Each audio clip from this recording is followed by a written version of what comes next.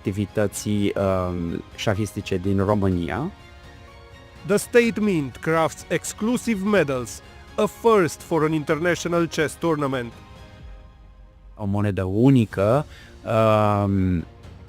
pentru medaliile jucătorilor, ceea ce face din acest eveniment ceva cu totul și cu totul special, un eveniment care va rămâne în istoria șahului european, în istoria șahului românesc, cu siguranță. Suntem mândri să contribuim la acest eveniment și să oferim o medalie care să celebreze excelența în șah. Ne dorim pe viitor colaborări pentru viitoare proiecte cu Federația Română de Șah, să fie șah.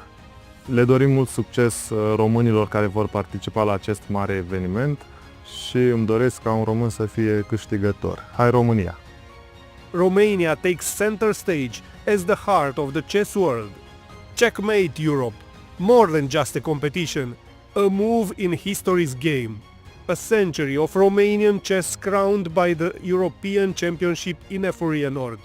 Let there be chess!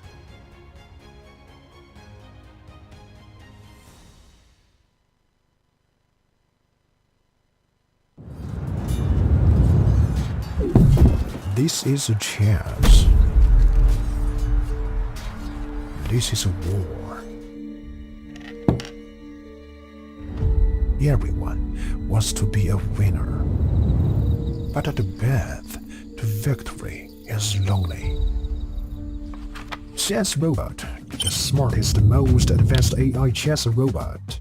It turns chess into an exciting game of progression. Mastering 25 levels will transform you from a beginner to a Grandmaster. Not into level ups, challenge the AI instead. Set the difficulty, make it a breeze, or push it beyond your limits. He's incredibly smart, just like a max-level human. Equipped with a camera like an eye, Chess Robot combines advanced algorithms to capture every change on the chessboard and accurately pick up pieces with its robotic arm. Access the Planet Alliance function to connect and play chess online with friends from all over the world. Here you will find players of all skill levels. Flip the board and play as white. The candidate to get started.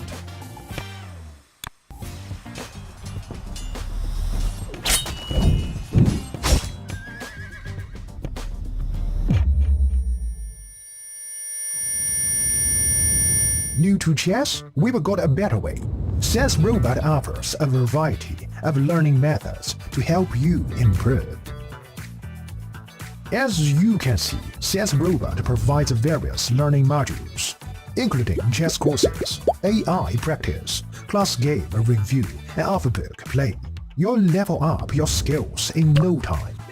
Let's start the endgame practice, featuring 145 carefully selected classic endgames.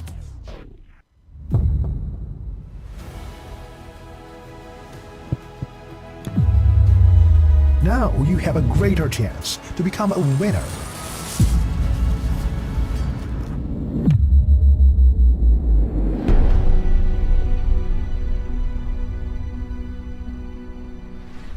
This is Chess Robot. Today, chess all in AI.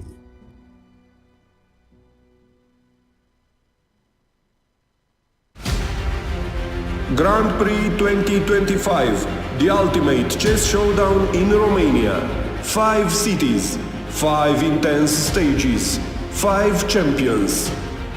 150,000 euros prize fund. The stakes are high.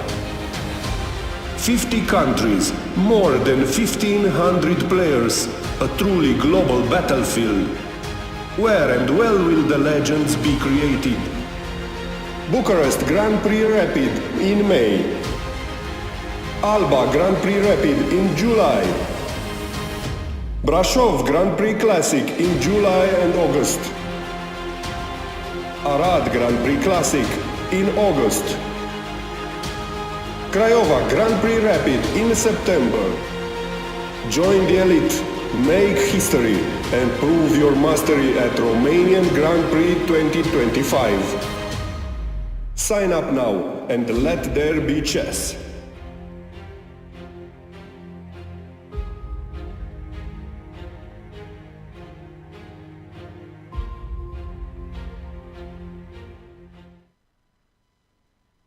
Gica, ne vedem din nou la o competiție de șah. Știu și am discutat și acum că tu consideri foarte important mentalul, nu doar în șah, și în fotbal și în toate sporturile, nu? Cum ai zis, da, foarte bine. Mentalul e foarte important pentru că de acolo construiești tot și după aceea vine corpul care te ajută dacă e bine pregătit, dacă ai putere, dar puterea mentală e prima care trebuie să o ai. Ai sute de copii la Academie, îi pregătești acolo, faceți și astfel de pregătire și mai joacă ei cumva șah, mai au plăcerea asta, cum era pe vremuri? Trebuie să facă, depinde și de ei, de fiecare care plăcerea care o au. Acum n-am, dar ar trebui să fie și m-ar bucura dacă ar face lucrul ăsta.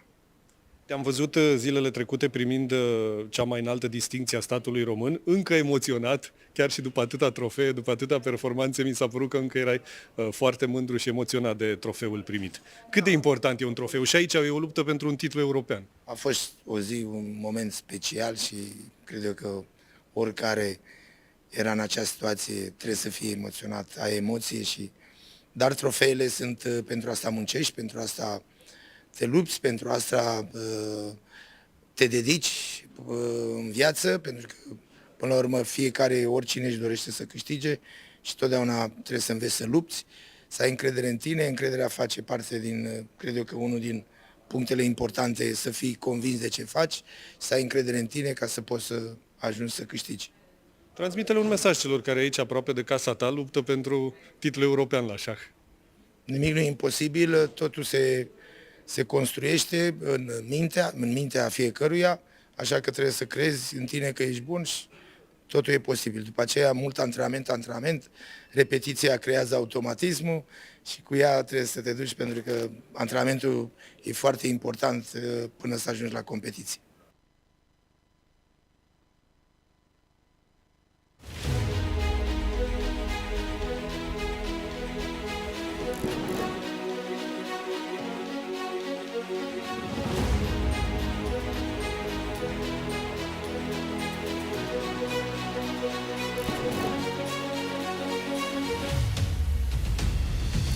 Este o medalie clasică, având un diametru de 80 de milimetri, finisată prin sablare și patinare, personalizată pe spatele medaliei cu cele 3 locuri ale campionatului.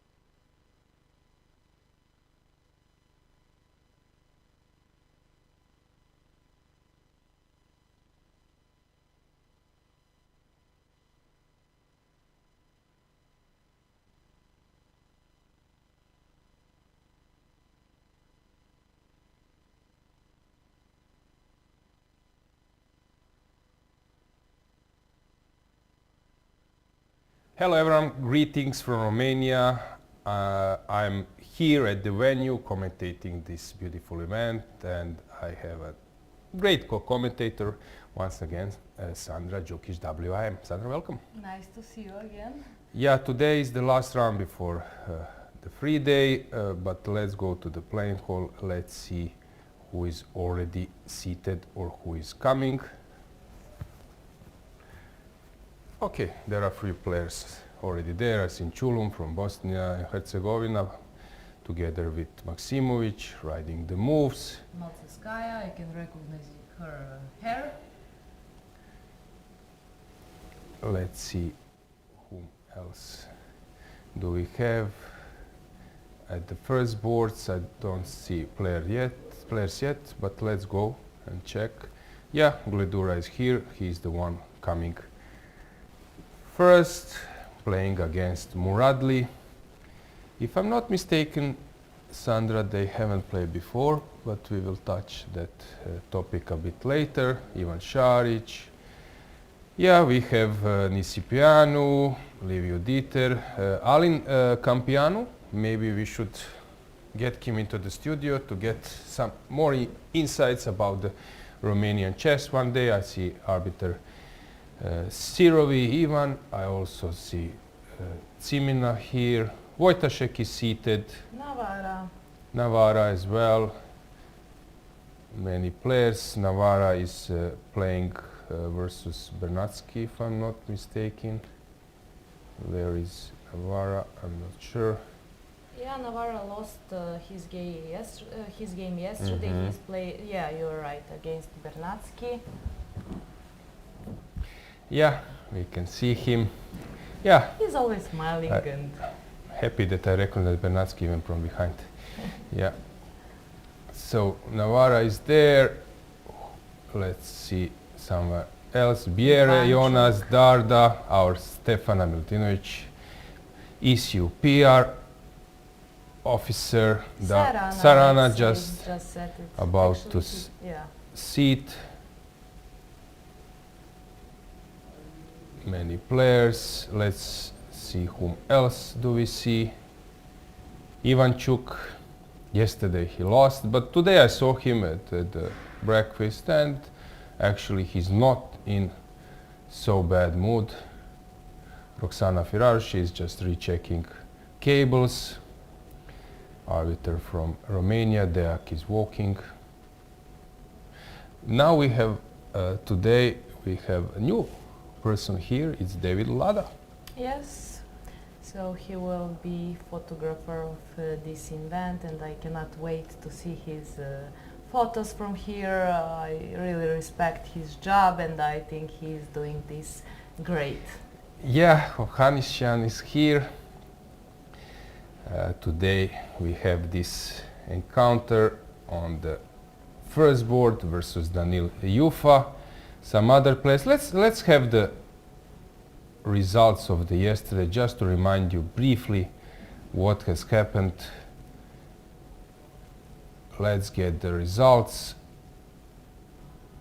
Yeah, it was Jordan lost, I would say the most painful loss I've seen for a while. Yufa got very lucky, but kudos to him to keep up with yeah, great result. Navarra lost, which is a bit upset. Few wins with the black pieces, which is actually good, and we have many decided games. Yeah, maybe standings, just to remind you, we have a big group with 4 points, but Yufa is the one who is leading, although I guess, Sandra, this doesn't mean much. We had many leaders in previous events, and still it's far away.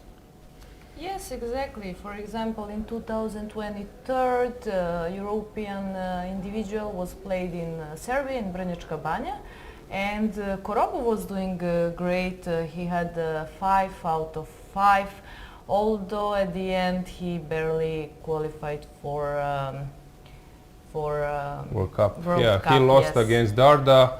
Game which he was pushing, he was better, but then he lost that game, and Darda clinched a bronze medal. And let's check the pairings of today's round.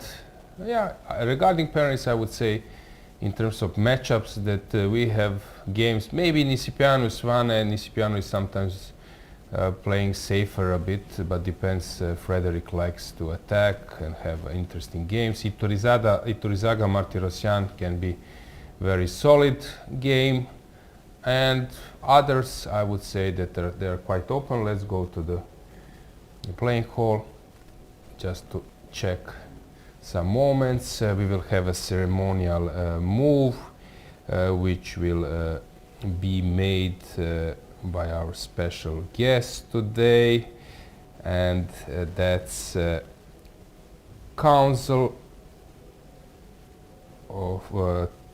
General of Turkey, Mr. or Her Excellency Ozan Zakir or Jakir.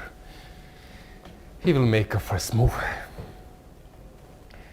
Rechecking maybe some facts. Many Turkish players here. We will touch that topic a bit later. We have Alin Berescu, Vice President of Romanian Chess Federation, together with Gabriel Grecescu, and yeah, they're here.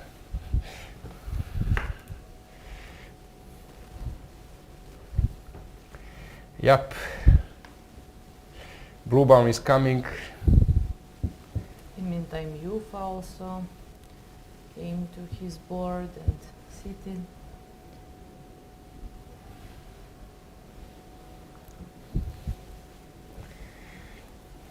Martirosyan, Grandelius.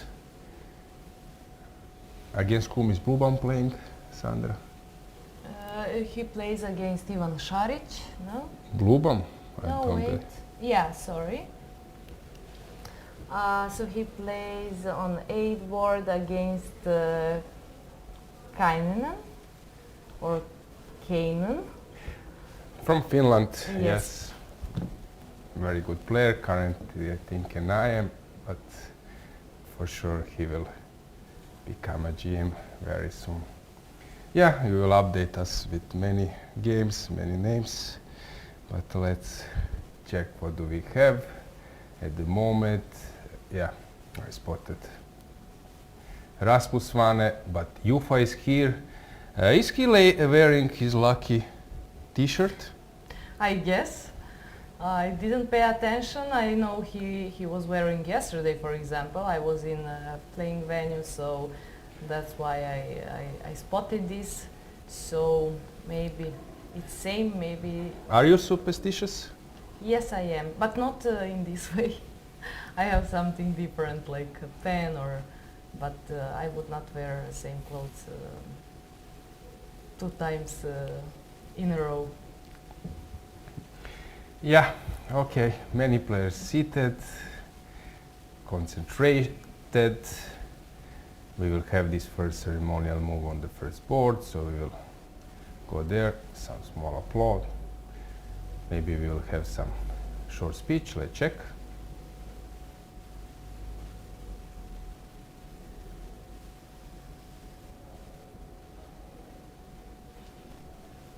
Microphone. Yeah, maybe we can, if our dear technician Julian can maybe switch now to the mic.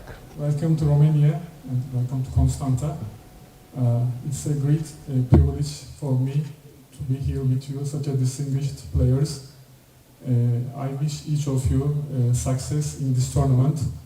I hope you will leave Romania with good memories. And as I especially thank you to encourage the chess game among the young players. Thank you very much. Thank you. And now we would like to ask our special guest to make a first ceremonial move on board number 12. And as the player with black is from Turkey, so the move for white will be executed by Mr. Alin Berescu, Grandmaster, FIDE trainer and Vice President of Romanian Chess Federation.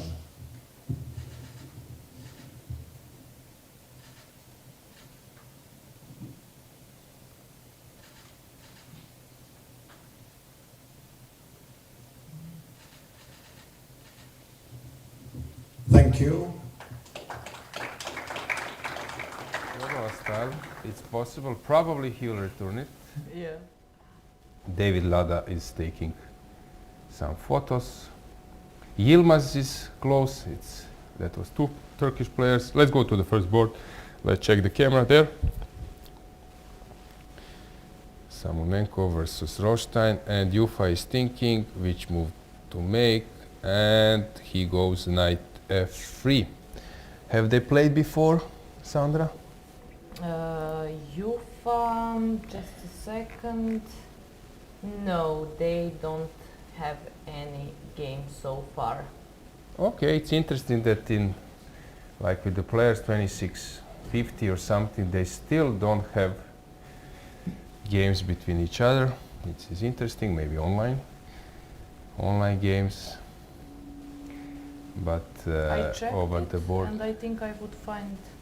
Yeah, you know that nowadays there are also blitz games, actually some online tournaments which are in chess base, but I didn't find. I'm sure they played somewhere, but in my chess base I didn't find anything. You should have gone to chess.com, press some nicks, but it would take some. I don't have time for everything. Yes, yes.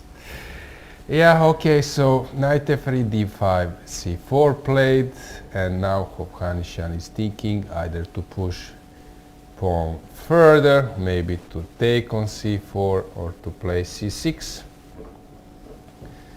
And he is thinking. What do you think? What will he do? c4, d4 or c6? He's a very solid player. So c6 then. Also e6 is possible. And Okay, e6. Did you have this info? no. I'm just joking. But yeah, okay, c6, c6 would be the most solid. d4 leads to different kind of game, I would say. More sharpness. It could be. It doesn't have, but... Yeah, just to remind our viewers that yes, you can always ask something in the chat. Thanks for your feedback. And it seems that Muradli is once again late, so he will come for sure. Maybe we can stroll around a bit with the camera over the playing call. So he's late. We will catch him at the fair play check, metal detector check. So let's just stroll around a bit. So once again he's late. Actually yesterday it paid off. Is that an approach? I see Kozak here walking, Ledura of course. Maybe we should go a bit around the playing call. So Svanen, Isipianu, Zaga, Martirosyan, Šarić, Jobava. Grandilius versus Jobava.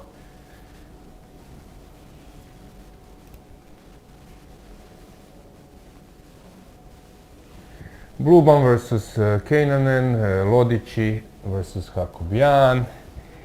Yeah, many familiar faces. Bluban standing, walking a bit. Dominik Horvat, yesterday he was playing cards with Lucas Van Forest. I don't know, have you seen them? Yes. Before, yeah. Erdogmus, Yilmaz, Samonenko versus Rothstein. Maxim was very strong before, but he's still capable. Lagarde on your left versus Yilmaz. This is Shebenik with his accreditation on his back. Next to him is Ponomarev. So they are making moves. Heberla versus Biere. Sulenali. Lena Govedarica. Ready for her arbitrary job. Yesterday was a tough day. I was in playing venue. I could see from their faces what's happening, and there were a lot of ups and downs. And then I went to my room and I saw also live broadcast. I'm always following after whole day in playing venue. I like to see you and Lena and to check your broadcast, and I saw everything what happened, and you had a lot of interesting games, so I hope we will have also today. Yes, agreed. So let's just so we can see Sarana, as we mentioned, Sarachi, there is Darda, many players. So let's just check from this position. Is Muradli board number 3 still empty? His chair? Yes. So let's check, is he coming? Let's go to the metal detector area, entrance area, to see when he will come. So we can check. Ivanchuk is here, Bartel is here. Just to remind you, he played in all tournaments. So Muradli is still not there. And that's him leaving his things. Stéphane Escaffer, arbiter from France and from Corsica, and usual routine. So Muradli is coming. 10 minutes. Yeah, maybe his bus or late, but plane is coming. So once again he's in limelight and he will go to sit. Running a bit, handshake will happen, and that's it. We have all boards filled.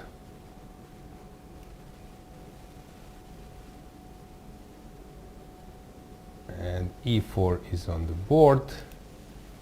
This is Magnus style approach, Magnus Carlsen approach. Yes, and it works good for Magnus. Yes, and it seems for Muradli as well. Yes, so far.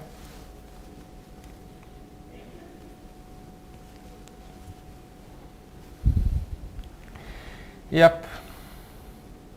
So players are focused. Maybe we can just check a bit the games. So let's get the board.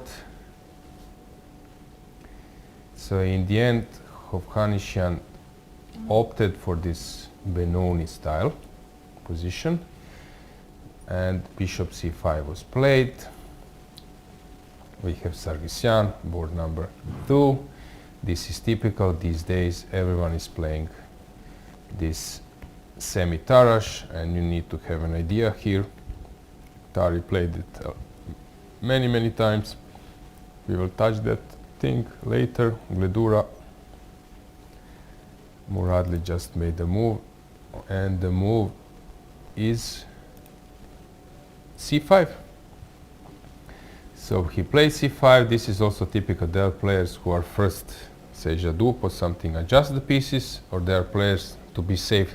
He makes a move, c5, and then touch everything. Then his opponent cannot. But more often to say Jadup and to adjust all pieces and then to make first move. So c5, knight f3, d6 was played, and Benjamin is thinking how to move on. d4. We can go full screen. You will grasp the position.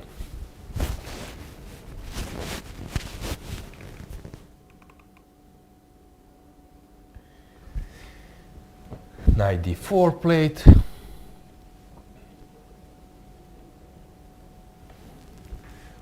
Knight f6 coming. Knight c3, I believe. Yep. And maybe some knight of a6. Yes. I was speaking last evening with Denis Kadric, who was actually a bit disappointed with his yesterday loss versus Nils Grandelius. It was a very good game from Nils, and he said, I'm so surprised how Muradli has this 2584 rating, which is similar to his. Is it similar? Maybe Kadric has a little bit lower. It's similar, but yeah, they are. Denis has a little bit lower rating, I would say. And he said, we are always playing at this, all tournaments, in all tournaments, Muradli, when I'm playing good, Muradli is on top. And in some others as well, I don't really get it how he doesn't have this 40 points of difference. 2650. So Stefanes Kaffer just controlled Muradli. He's always coming 10 minutes late, so now he can go for a walk. For a short break. So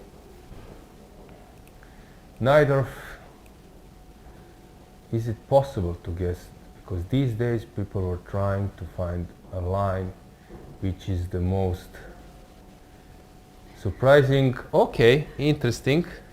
You looked surprised after bishop Yeah, g5 Gledura somehow. just played this bishop g5, and Muradli said, okay, really? You really want to go for that? I will play e6.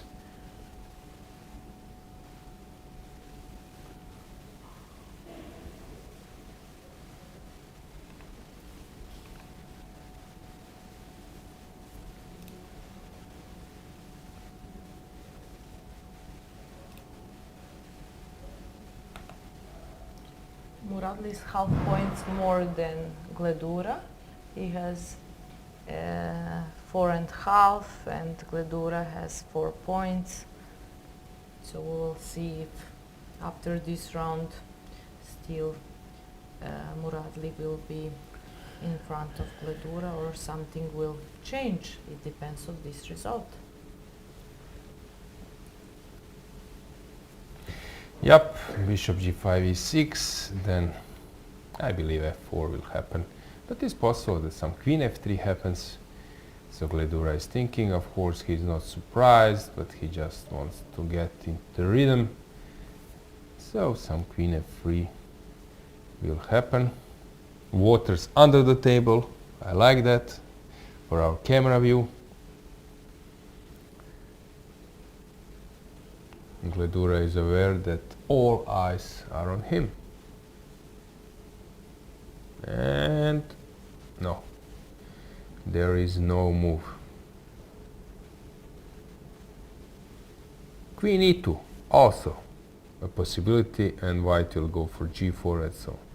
And now scanning comes. Muradli is scanning what he was playing regularly on this move, trying to check Gledura's games.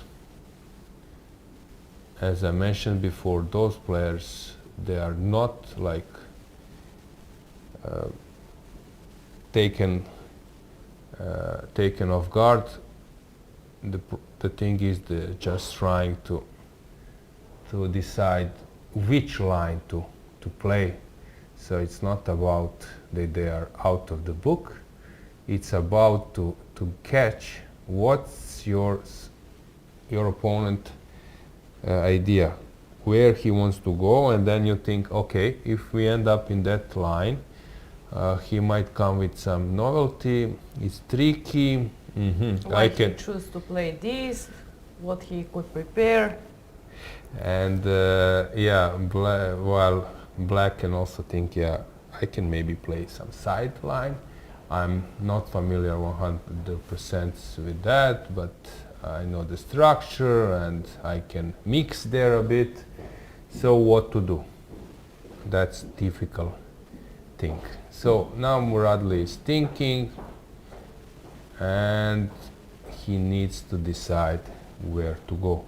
At the same time, Yufa and Hovhannisyan have decided about the structure. Gabriel will go for this isolated pawn structure. Let's go with the camera a bit one by one. Let's go to the board number 4. There we have this Sicilian, and against e6, let's get the board. We have also some comments like bravo for Yufa that he is on 100%, and someone are questioning how Badur survived yesterday's game against Ivan Šarić, and yeah, it's not always easy. Yeah, Ivan told us yesterday that he was thinking that this is like a regular way, so he was of the game, regular process, so he was not aware that there are some better moves, and he said I just saw all those lines, but somehow in a vain. Okay, so let's check this game. So e6, as I mentioned, g3 is possible. Dieter is now playing mainly those lines, side lines against the main lines, and this suits his style. And just to remind you, he was representing Germany, I would say, for at least 10 years. So he knows all those players. At the same time, we have this game. Sorry, number 5. Yeah, this is what I mentioned, that this game might steer to a draw. And now my comment, which happened at the lunch, I spoke with Haik and said, if you win, you come to the studio. He was smiling now a bit. Clear, yes? Yeah, I didn't know like that he's black and that the draw is most likely the result. Eduardo doesn't like to push too hard against those players. He's waiting to win in a counter attack or maybe to get some Good pairings, and then to target those players, just to remind you, he made a draw versus Matis Lavrencic, current World Junior silver medalist and vice champion, and yeah, Haik is not unhappy with the draw with the black pieces. They are targeting +4. Also, there is also free day tomorrow. So before free day, draw as black, and then you have a day to rest and to continue the second part of the tournament, which is also very important. Yeah, so regarding tournament, Eduardo's tournament was not especially strong. This is the first pairings above 2450, but still, he was very successful in winning against those players, former Venezuela player, so he's very experienced. And I like the way how now these Spanish representatives are always hanging on during lunch and dinner, so they have nice team spirit. Šarić versus Kurkulos. Yeah, I've made a wrong remark. Yeah, he was not studying in US. I think he lives in Kalitea. Have you been to Kalitea? I played twice tournament there. I really like this place because it's on seaside, but it's kind of city. So usually it's smaller, and I liked it. Let's go with the camera to Šarić, board number 6. So versus Stamatis. You will see that d4 was played instead of d takes. He opted for d4. Yeah, that's him. We can go full screen. You will see that behind him is also Grandilius.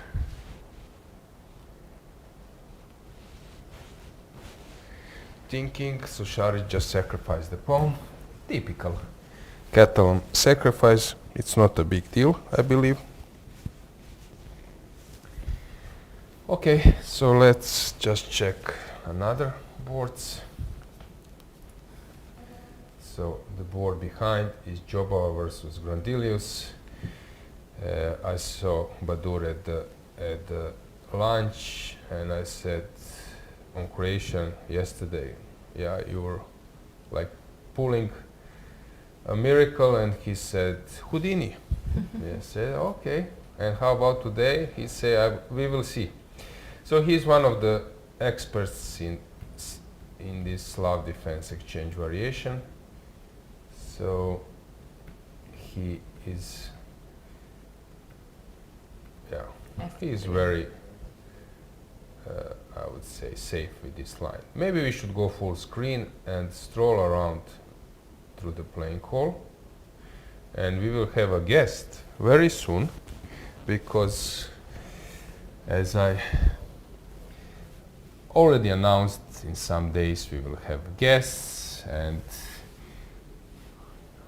today we will have a Grandmaster, Borki Predojevic, coming in 5 minutes, so he will give us an insight of the games, so we can stroll around a bit through the playing hall.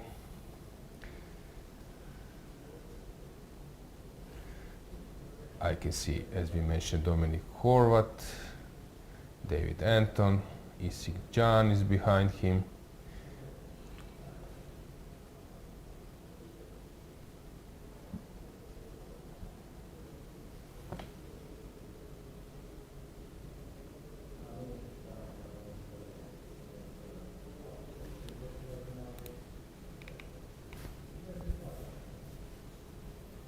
Donchenko as well, Ponomariov. Most of players are sitting over the board still, but we can see Navarra. He likes to check other games while it's not, of course, his turn in his own game. And yeah, we can see Hušenbet, Volokitin, Kolarz. Darda. So who is the one who is struggling the most in terms of results? All the players are still playing. We don't have any, Which is very nice, yes, I have to any say. super strong player who is not ready to move on with the tournament. So we have Lupulescu having 50%, Sanal, Stefansson Vignir, Petkov Momchil. They're all on 50%. I guess they are not satisfied. Petkov But what to do? lost now 2 games in a row. Pretke as well. Pretke is here. He has 2.5 points. Yesterday he played in my section. He lost the game against lower rated player. Somehow last year on European in Petrovac, I think we mentioned, but his tournament at the end it was so-so, but he started with bad result and it was so hard to continue. What I really respect is that he played tournament till the end. And it's not easy, especially when you are playing on the level which he has and tournament doesn't go in the way you want. So yeah, Pretke is also in this category of players. Okay, and then with 3 points there are many, 3 out of 5, like Sarana, Deak, Darda, Maurizi. Kolarz, Volokitin, Maurizi, Bartel, Ivanchuk, and so on, and so on. So, what's the situation here? You could grasp, I see Kadric, Ivanchuk is walking, Gokerkan. We are trying to give you this view which might give you better insight. Maltskaya, we mentioned also that some of women are playing here, and we will say later something about them, about their result and how they are doing so far. Yeah, someone expected Edis Gurel to be closer to the top. Yes, Edis is a great star, future star, promise of the European Turkish chess and European chess. I know that he has great support, always accompanied by his mother. Then Dragan Šolak is there as a coach, so they are going to the tournaments. They have all the support. When I was in Vajkanze in Tata Steel, actually he was pointed out as one of the brightest stars by Ivan Sokolov in terms of challengers. So yeah, he's very nice and polite, young chess player. I guess that his mother is doing a great job with raising such a great kid. Yep, it's not an easy task, but he has improved a lot. Erdogmus is having a fantastic player as a coach, Shak Mamedyarov. Today I saw him at the lunch, so Shak is devoted. Yeah, I see Moroni here thinking.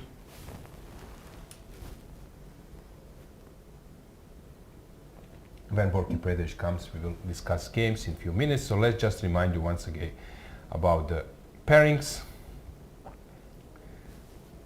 This is Rasmus Svane thinking, Queen A4 played. This is interesting line. So once again, let's get the pairings.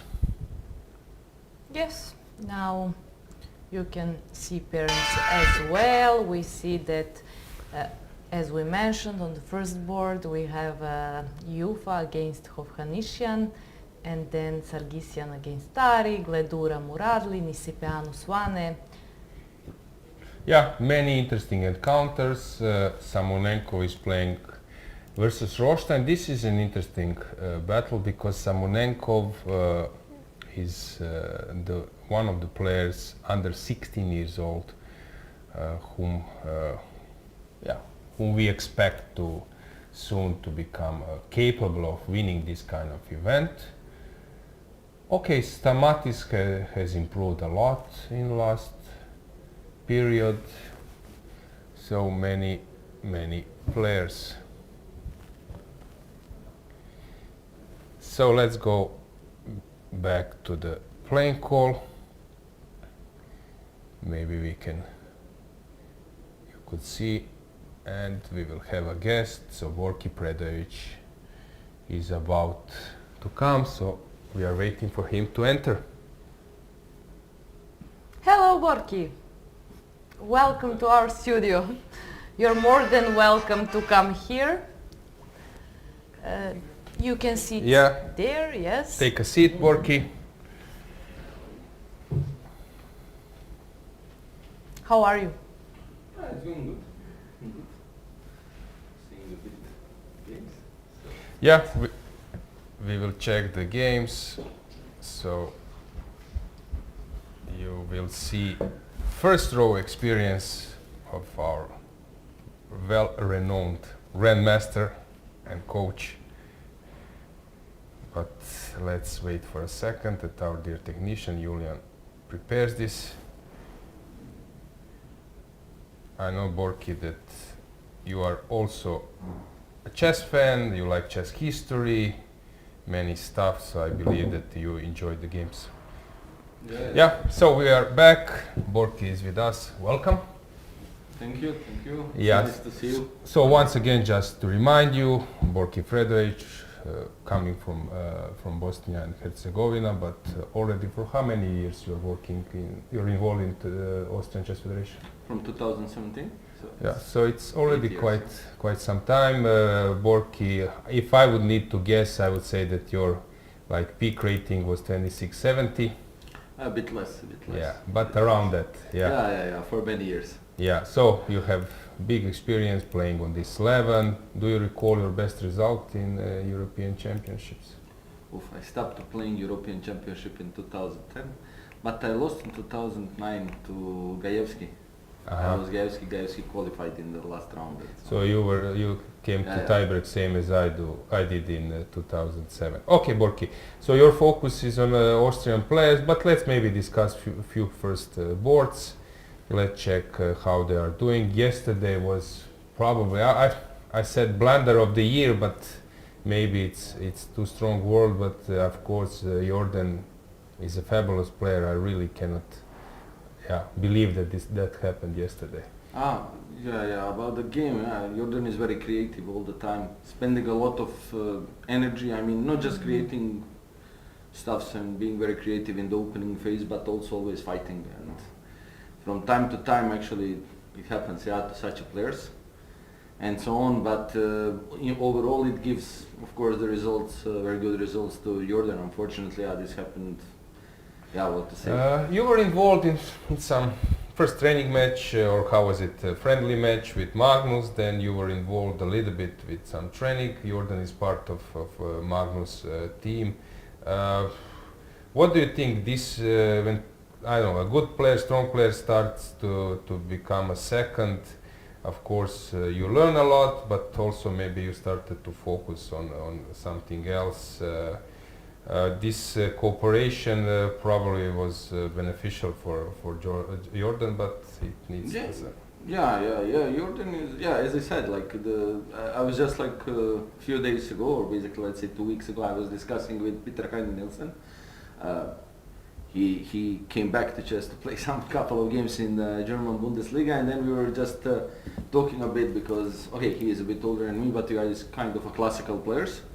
And I remember he was still he was kind of, how to say, amazed how Jordan has this kind of a thinking completely different compared to some other players. And I think that this kind of a view was very important generally in all kind of preparations. And as a friend of Jordan, I was also, we were working a bit together and so on. And it's always, as I said, when I said that he's a creative player, I saw this even in blitz games, in training games. It's he's always to go for maximum, and he's always to try to find this also entertainment way to play the game. Yeah, sometimes this is not so, I mean, in the end effective. Regarding UFA, so he's sitting on 5 out of 5, which is spectacular result. If I'm not mistaken, he's living in Valencia. Alexenko is there, maybe someone else. Yeah, Fedoseev, I think they are working on chess. And my feeling, I said this already at the second round,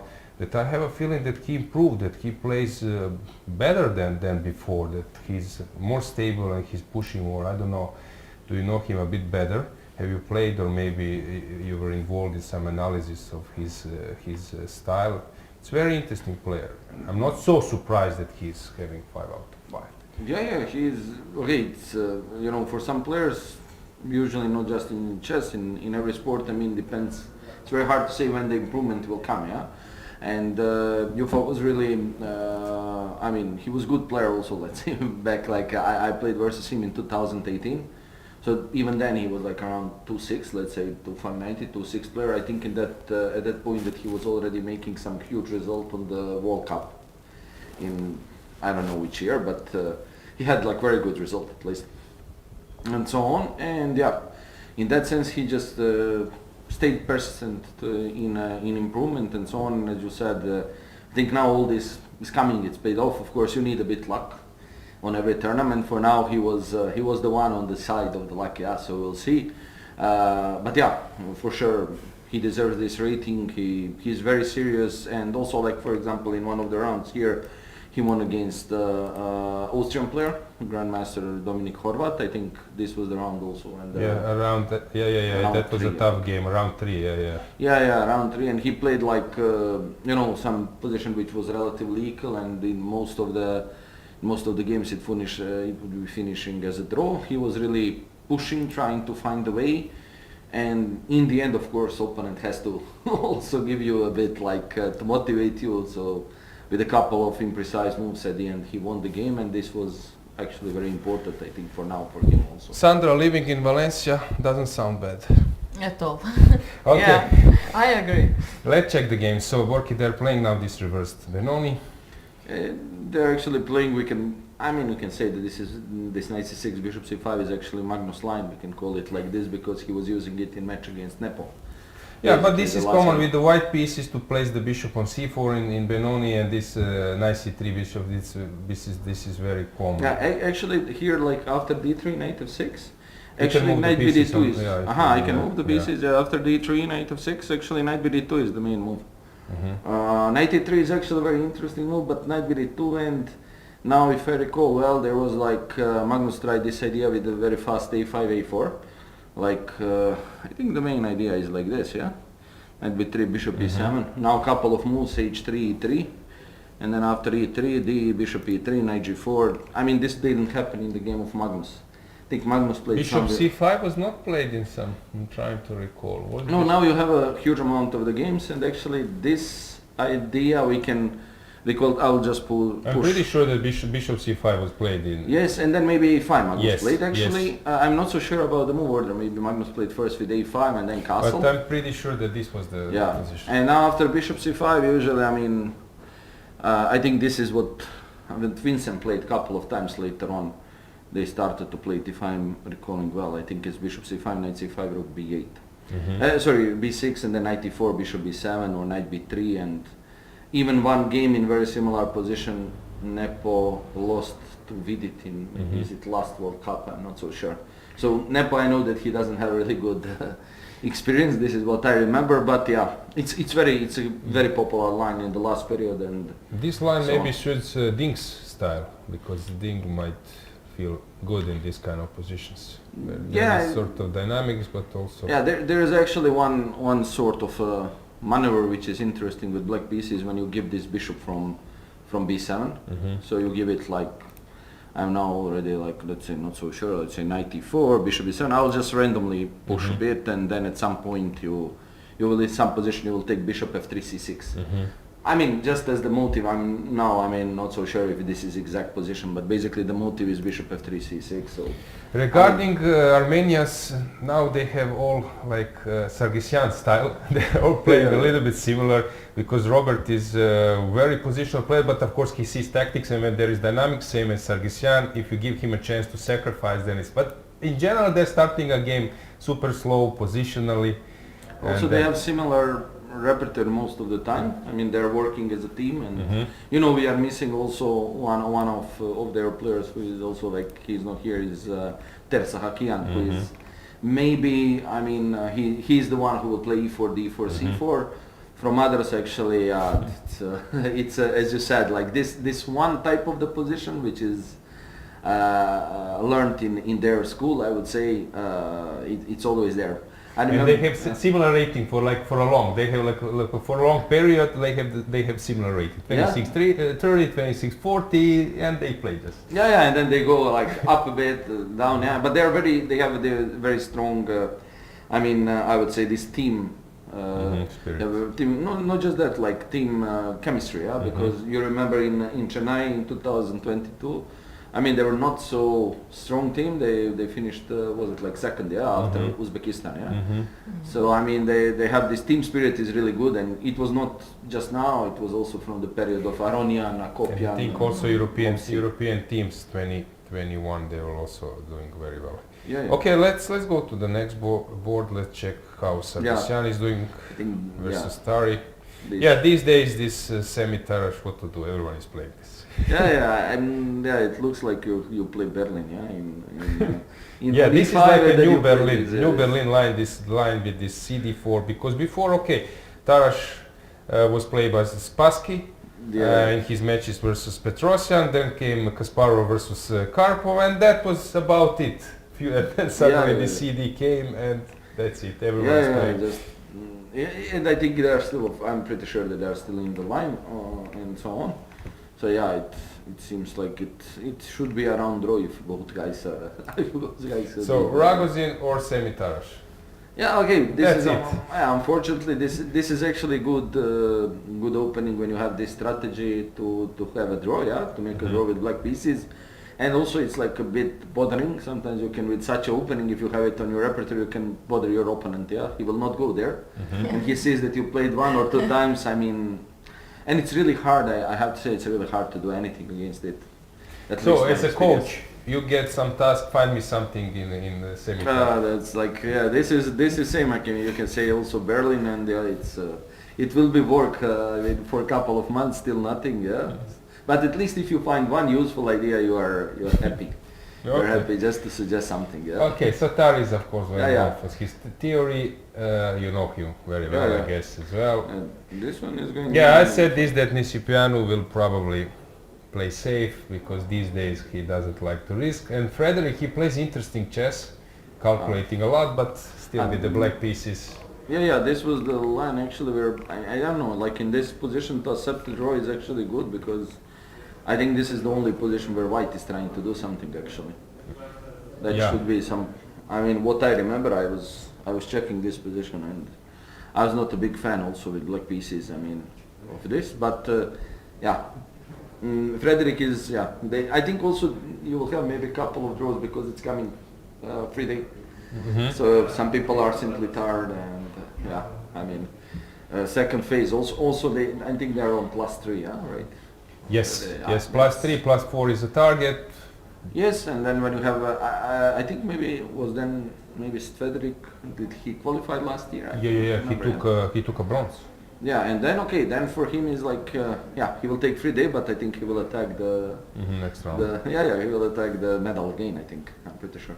Gledura versus Muradli. We were commentating yesterday with Kadric. Somehow Muradli is always playing on the first board, but his rating is not going above 2600. But he's a very dangerous player. I mean, one of this, I would say, like, if you are seeing this Azeri school, I mean, everybody is very good in tactic, in dynamics, and Muradli plays like this. He's full. I mean, he's fighting every game. He's some full fight. There is no actually that you will see in his position that he can, or that he wants actually to go for some calm position. and so on. Yeah, there was, I don't know, what was this? It was H4 bishop something? g5, Or queen bishop e2. G5. Ah, bishop g5, queen e2. Yeah. Today they play also this bishop g5, e6, queen f3. I think So, yesterday. Promotional. what would you say, Borki, in your life in total, how many hours you spent after bishop g5?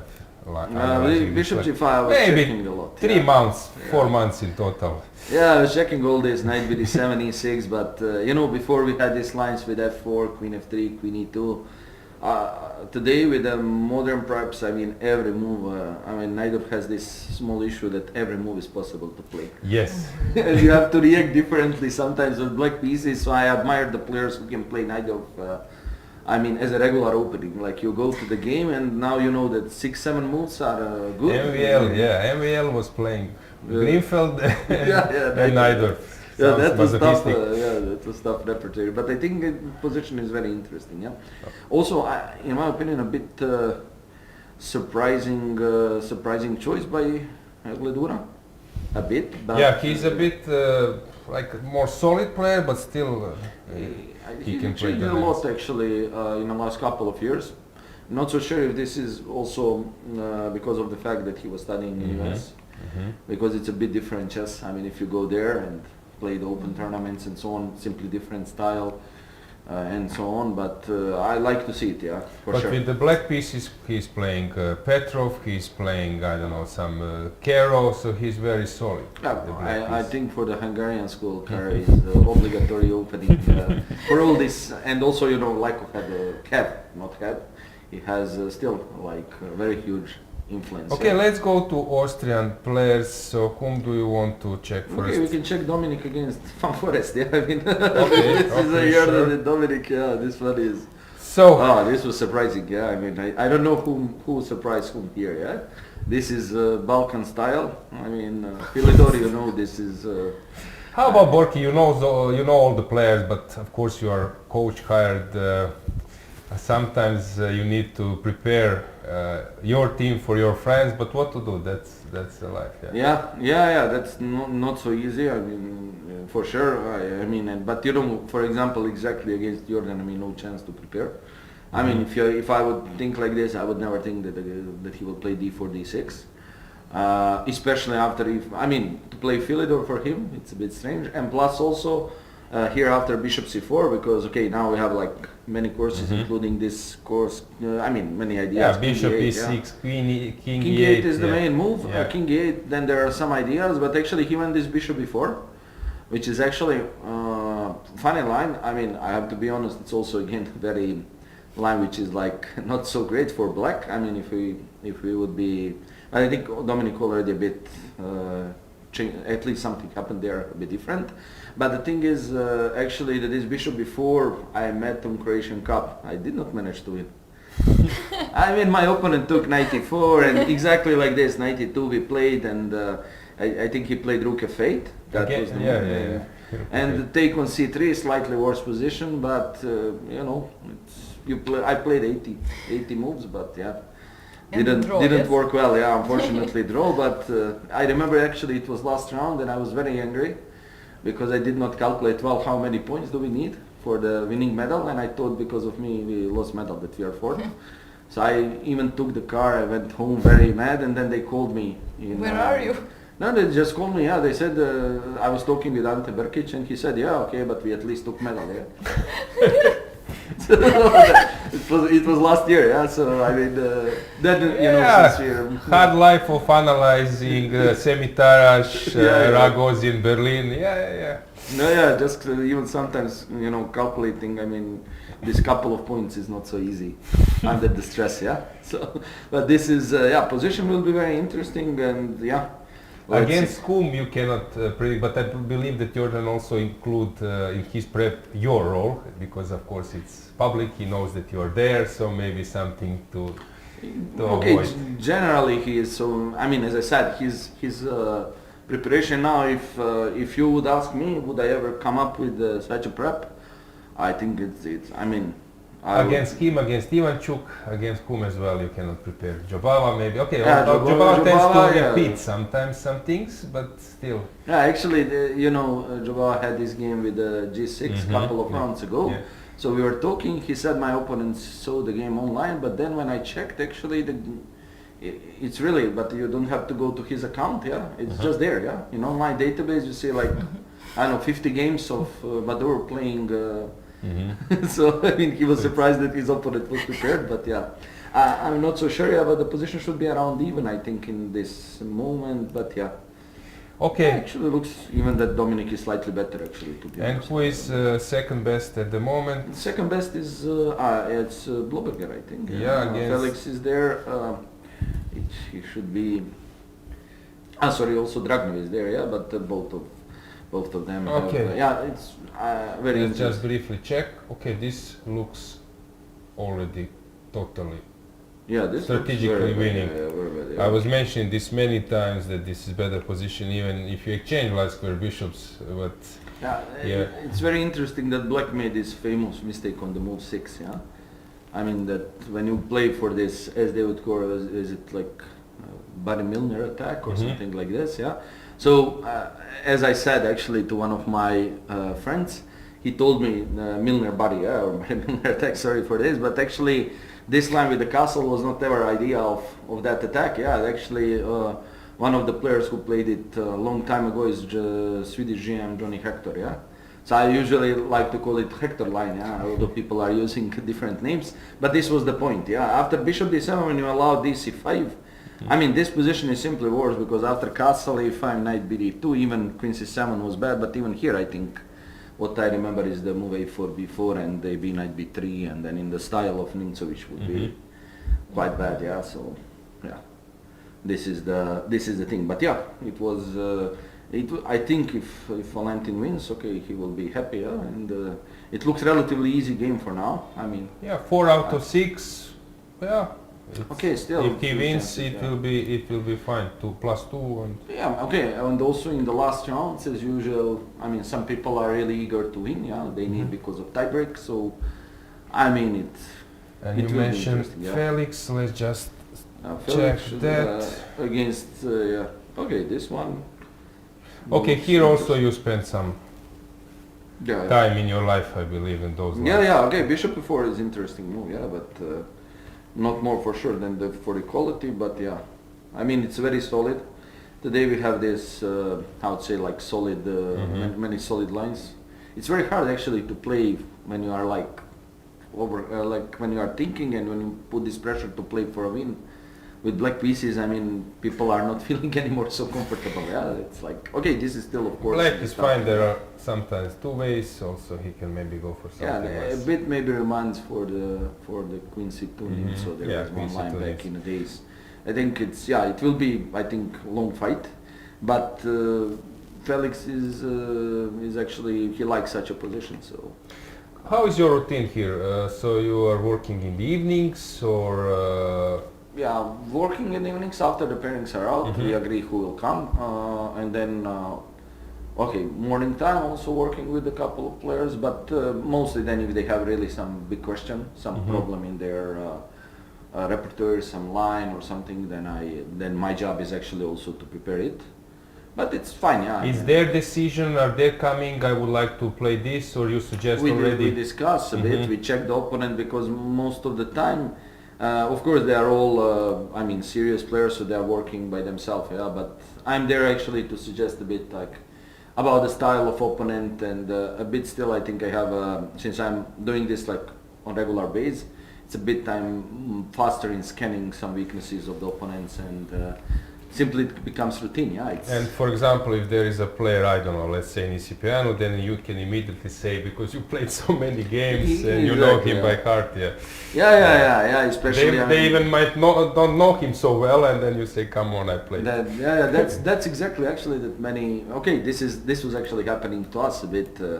Also, yeah, that we did not know many older players, but still, when there was no computers and with the books and all of other things were like somehow easier. Also, it was less. I mean, way less players, yeah. Yeah, sometimes, for example, Sveshnikov in my time, he was 25-50 and said, okay, what's the problem here? But then you realize that the guy was super strong before and so on. Yeah. And also very interesting, not just because of Sveshnikov, but also we now saw this advanced variation in French, He was, and also it was like strong mind, playing his systems no matter what. You can do whatever you want. I am doing my stuff. Yeah, we don't have anymore so many players because yeah, computers change everything. It's easy. Okay, Borki, thanks for joining us. It was really nice to have you here, and good luck with your players. Thank you too, and yeah, enjoyable round for all viewers and so on. Thank you, Borki. Okay, guys, let's check what's going on in the playing call. Let's go with the camera full screen to see. So, many games in progress. That was Borki Predovic. It was very nice to have him. Yes, I'm always impressed when when players from the tournament come here and analyze their games, or in this case Borki, who is a trainer with all knowledge he keeps in his head. For me, that's just impressive. He was a super strong player. I believe that some people know, for example, 20 years ago, as I said, I won the B tournament and took my final GM Nord in Sarajevo. 2006, I won a round robin tournament, B tournament. It was solid with some Grandmasters like Kurajca, Nizarevic and some others. Michal Chishin, while Borki was playing in the A group, where Nisiprianu was playing, Najdic, Malahov, Carsen, and I don't know who else was there. And yeah, it was really impressive to see how he was handling. He was playing many Sarajevo tournaments with Topalov, Morozevic, all those players, and for example he will like score 50% or something. So because of Borki, my brother stopped playing chess because they were always at the same category of our national championship. My brother was always second, of course Borki was first. Sometimes they shared, yeah, but Borki is, you are right. Yeah, so still in progress. In the meantime, I think that we have a poll to announce and already people are voting. Yes, so question was, what do you think players will do during the free day tomorrow? So we have prepared for the 7th round, so to do nothing but to prepare. Then we have visit to George Kaji camp. He was yesterday, 2 days ago, I think he was, or 3 days, I'm losing my mind. Something so like he that. was making a first move, a true legend, and he was born around, and it's next to Constanta, so organizers, our Romanian Chess Federation's hosts will organize a tour. And that's a nice option. Probably if I would need to vote, that would be my option. We have also visit Danube Delta, and the last one is rest in the hotel Spa. Yeah, Danube Delta is really interesting because there are a lot of channels, birds. It's really nice maybe to check that one. It's not so close, but might worth visiting. And yeah, everyone is saying that players will prepare for the 7th round. Probably that's a viable answer. Rest in hotel Spa, some treatments. Yeah, sounds like an interesting idea as well. So just vote. We are waiting for your answers. We are curious to see what do you think. From here we have also our opinion for what we would vote in this case, but we can say that later.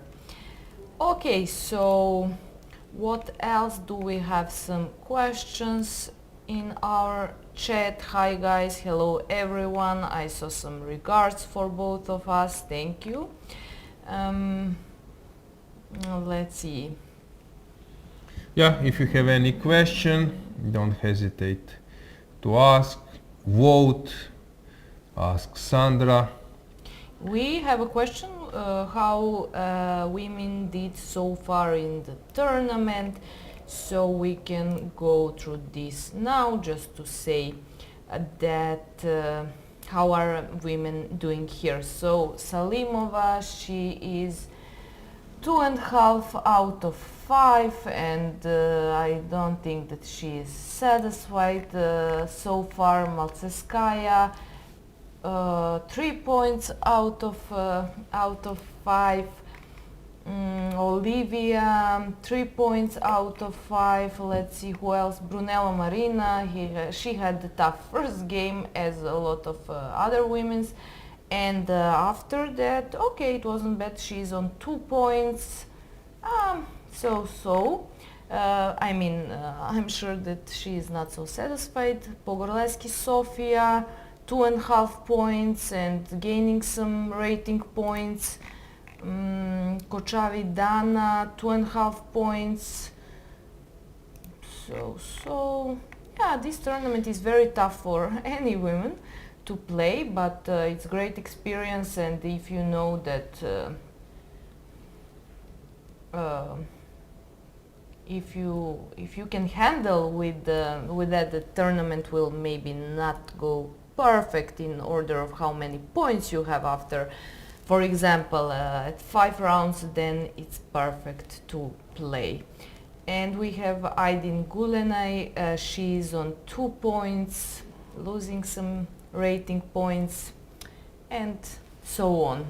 Yeah, many players who are actually on two points, but there are many who are having 2.5.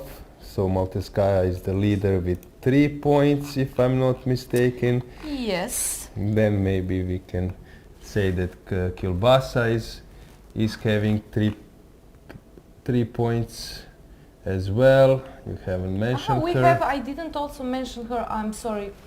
Just a second. I'm sorry, because now I see that I missed and I don't want that. So we have from Israel Tashkinova Sofia. She is also on 3 points. And then, yes, I mentioned Pogorelski Sofia. And as I said, so on, there are a lot of women's.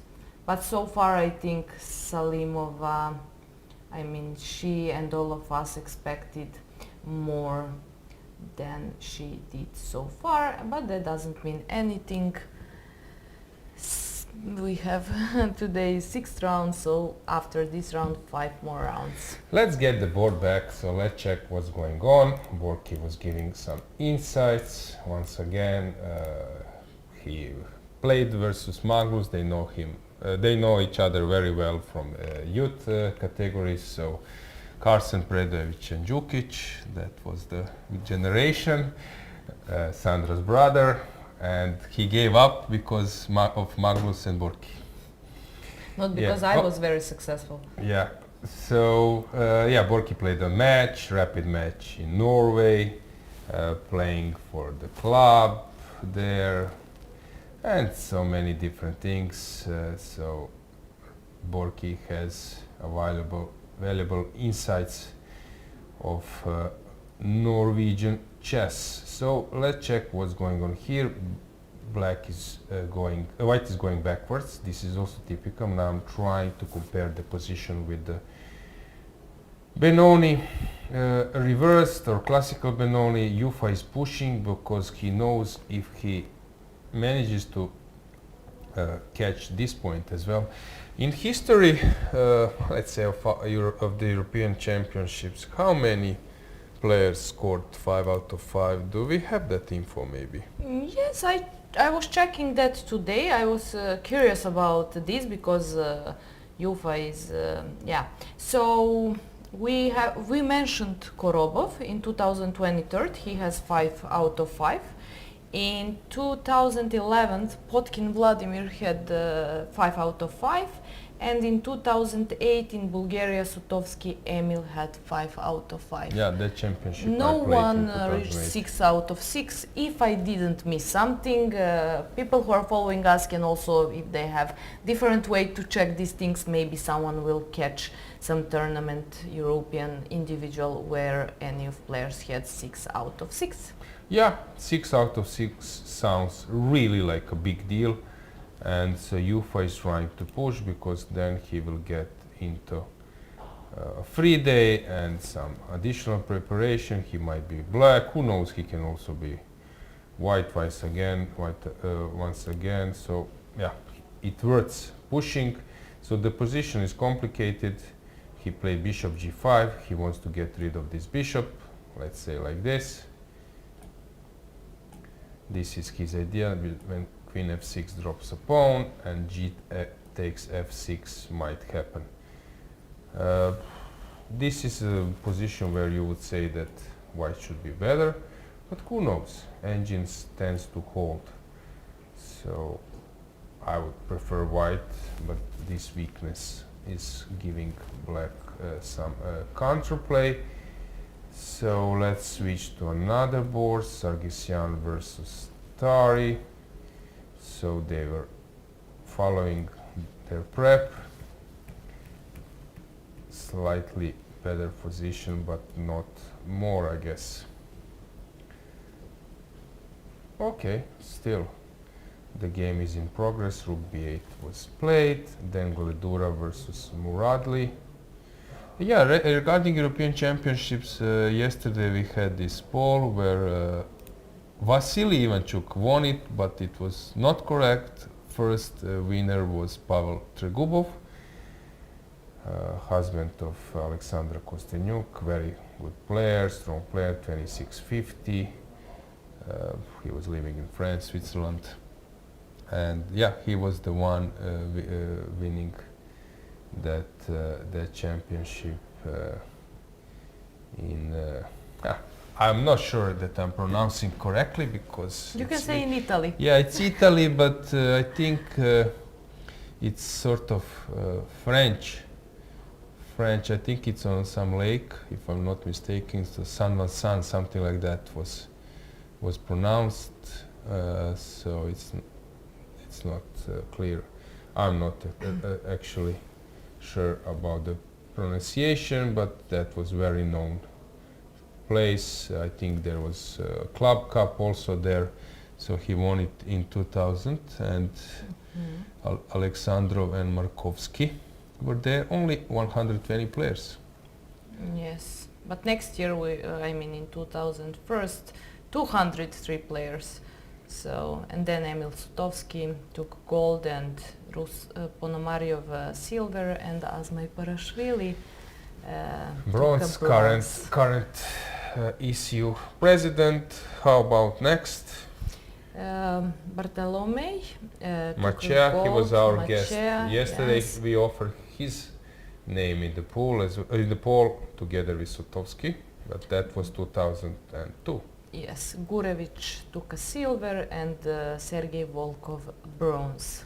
Yeah, Gurevich was super strong at one stage. I think Misha was like top 10 in the world, and he was just winning many tournaments. Then in 2003 we have Zurab Azmeiparashvili, who won the tournament, silver for Vladimir Malachov, and bronze for Alexander Graf. Yeah, Alexander Graf, his surname, he comes from Germany, but his former surname was Nenashev, if I'm not mistaken. And he was also very, very solid player. Then in Antalya, Vasily Ivanchuk, Predrag Nikolic took silver, and then Levon Aronian. Levon was playing like super fast. Aronian plus Anand, they were like just blitzing all the moves in their career in the youth times. Actually, with Aronian there was one story where he didn't reveal the name of the player, but he was playing one tournament in, I think it was in Slovenia, and in the Reset podcast, I was listening to his podcast, he said, are you regretting something that you made a mistake in your life? And he said, I regret one situation when, I'm not sure about the circumstances, but he mentioned that he returned the move. So he has made the move, maybe knocked some pieces, and he has returned the move. And frankly speaking, I know against whom, and it was the Grandmaster Kozul, so he told me that story. It was, I think, some round-robin tournament in Slovenia, if I'm not mistaken. But then Aronian said that he apologized a few years later, which is very nice. I'm actually a big fan of Levon, so in that terms I know that he likes to do things which are right. But yeah, he said I'm regretting that situation, that thing from my history. So Aronian was at that time only 2600, not more. But okay, Kozul is the guy who is a gentleman and who likes to just focus on his own things. Then we have Liviu Dieter Nisipeanu, who is playing here, European champion in Poland, in Zergze. I think it was not Legnica, maybe it was Legnica. Timur Rajabov second and Levor Aronian once again. Third. Yeah. 2006, Kushadasi, I was there. Zdenko. Then we have Kozul, yes? Yeah, he took a gold there. All Croatian, of course, we were rooting for him. Vasily Ivanchuk was second and Kirill Georgiev third. Actually, they are all similar generation. So Zdenko was born in 66, Kasparov is 63. Ivanchuk is a little bit, is a little bit younger, I would say. I think Ivanchuk was born a bit later. And Kirill Georgiev, they were really super strong. Even Kiro was at some stage one of the best players in the Blitz. Sergei Tivyakov, Plovdiv, I played this event as well. Movsesyan second, Volkov third. Budva, Montenegro, I played that event. Sokolov won it after 11 rounds, but at that time there was a tiebreak. And in tiebreak, Tomaszewski prevailed, Malachov and Jobava. But at that time, if you share place, you need to play tiebreak. 2010, Rijeka. I was mentioning this because I played there, and I remember then Nepomniachtchi played and won this European, and Badur Jobava was second, and Timofeev took third place. Can you please check? So Timofeev was 2700, and he was top 10 in the world, around top 10, I would say. Okay, maybe I'm not exaggerating, but he was like maybe, I don't know, like 15 in the world. But he was 2700, I'm pretty sure. And now I think that his rating dropped to some ridiculous 2500. But Timofeev was very strong player. He was playing also for Bosnia, he was playing in Sarajevo, round robins, and he was really, really strong player. I think 2700. Oh, yeah, no, but I'm so wrong. So he was 2690. He was not 2700, and at that time he was only 38 in the world. So I was thinking that he was stronger, but he was very, very strong. And now his rating is something like 2500. Really ridiculous. You can check his 2548. Yeah, what to do. So how about other championships? Yakovenko, Plovdiv, Bulgaria, I played the championship quite well. Fres was second. Actually, I said this story regarding when Kramnik gave a task to Fresine, and that idea was actually, it was not Lukman Veli, it was Lotiev, and Lotiev was showing this line. Fresine, Malachov once again, then Moisenko, Legnica was 2013, I was not playing there, Alexeev second. Alexeev was also 2700. Romanov, Evgeny now, who is representing North Macedonia. Erevan, Motilev, David Anton Hiharo, and Fedoseev. It was funny when my players were going to Romania, they said, no, don't go there, don't play the championship, because there are players 2200, you will drop rating seriously. Okay, then Jerusalem, Đakovica, Belarus, Ivan Batumi. Šarić we can mention. We 2018, here, so yes, in Batumi won the last and then Wojtaszek second, then Sjugirov third. Sanan, yeah. Yeah. Yeah, okay. So many interesting events, many interesting players, history. Yeah, so let's return. And in 2024, Alexander Ingic, and now we are in 2025 waiting. Someone was making joke that Alexander Ingic will be European winner just for a few months, because there is not big difference. What to do, but that's the case. Someone said that he's preparing for the club, for the World Cup, I think you or Lena, and the dates are known. If I'm not mistaken, it will happen in Kazakhstan. But I think today FIDE Council is starting at Cyprus, on Cyprus during FIDE Women's Grand Prix, so they might reveal this info, but this is what I'm expecting, that it happens. Kazakhstan or Uzbekistan, I'm not sure, but I would go for Kazakhstan. Let's go back. If you see anything interesting in chat, I will check. Please update me. Someone. Strikovic likes to play modern Philidor as black. Yeah, I played against Strikovic, and he's living in Spain, or is he alive? Yeah, I think he is. Yeah, Barlov. Yeah, I saw him. Yeah. Sorry, my bad. I was not sure because he was a friend with Dragan Barlov, and I think Barlov has passed away, or no? Oh, I didn't know this. Okay, I'm not sure. I know both of them. Barlov I didn't met for a long time, but Strikovic I met last year. Yeah, yesterday. If I'm not like. Yesterday, Lena said that Morozevich had an acting career. I said that this is the first info I've ever heard about that. So.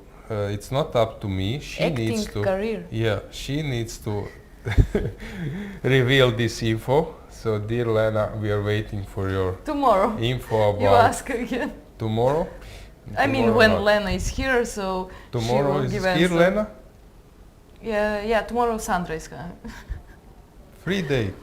Tomorrow is free day. I thought you were kidding with names as you did in no. last 2 days. No. Yeah, tomorrow is free day. We will say tomorrow a few times, so prepare for that.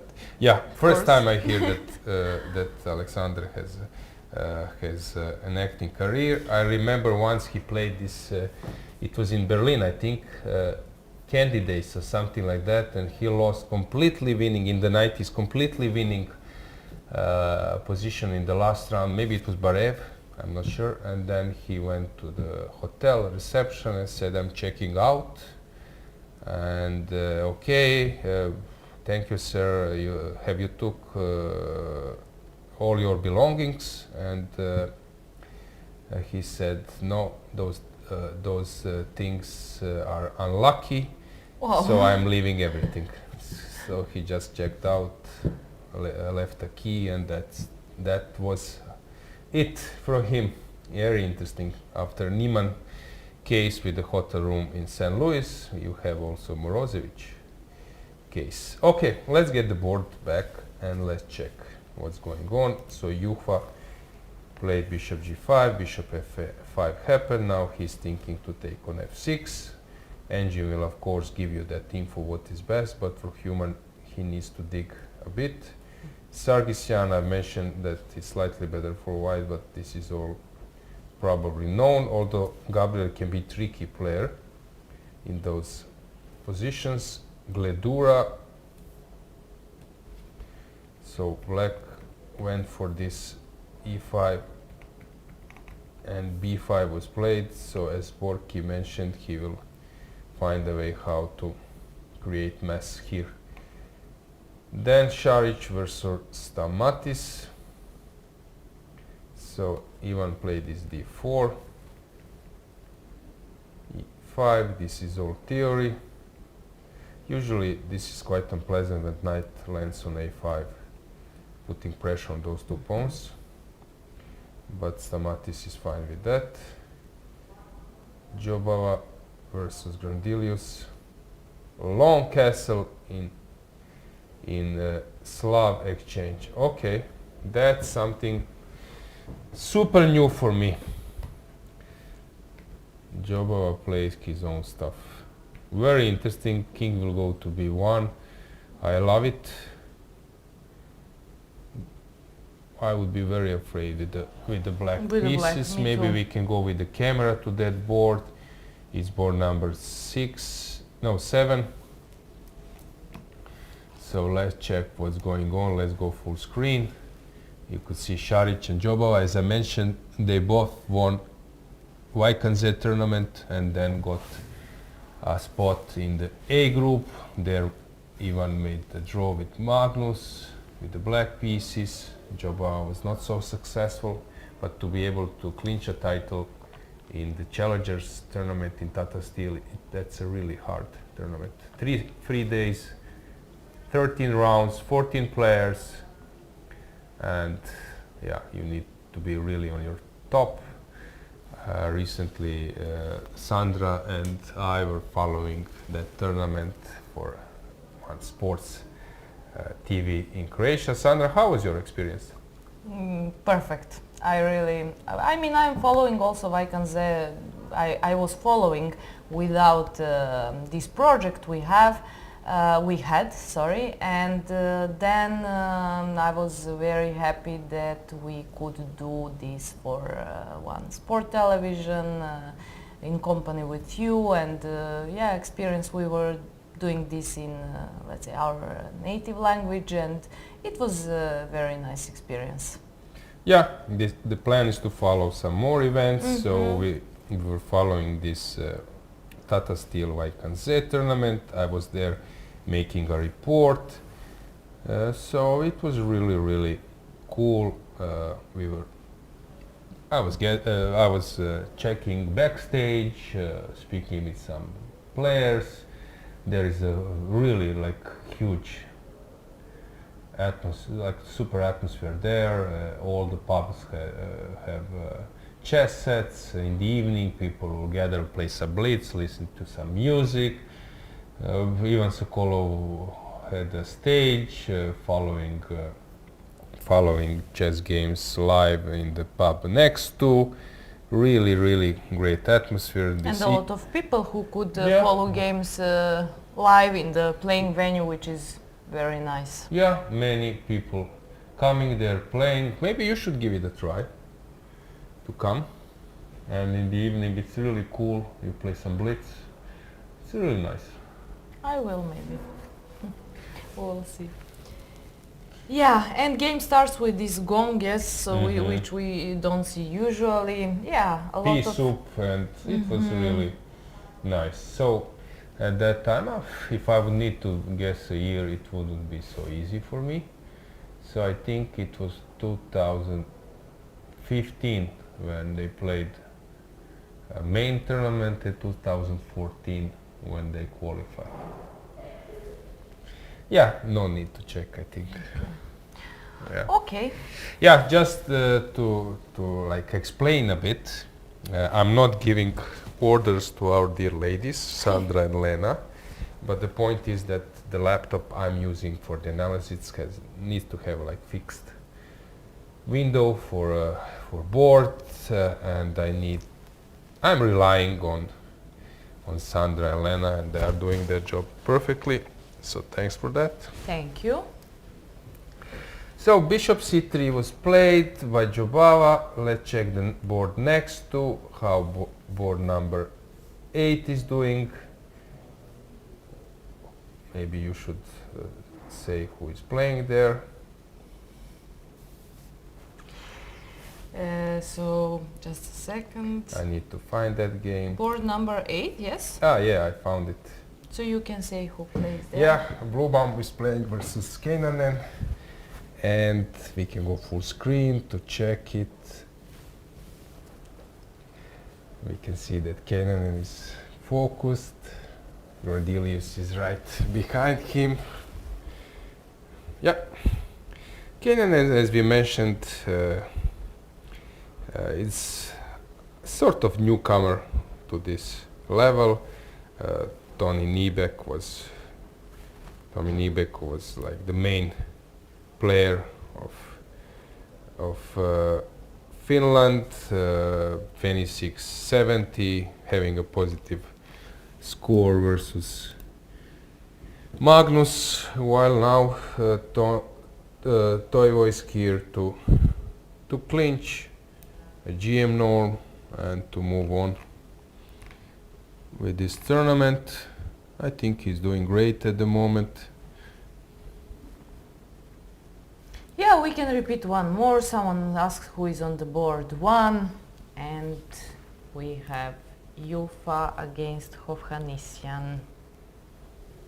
Yeah, very interesting challenge on the first board. Will Jufa be lucky once again? But as I mentioned, he's doing very well.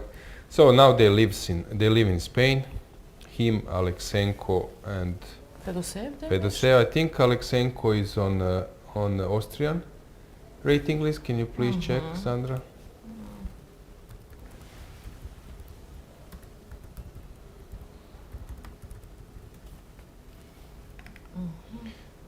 His, I would say, like superb moment was winning Grand Swiss, Isle of Man, few years ago, and then he was 27 plus. He played for Russian national team, but now he's representing Austria. Yes. Jufa is representing Spain, and Fedoseev is representing Slovenia.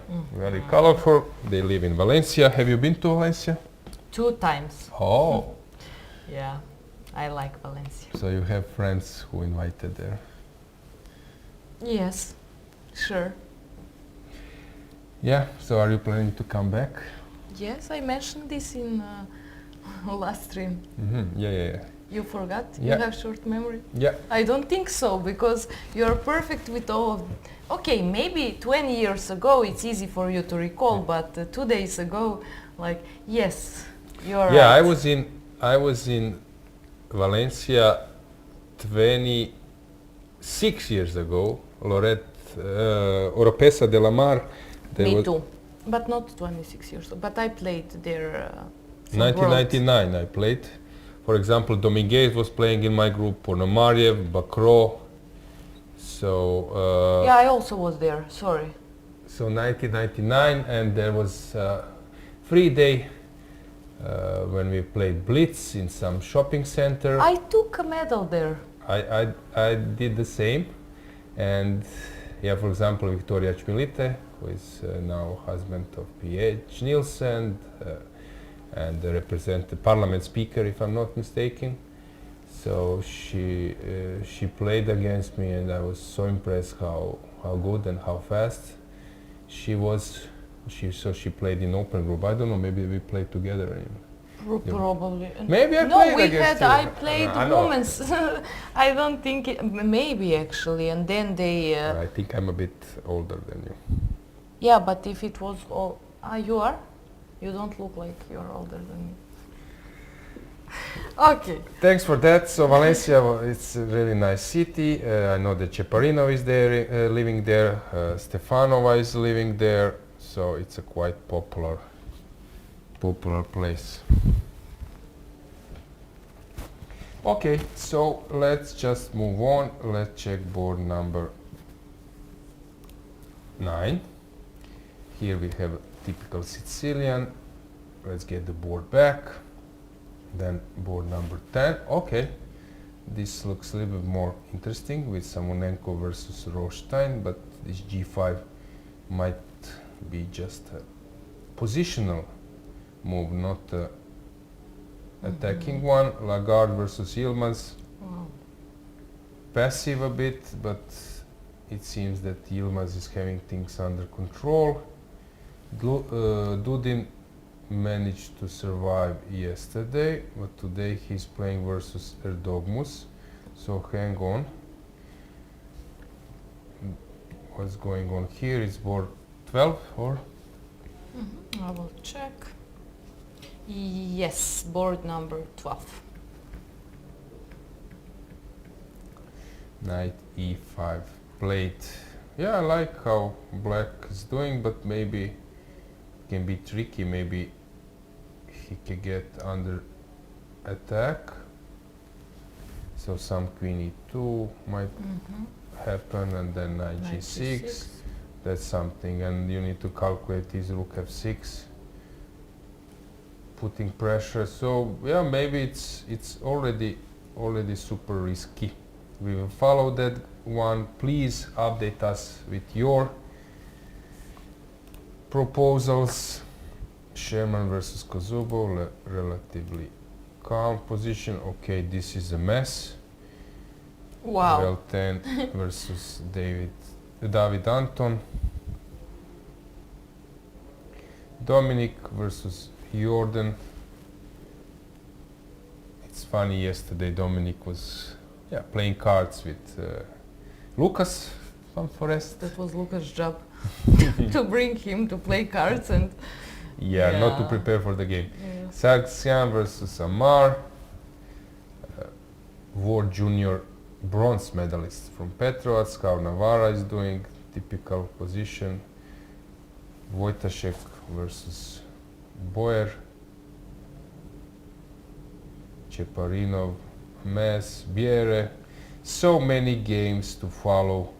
I don't know where to start. Maybe you can also suggest something to us. Do you have any other game maybe we should touch? I'm also checking if there is something. Usually Giga Koparadze is blitzing, and this is the case here. Tony Lazov is already on 20 minutes while Giga is 1.5 hours. Typical thing. Tudor versus Isik Jan, that's an interesting game. Ilinka versus Engel, complicated. It's really hard to find some game where there is a complete mess. Yeah, we went through one position with a lot of pawns in center. David Anton, maybe we could go there just to see what is happening. Okay, so that's the board. That's the board. 14. Yeah, that's this French defense style position. White is pushing on the king side while black is trying to counter attack on the queen side. So Paul is doing quite well, making a draw versus Deak, winning versus Ivanchuk. Yesterday we touched that game. It was very nice win from his side. Okay, I think how is our voting poll doing? Preparing for the seventh. Preparing for the seventh round, 49%, and then we have visiting this sport camp from.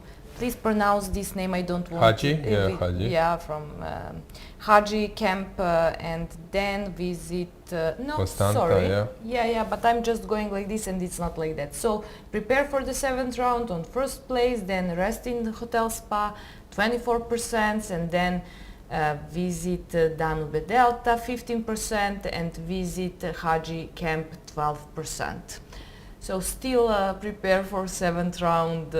Yeah, I think you might be wrong. Many players will go to Haji's camp, but we will see. And some of them will stay here, but they will rest, and it will be some blitz maybe day before free day in the evening. You can find a lot of players in playing halls of hotels. Yeah, we will see. Okay, thanks for that, and let's go for a short break.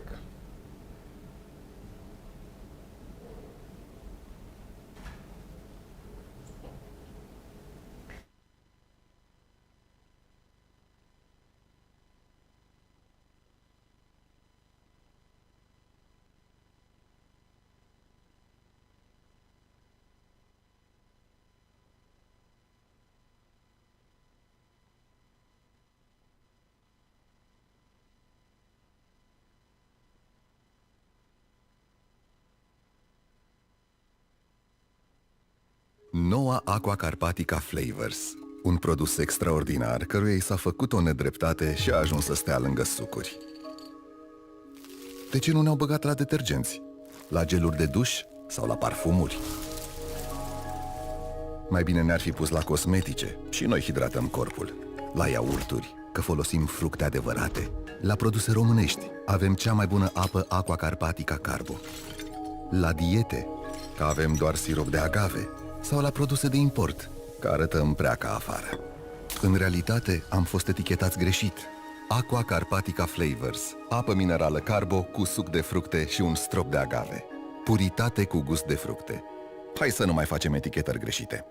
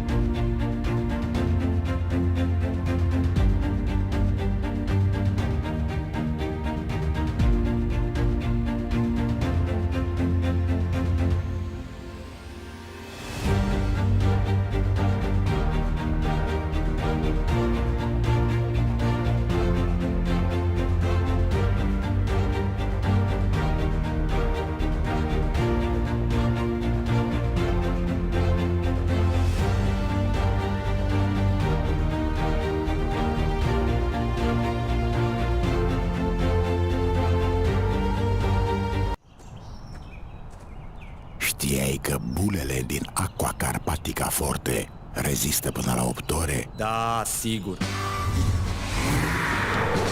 Bine ai venit în galaxia Super Bula. Aici bulele nu sunt orice fel de bule, sunt super bule, mai mici, dar mai efervescente și durează până la 8 ore. Bravo! Puritate cu super bule. Aqua Carpatica Forte. Chess moves. Smart. Free eSIM. Smarter. At Global Cell, we believe in empowering connection on and off the chessboard. That's why we've partnered with the European Chess Union to bring you a gift as strategic as the game itself. A free eSIM with 100 megabytes of data. Staying connected has never been this simple. Just scan the QR code, install your eSIM, and enjoy seamless global connectivity. Global Cell supports over 190 countries. Global Cell and the European Chess Union. A checkmate for connectivity.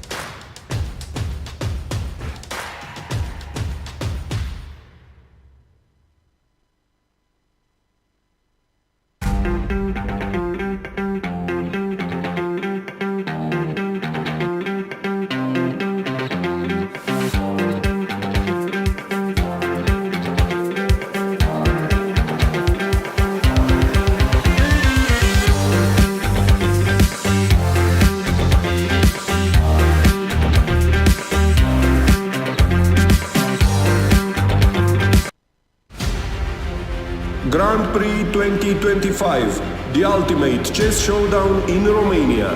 5 cities, 5 intense stages, 5 champions. 150,000 euros prize fund. The stakes are high. 50 countries, more than 1,500 players, a truly global battlefield. Where and when will the legends be created? Bucharest Grand Prix Rapid in May. Alba Grand Prix Rapid in July. Brașov Grand Prix Classic in July and August. Arad Grand Prix Classic in August. Craiova Grand Prix Rapid in September. Join the elite, make history, and prove your mastery at Romanian Grand Prix 2025. Sign up now and let there be chess.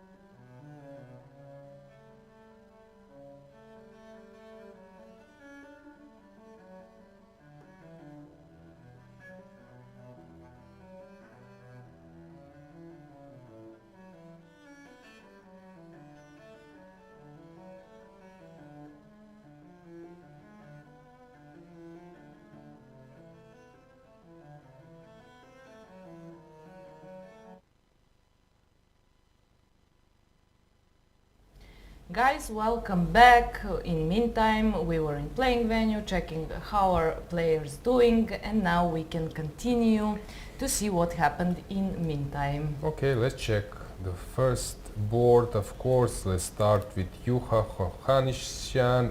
Thanks for your votes. I see that we already have plenty, so thanks for that. If I would be a player, I'm not sure what would be my choice. So really interesting. Okay, so let's check how the things went after bishop g5, bishop f5. Daniil was not sure is this position better for him. That's why he has opted for rook b1.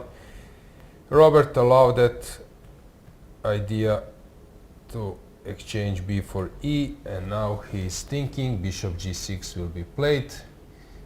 Let's zoom it a bit. Let's zoom the camera.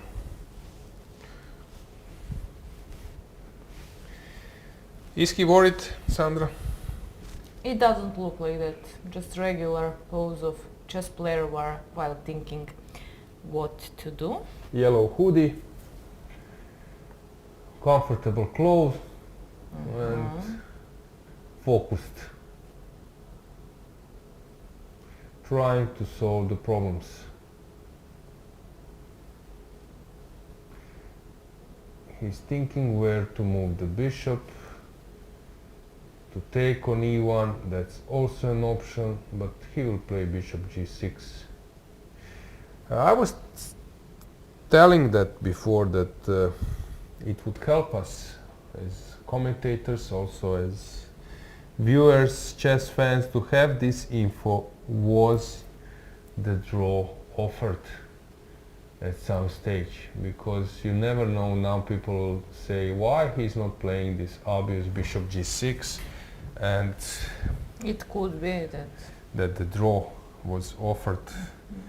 So you never know. I don't believe this is the case, but maybe that's why he's thinking.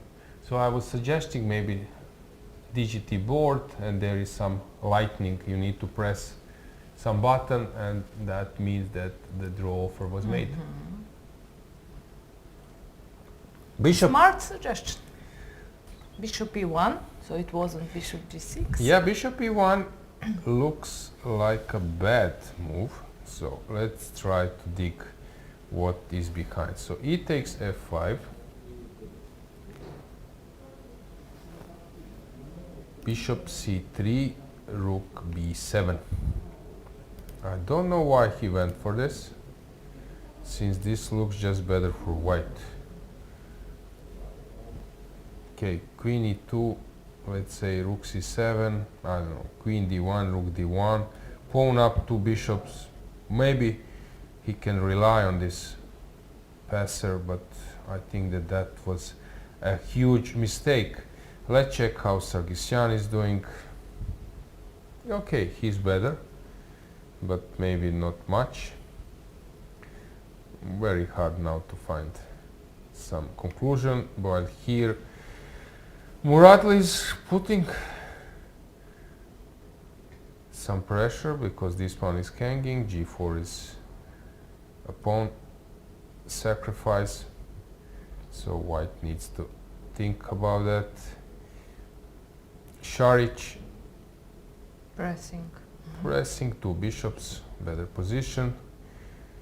We can go with the camera a bit to the second row, starting from game number 6. Jobava also pressing, but maybe not. Now there is the so structure much. of Caro-Kann, I mean just right side, f7, f6. Lodici versus Hakobian. This looks like a better position for white. Some nice c3 coming. Knight c4. Knight c4, sorry. Bishop d5, rook d5, bishop b6, rook b5. Bishop f2, rook b7, let's say. Better for white. Then we have Bluban versus Keinanen. complicated position. Usually people take with the edge, but maybe it's better for white. So let's find something. I got an info that this game went to this. It was rook f6, yes?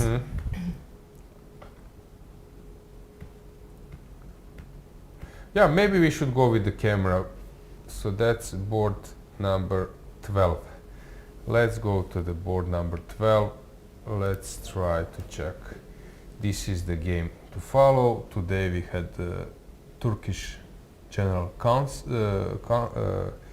Council here, and maybe this will inspire Turkish players. I also noticed that we have this board, we have this camera, that Emre Can, who is playing on board number 51, is about to win the game. So maybe we can go. Let's go with the camera there. It's board number 40.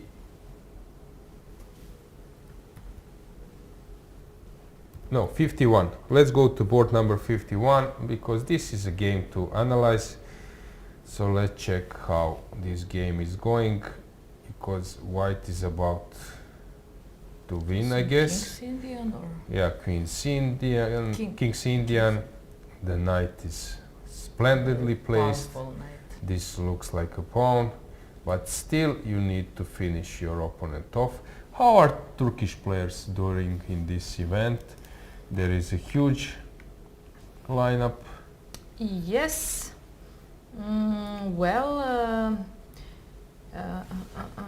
So the best is Erdogmus or okay, Yilmaz and Yilmaz Erdogmus. and Erdogmus, they both have 4 points out of 5. And then we have Gurel, Ediz, Kilik, however, Eray. Then Atebek, Kuru Attila, 3.5 points. Then with 3 points can just 96. Let's go full screen. Maybe it's a final moment of the game.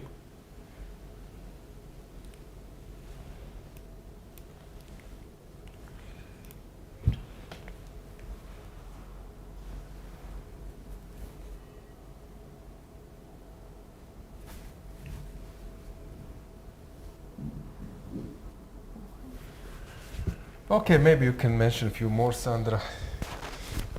Yes, of course. So we mentioned players with 4 points, with 3.5. There are a lot of them with 3 points. Just a second. I'm searching for chess results, and they are like randomly. Kanisk, 3 points. Gokirkan, 3 points. Adar, 3 points. Then Hussein Khan, 3 points. Ipek, 3 points. Yigit, 3 points. Mert, 3 points, and so on. There are a lot of Turkish players here, so yeah, if I read all of them, we will spend maybe 15 minutes to that. Yeah, let's stay with this board. Let's see how this game will finish. Today's opponents of Turkish players, we can mention that today, for example, Yilmaz is having a tough opponent, playing with the black pieces versus Lagarde. Okay, Dudin is probably underrated. So he's playing versus Erdogmus. Erdogmus is black. Kilik playing versus Sonis, not an easy. Klimkovsky versus Gurel. Yeah, there are Tudor, for example, Tudor versus John. That can be an interesting matchup. Livaic Leon versus Agdelen. Yeah, so Turkish players are doing great, very well, yes, and in future when they will have Erdogmus and Gurel, playing for national team on top boards, they will be really scary. They remind me of, I don't know, like Azerbaijan as a team. If they get like two top players, 27-50, and then one of two can be strong on the third board. So here black is thinking, Marko Dobrikov, who is playing for Germany. How are Germans doing? Svane Fredrik, yeah, with 4 points we have two German players, and that's Svane Fredrik and Blue Baum, Matthias, with 4 points. Then with 3.5 we have Donchenko, Svane Rasmus, Hussein Beth, Vogel, same 3 points, and then same 3.5 points, and then 3 points we have a few players. Yeah, like Engel, like Quelle, From, Pike, and that's about it. Donchenko is on 3.5, suffered a tough loss in the first round. Kollars is on 3 points.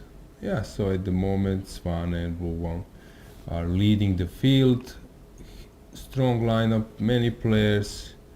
Today they have, okay, not an easy pairings, because Nisipian, okay, that game ended up in a draw, but Kenanen obviously plays better than his rating. Donchenko needs to win versus Ioannidis. So very interesting matchup. For example, Kollars is playing versus Travadon, who is doing quite well, 4 draws with Ivanchuk, Nisipianu, Volokitin, Engel. So he's performing like a Grandmaster. So let's get the board back. So let's check what's going on. So let's see the opening a bit. Yeah, it was this this Queen's Indian, and then here, yeah, white managed to outplay black, and King F7 was actually forced, because rook was coming to G1, and after knight F6 came this knight D6, because if you take, then rook S7 is not winning because of bishop E7, but you go first Queen H5, and I love the way how this rook is ready to get the queen as a skewer, skewer as this side or that side, and that's winning. So King E7 was played, and now, yeah, they are sort of blitzing. D6 happened, and Rook A7 will be played, and we can expect for resignation. Let's go full screen. I believe that Marko is about to resign. Maybe we can get Emre Can to the studio. Yes, we will try, if he will be in good mood for interview and analysis of his game. Yeah, that would be very nice to have him. And there is a resignation. We can switch to board, not yet with the camera. Let's stay here for a moment, and then we will switch to board number 12. But Emre Can has just finished a game, and the arbiter will collect the score sheets. Please still vote. We are curious about your opinion. Are you familiar with habits of our top, okay, not top players, but players in this event? So let's go to board number 12.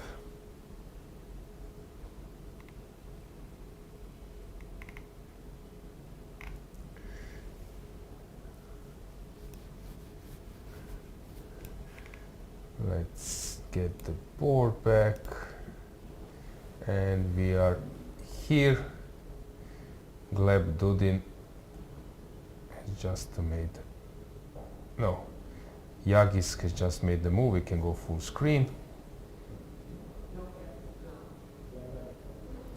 Can go full screen here.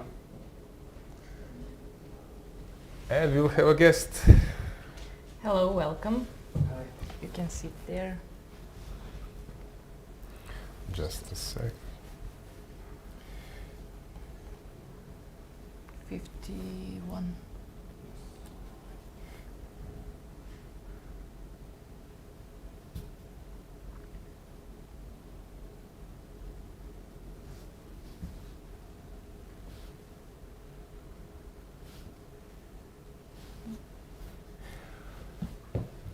Okay, so we can start. Emre Can, congratulations for your win. You can touch screen, so we can start the game. So how was your game? Okay, it was a nice game, but my opponent helped me a little bit much. I mean, too much maybe. Okay, so let's check. Okay. I wasn't expecting this slam, but actually I played this same opening in the second round, but I was playing, I mean, on the second. I'm not here, so probably he didn't know that I played it. Are you checking all the games? Not all of them, but mostly if black wins, I'm checking. How? Because for me it's interesting to see how they are beating. Okay. Okay, these are all theory, and he played e5, I played b4. Now I know the move a5 actually. Okay, I don't know if I... Yeah, you can make a move, yeah. a5, okay, this is what I know. Take, and then a4, knight b3 and a5. Yeah, this is Mar del Plata style, King's Indian, yeah. Okay, are you playing King's Indian with white, like Mar del Plata or classical King's Indian? What do you play versus King's Indian? I'm also playing Mar del Plata like this. Okay, so you know those ideas, yeah. It's similar, yeah. Okay, I wasn't so sure if it is much better, but this idea I only know. Okay, my opponent played here knight d7. Okay, I played a4 because if a5 I thought it will be the same. And now he played f5. And I think it's a mistake for me, I don't know. Because now I played e4.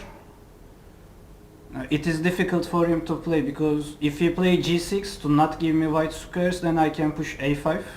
So I mean I earn a lot of space on the queen side, and I didn't see how he will come to my king, so I was happy with that. And now he played f4, and again after a5 I think white should be better here because I didn't see how he will give me mate, and all white squares are very weak now. Okay, he played g5, bishop h3, knight f6, and here I just didn't understand which way is better for me. My first intention was to play give check, okay, king h8, and then close the position with g4 or knight f3, knight e8, then g4, something like this.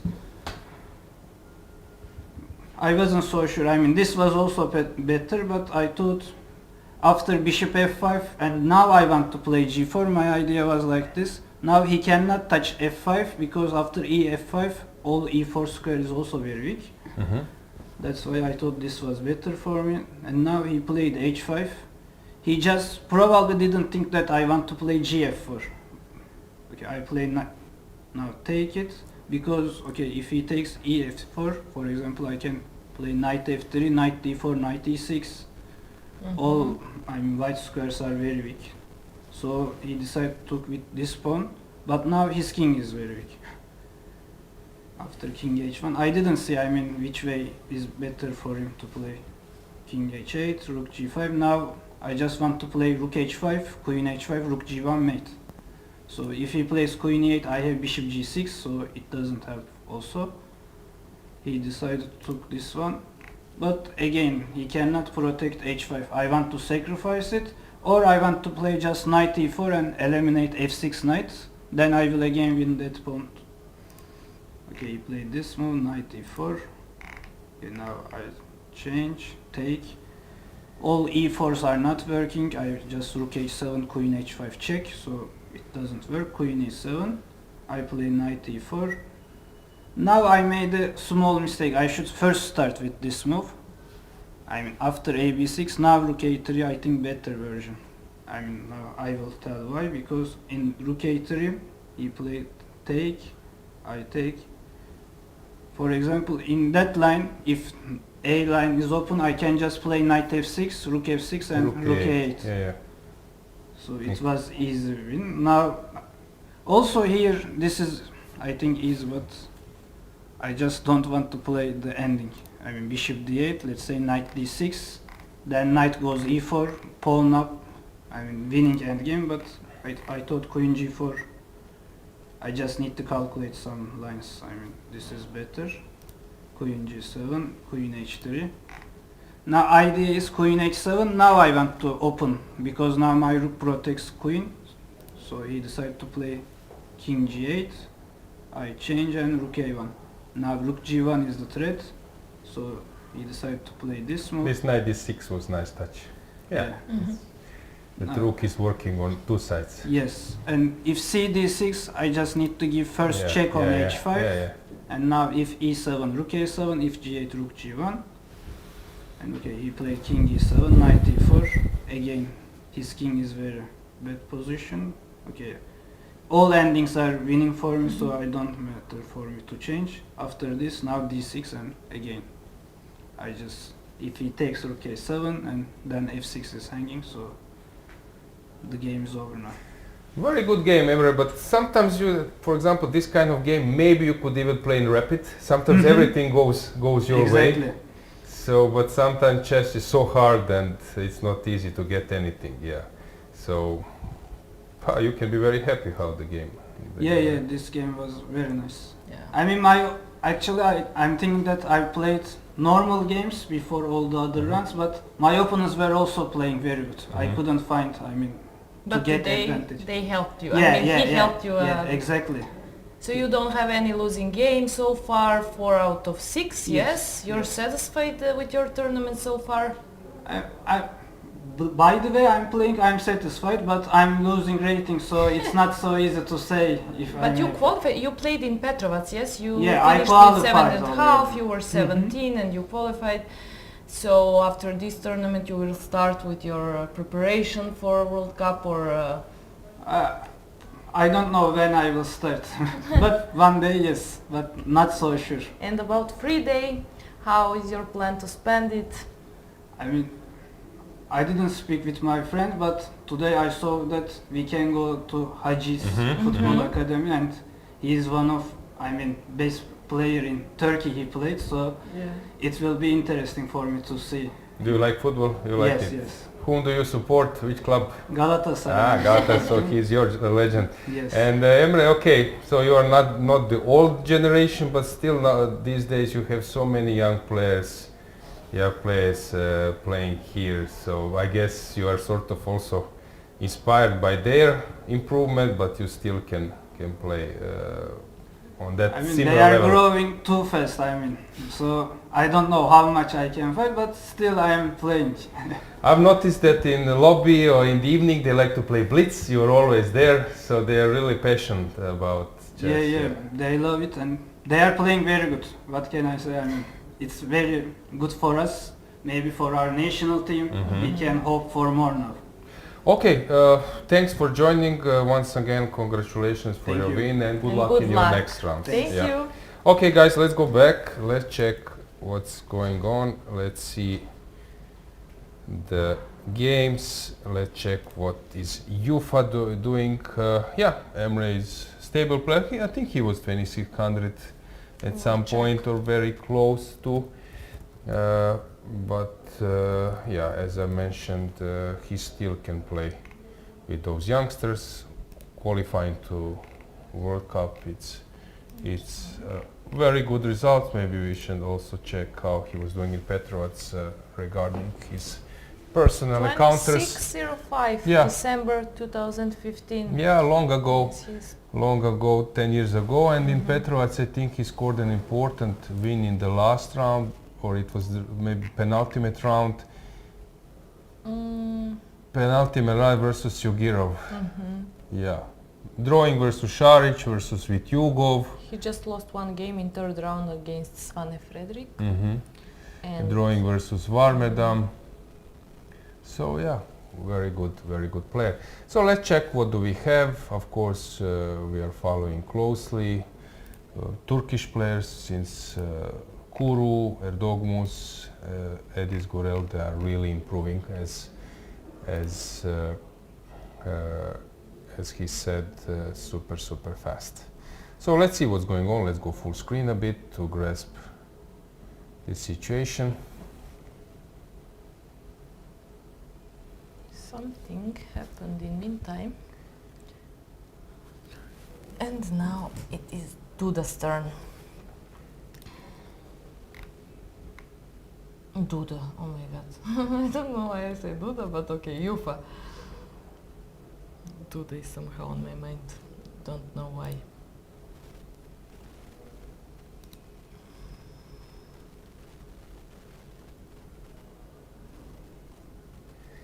Okay, let's see the board. I see that they are really determined. Let's get the board. So I think that it's obvious that Robert has misplayed it. So bishop c3 and now rook bishop b7. Yufa is much better. Two bishops, a pawn up. It's not super healthy, but still is a pawn up. But he needs to find a way how to come out with his pieces, maybe even to return the pawn. But I believe that we won't see a draw here. So he's on fire. Yeah, yesterday he was pawn down, and okay, he was lucky. And today we will see if he will win this game where he is actually pawn up. Yeah, you need to be lucky at some stage. So let's say that. And unlucky, yes. I don't know. I will go for rook b5, for example. Maybe it's not the best move, and then to see how I will come out with the queen. Also, is possible maybe to do something else. If I go queen d3, knight c5, if I go queen b3, maybe queen b3 is also, but it's okay, maybe rook b7 first. It's a tempo, and tempos are always good. Okay, maybe I can get into some reverse opposite color's bishop. He will be a pawn down, but I'm afraid that this game will be very hard for black to save. Let's check how Sargsyan is doing. He is pressing versus Tari. Active rook, but still it seems to me that Tari is holding things. Let's find them with the camera. Board number 2.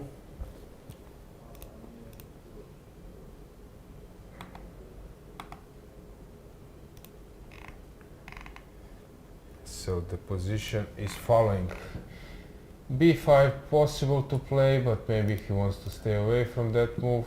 Of course, rook a6 is coming, so he needs to move the bishop, let's say. Bishop b5, then rook c7. So how to play? Bishop d5 runs to this move. So how is Tari saving his game? Let's go full screen to check how is he doing.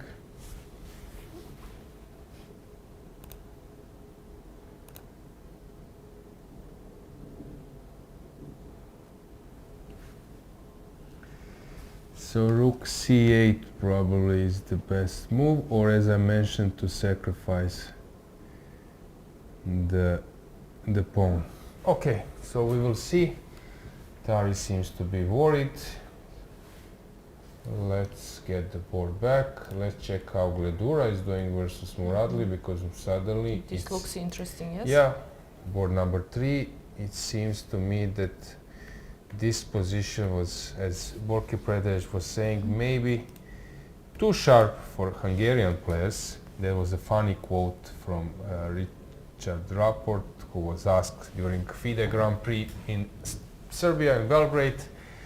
I think he won the tournament or something like that, or at the beginning of the tournament he was asked, there is well-known Russian chess school, how about Hungarian chess school? And then he said Hungarian chess school is to make a draw. So that's sometimes of course exaggerating, but it shows how solid Hungarian players are. I remember when Erdos was playing and Firuza Alireza was playing 2021 European Team Championship. I was commentating that. It was COVID, post-COVID period, and people wearing masks and so on. So I would say that was the best performance of some player. Actually, Bobby Fischer style, I don't know, Magnus Carlsen at his prime, when he became the youngest ever crossing 2800, he scored, I think, 7.5 out of 9, no, maybe even 8. 8 out of 9, we can check this. I'm pretty sure that it was 8 out of 9 on first board, winning against Mamedyarov. That was the his benchmark to cross 28, benchmark win to cross 2800. We can check this, but I think it was 8 out of 9. In that process, he has won versus many players, and for example with Erdos, with the black pieces. And I recall when Giri said, I think it was Giri in my studio, said, if you are able to win with the players like Erdos with the black pieces, where some of them are not even trying, they just top players, they make a draw, exchange the pieces, then that means that you are really, really super top talented player. Yeah, so the point was that Hungarian school, they are really super solid. It's not, actually Peter Leko was the one who started with this approach, super solid with the black pieces, with the white pieces squeezing, but maybe Benjamin wants to try to improve his repertoire with some sharp lines, but it can also backfire, and today it seems to me that he's under heavy fire because Muradli is playing his top-notch chess. What do you think, Sandra, about this game in terms of White's position? Because sometimes I like your way of thinking, because you are like giving your human opinion with some threats around. So what do you think? Is there a chance for White to come up with this g4, g5 quickly, or is Black the one who will just start throwing everything on White's king very quickly? I think here is more about calculation, so it is Black's turn, and it's very important, I would say, in this kind of position which turn is. So I'm not sure who would be faster with advancing pawns if a5, a4, b3 is, for example, main idea for Black, but g4, g5 for White. I see that this bar is showing that Black is better, so that's why I'm trying to see. I mean, it looks like White's pieces are passive, but sometimes that doesn't mean anything. So I don't know. To be honest, this looks too complicated for me. I don't want to say anything Rook b8 played with the wrong. point that he pushes b3. So White can now, if White goes g4, there is a b3, a b3, knight b3, and this is the first idea. So he's stopping, okay, or let's say saying White that he needs to spend some time, so king b1 will be played. Probably he has his own reasons. Is he counting on some knight b5, knight c3 at some stage? Don't believe. I don't believe that this is an idea. So he can push more, but then g4 is coming, and here g5 probably. But maybe I can ignore. Ivory Black is a little bit slower, but who knows? That might be his concept, or he just moves on with queen c4, 6, if you push g4, Knight. there is knight e4. Maybe now he's hoping to get this knight c3 now it ideas, looks knight dangerous. e2. Yeah, I'm not sure will he Now play. I would be worried as white. Let's go full screen. Let's check a bit this position. So what do you think? What do you think is coming next? I'm not sure, but yeah, g4 was white's concept. Is Gledura coming to the board? Not yet. Oh, he's missing.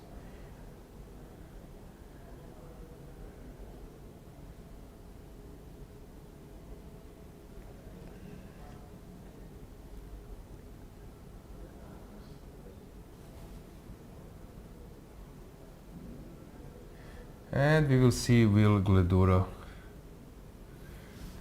be worried? Yeah, and time, I mean, white has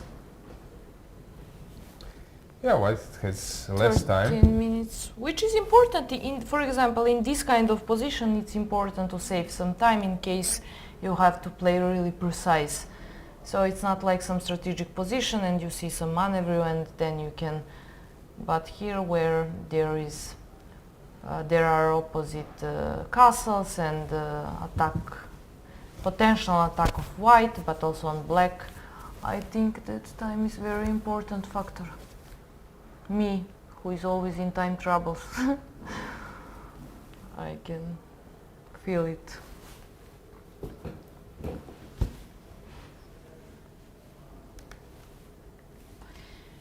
Let's check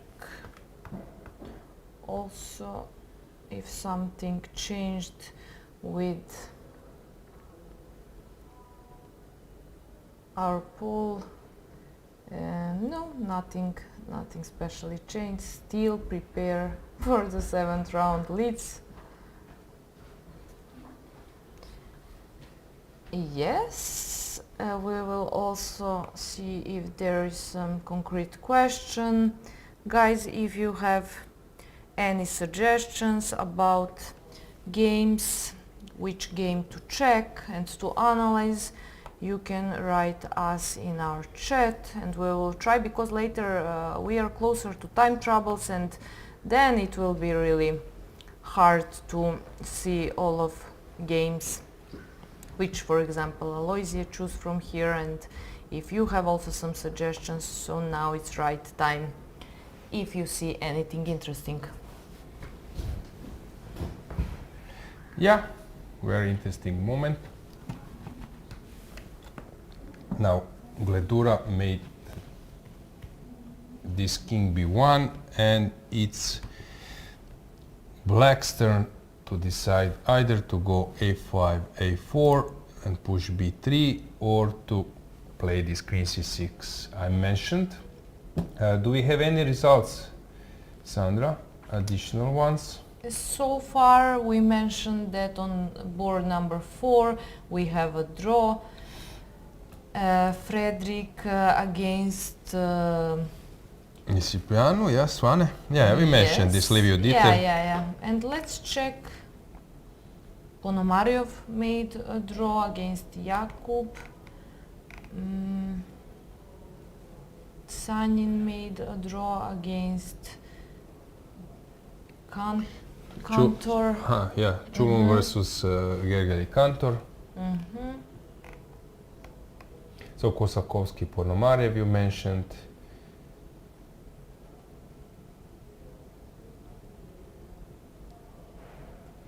So it's now the Volokitin Vugar draw, actually Vugar against Volokitin. So Volokitin made a draw versus Manafov. Yes. Okay, so let's get the board back. So let's first go to see has something changed here. Rook b7 played, knight d6.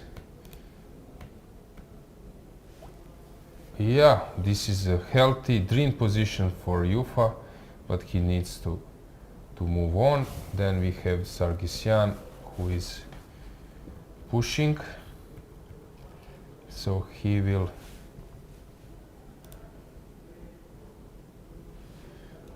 end up in this position. Rook d2, king g3, and he will be pawn up, but Tari has big chances to survive here.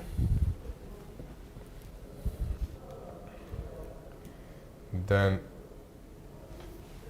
Gledura Muradli, we mentioned this. Black is thinking. Okay, Juha has made the move in b3. Muradli is still thinking how to proceed. Šarić, board number 6. Is it board number 6? Yes, board number 6. So he is putting some pressure, considerable pressure, so black needs to find a way. Yeah, white is pawn up, yes, but... Jabava versus Grandilis, oh, hang on. This I like looks this scary. black square bishop, Yeah. yeah. This looks scary.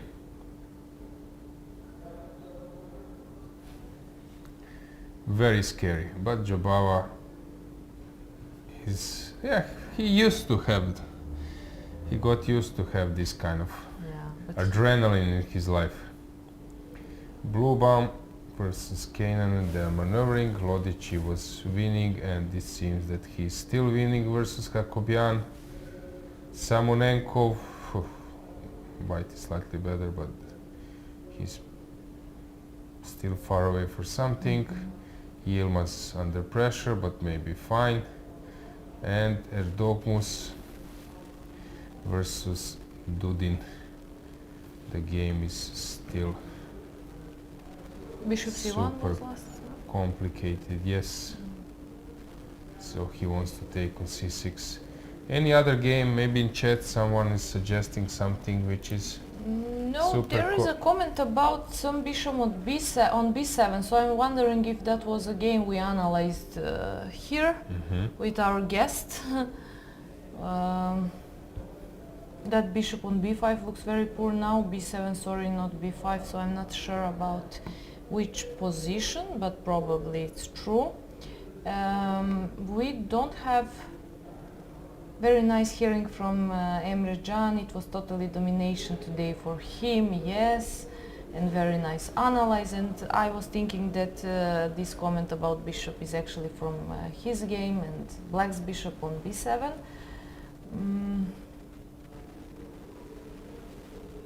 Yeah, I just want to add that Rasmus Vane seems to be completely winning. So he played this Queen's Gambit accepted. Maybe we should go with the camera to that game. So Svane is playing Rasmus Vane, board number 26. So let's try to move the camera to that direction and let's check the game. So Queen a4, knight d7, knight c3, a6. Yeah, of course b5 doesn't work because knight b5. After queen a4 there are many ways to go, but this way you are transposing to Slav defense, for example c6, knight f3, knight f6, queen c2, dc, queen c is the Slav defense, and d c3, e4, e6. I was analyzing this line heavily, and here d5 was played at the right moment. Sometimes e5 is the idea. You push d5 because e5 allows knight d5, that's why you push d5 and then e5. This is typical way how to break through. b4 was played, which was probably over the board mistake, yes. Yeah. And Svane seems to be, yeah, e5 was a nice touch, seems to be winning completely. So it's black turn to decide how to get out of this position.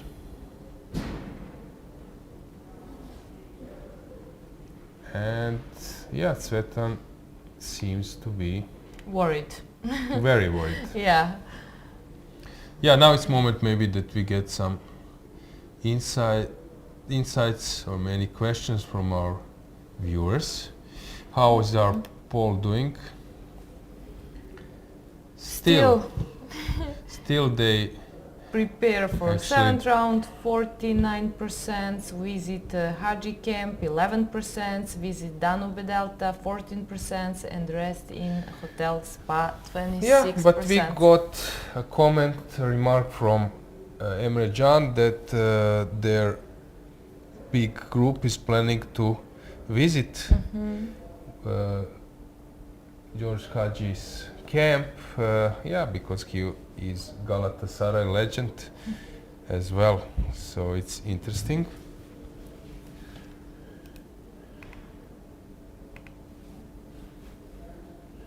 Okay, so we are here ready to ask your any comment.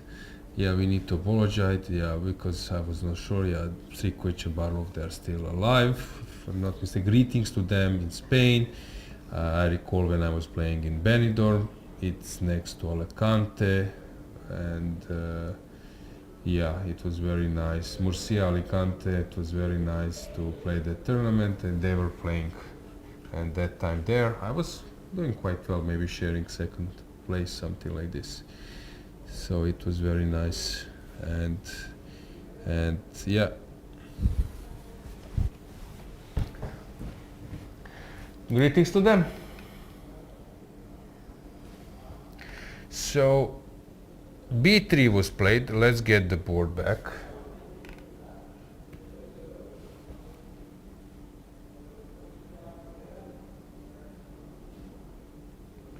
What do you think?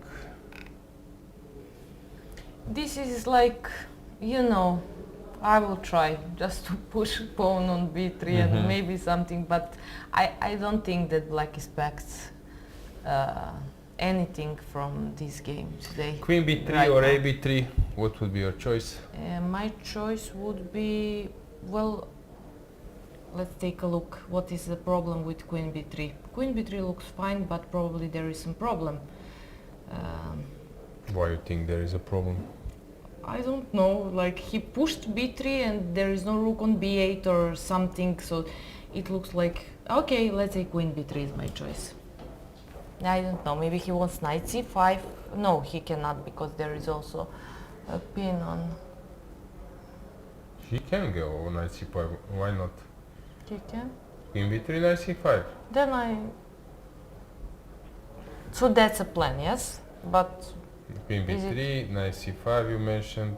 Okay, he can go queen c3, but queen c4, but then he needs to part with his bishop. So is it better to take with the pawn? I would prefer to take with the pawn, because I don't see anything. Then there is no, Then again it is black's turn, and what to do? Now you pushed b3 and what now? You just postpone your decision for one move. I agree with a takes b3. But it looks, I can also play a move like queen c4. I'm not afraid of taking on a2 because I can play king a1. And that's also an option. I agree. Okay, there is option, but is it good option or? No, that's a viable option, I would say. Queen c4. A lot of options, but doesn't see I don't see anything wrong. Doesn't seem to be wrong. Maybe we can go a little bit closer to zoom with the camera to zoom the clock a bit as well. So it's 11:26 versus 11. Svane has all the time in the world for this kind of position, but it's still a little bit complicated. Who is behind him? Maybe you could reveal, you could help us, Sandra. Sorry, still I am focused on the position, trying to, and let's see. Iturizaga against Martirosyan. Did I miss something? What? So okay, I was looking at the other Svan. Okay. Klimkovsky against Gurel. Yeah, and I saw them on the camera, but in meantime, okay, I forgot. And then whom else?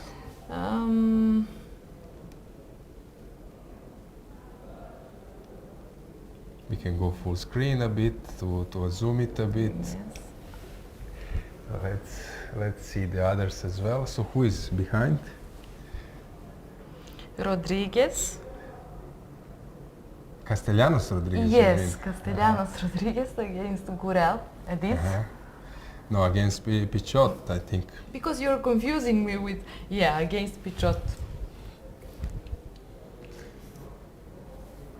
Okay, let's zoom it a bit so you could see others as well. Nice position. AB3 played. So he took with the pawn, although Queen B3 was very good idea, but he went for AB3. Yeah, Gurel is super focused.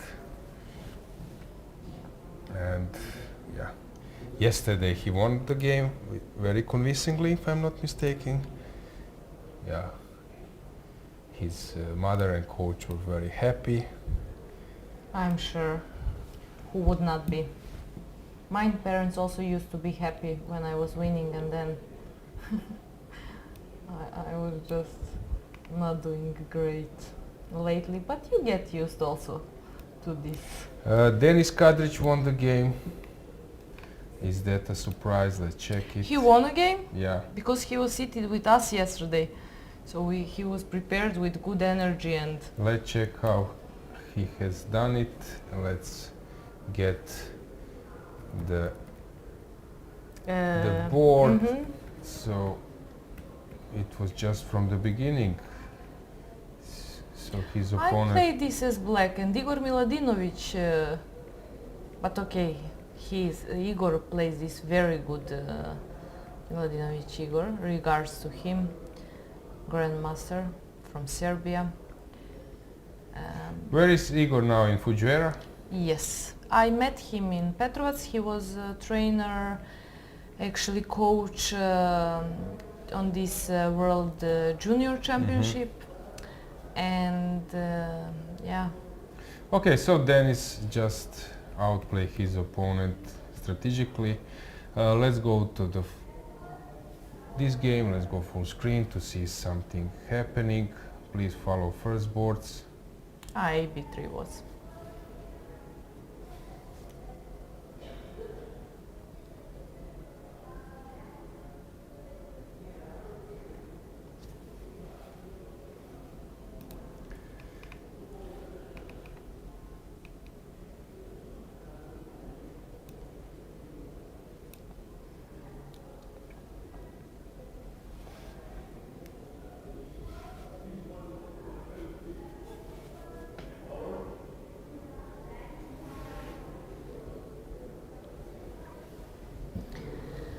Yeah, Denis played a good game. Yesterday he lost.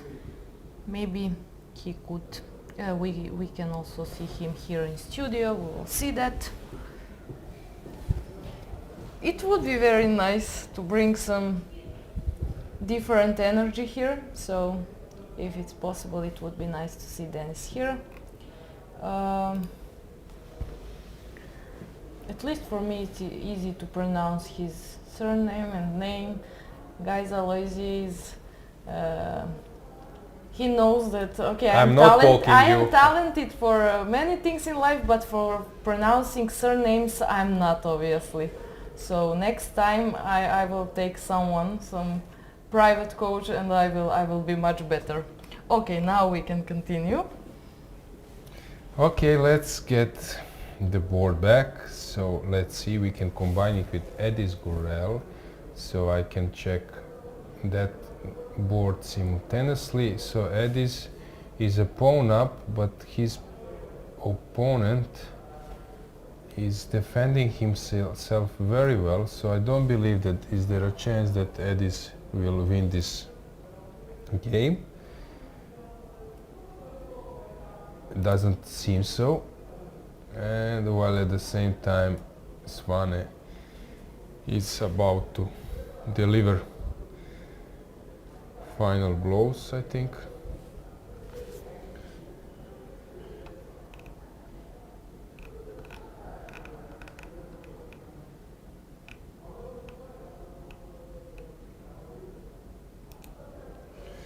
Yeah, Gurel is better, but still far away, so I'm trying to follow those games simultaneously. He's super focused. I'm curious who is the Grandmaster who is playing the biggest number of games per year. If I'm not mistaken, Plat, Grandmaster from Czechia, Czech Republic. Wojtek, has played and still is playing like 200 something rated games. 240, I don't know, is it possible, but he was actually 240? Yeah, actually he was mentioning this on his Facebook profile, that he entered top 3 and at some stage maybe that he was number 1. I know that Djukic, when Djukic was like 12 or maybe 13, that he played like more than 200 games, rated games per year. I also heard that he played, for example, at the same time 2 tournaments. One Grandmaster told me this, so it should be know this? In India, yes, like he was very young, so he played some under 10 or 12 or 14 tournament, and also it was in the morning, and then he went in the afternoon to play another open tournament, so that's really incredible. Kurkulos and Jonas Biere. So Kurkulos, we got this suggestion, let's stay with the camera here, that we got suggestion to check Sharis versus Stamatis. Yeah, Stamatis is doing very well. Queen e5 was super strong, knight c3. Oh, very good touch. So this c5 sequence and knight c3 was very good. And now he will take on e6, and it's Ivan's turn to come up with something. And Jonas Biere, you want that we check that game, and in that game versus Heberla, Jonas is doing okay, good, but Heberla is fine, so I don't believe that we will have a decisive result so soon. Being pawn up, some rook d2 might happen, because then we exchange everything. Takes, and you are better here, but it's only academical advantage. I mentioned Predrag Nikolic actually because of clinching a silver in Antalya. Predrag was super strong player. He was world number 6, if I'm not mistaken, winning Reykjavik Open, Sarajevo, and so on. Vaikanze sharing first, winning, and it was funny. Can you believe in those days there was interzonal tournament? So zonal, you play national championship, then you play zonal championship. For example, Croatia is in zone with Switzerland, Germany, Austria, Israel, Italy. No, not Italy. Switzerland, Germany, Israel, Austria, Slovenia, Macedonia, North Macedonia, Bosnia and Herzegovina, and Kosovo. I think that was like a zone, and then you play interzonal. When usually you would play, there are some zones. FIDE has zones, 200 countries, but previous time it was less. And then zone 2 point something you can play in US. For example, there was a zone with Mexico, US, Canada, and so on. And he played this interzonal.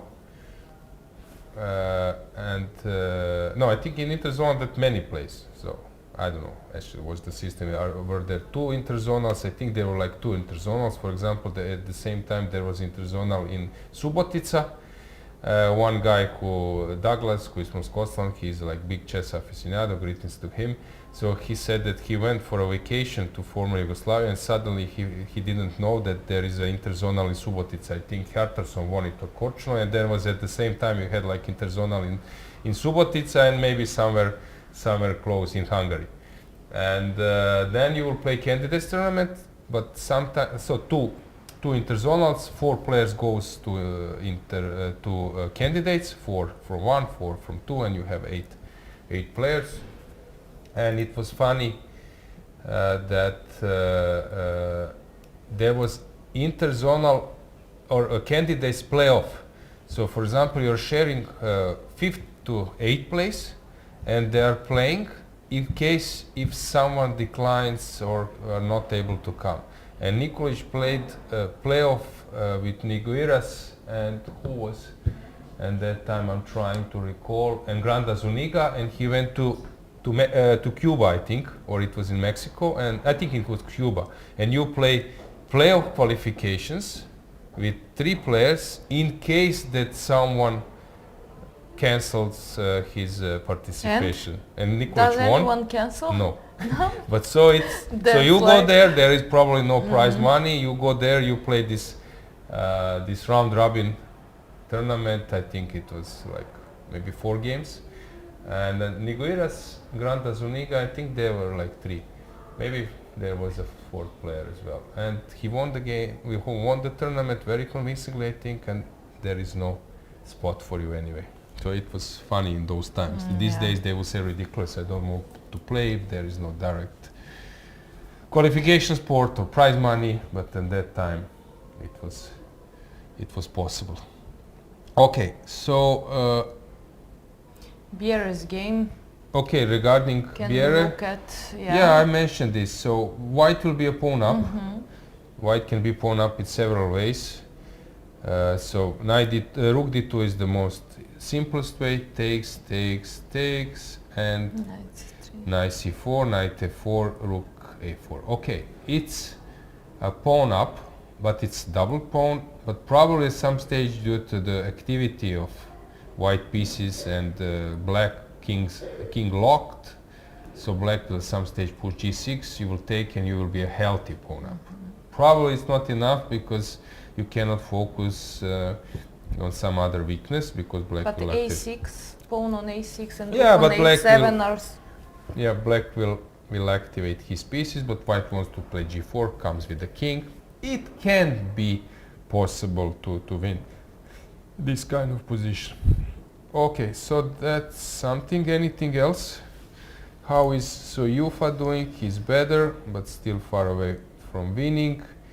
Kukulo's game, we should check. We mentioned this. We mentioned it. The Šarić is under some pressure. Gledura versus Muradli. What happened here? So knight came to e4 at the end. Yeah. Different route. Very cool because you cannot take on c8. Knight d2 is intermezzo. Yeah, so knight d2, queen d2, knight f3, g3. Black is better, but the game goes on. But it's obviously Muradli's game, and Jobava is struggling, but at least he has found some counterplay. Lodici is still pressing, but okay, it can be tricky because king is weak, and when the king is weak, everything can happen. Oh, this looks scary. Yilmaz looks now much worse. I don't know, is there anything for him? Do you see anything? There is maneuver. Knight a4 to try knight c5. Yep. So that's much better for Lagarde. Lagarde is on the verge of winning. So I suggest that we switch the camera between board number 11 and board number 12 because their Turkish players are under heavy attack, while at the same time I will just conclude that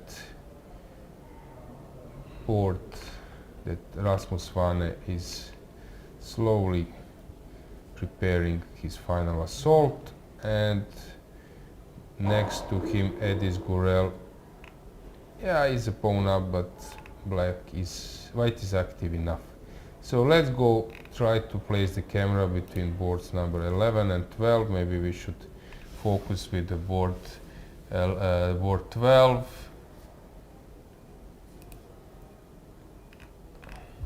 I don't know, it's hard to say. Maybe the first one which will finish is board 11, but yeah, let's try to stay here. So you could see them both.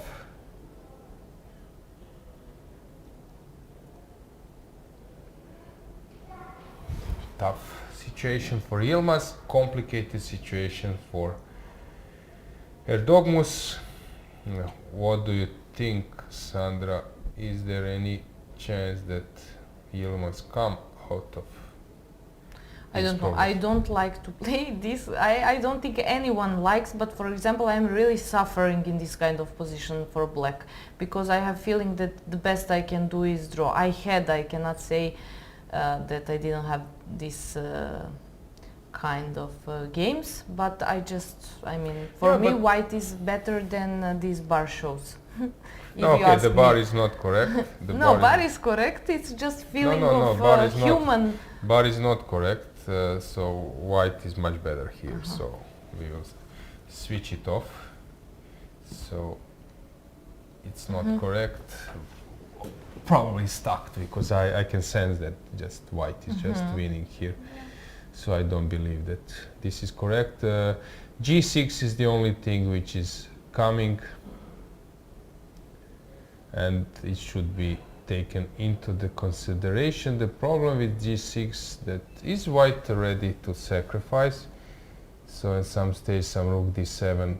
Okay, after G6 this can happen. Let's say that I play some random move and black goes G6. Now rook D7 can be an idea.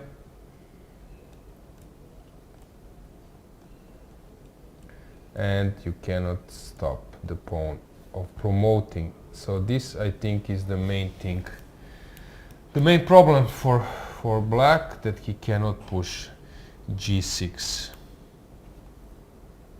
Yes. So what white? What would you play Okay, here rook as D8 white? is possible because I'm having the same idea, and you cannot take. I always like those tricks. A fork, and knight C5 is also possible. So many with rook D7 options. idea. Yeah. So hard, Sandra, with those games, with so many games in progress, where to focus. We're trying to fulfill your wishes, but it's really complicated. Maybe we should go full screen, just that you get the feeling that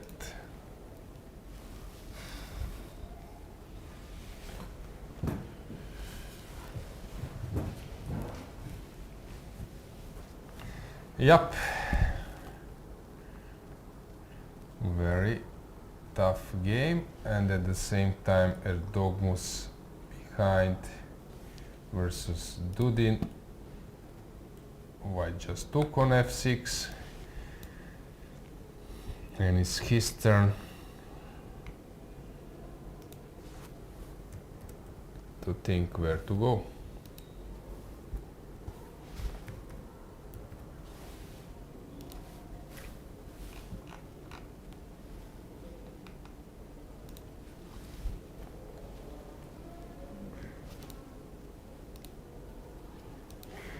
So king G7, or to take on D4, that's the case at the Erdogmus position.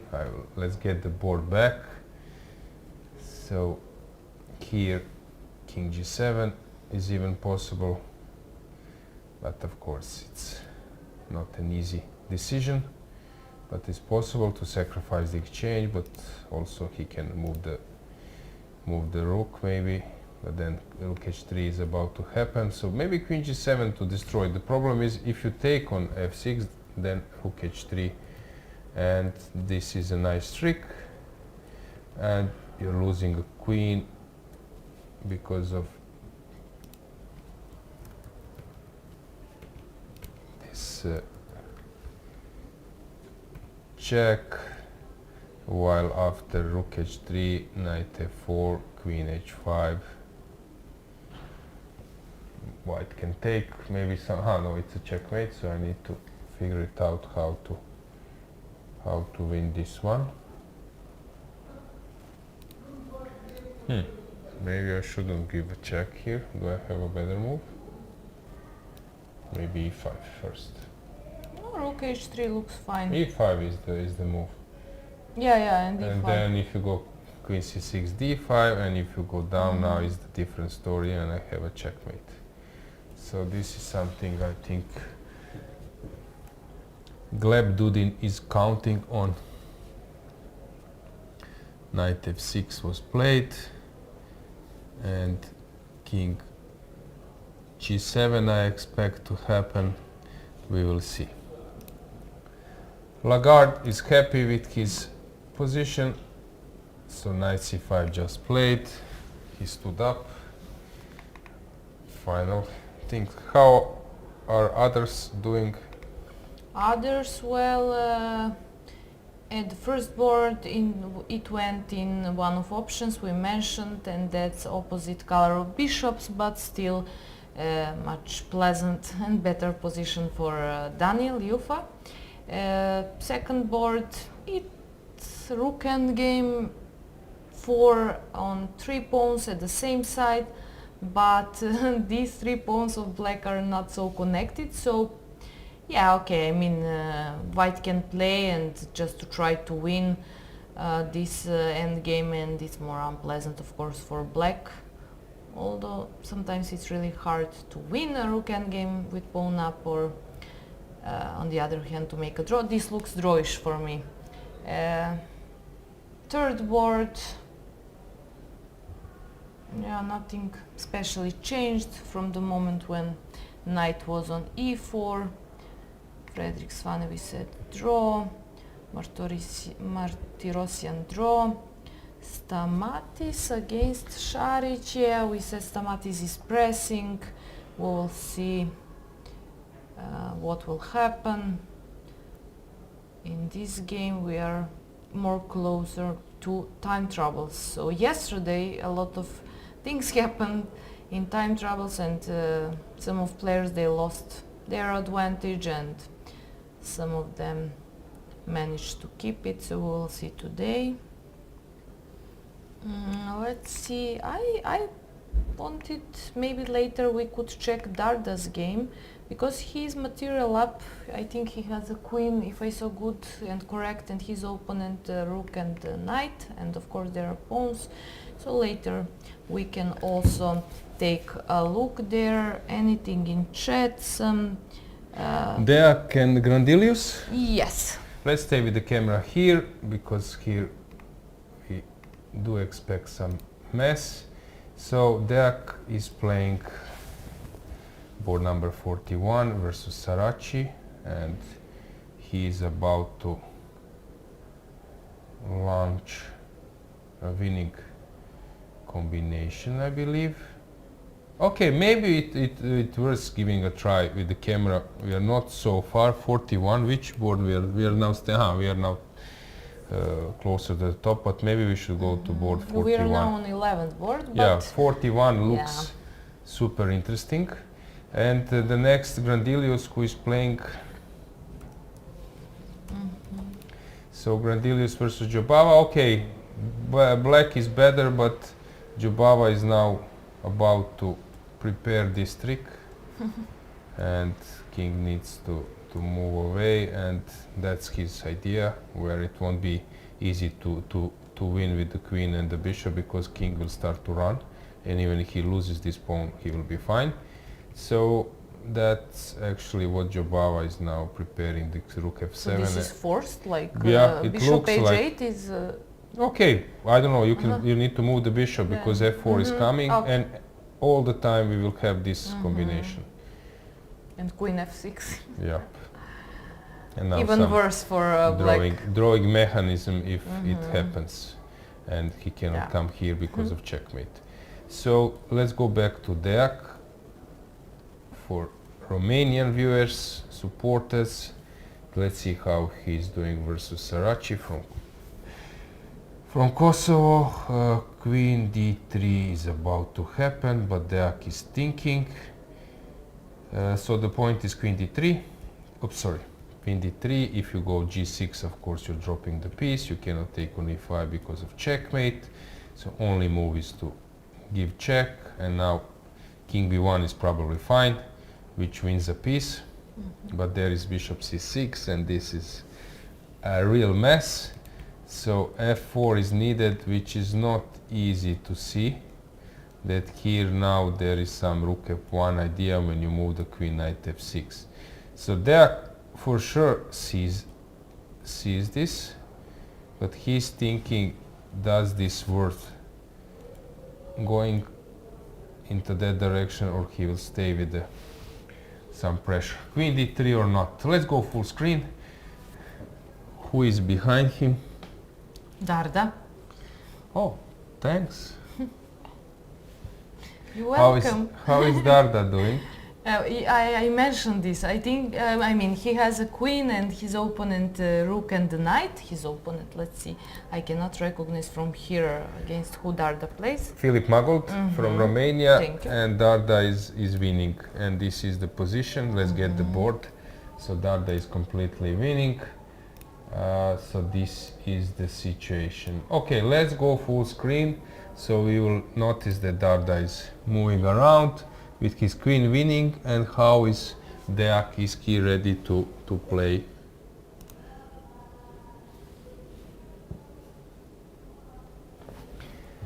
Douglas Griffin is the player I was mentioning. He's placing some photos on his Twitter account, X account, and he covers all those historical stuff, and I met him in Tata Steel, very nice person. We got an info that Kwaparadze has won the game with situation on the clock 148 minutes. Incredible. Yeah. We will also touch later in our broadcast ECU hub.eu announced today. I think that European Chess Union and our dear Stefana, who will remind you a few times again, but let's at the moment stay here. You have some greetings, I've noticed. Yes, Nenad Lekic sent greetings to Nenad and all people which are following us today, but not just today, from the beginning of the tournament. Yeah, Matthias is asking about prediction for Croatia versus France today. We can touch it later. Remind me, please. So let's stick now to the time trouble.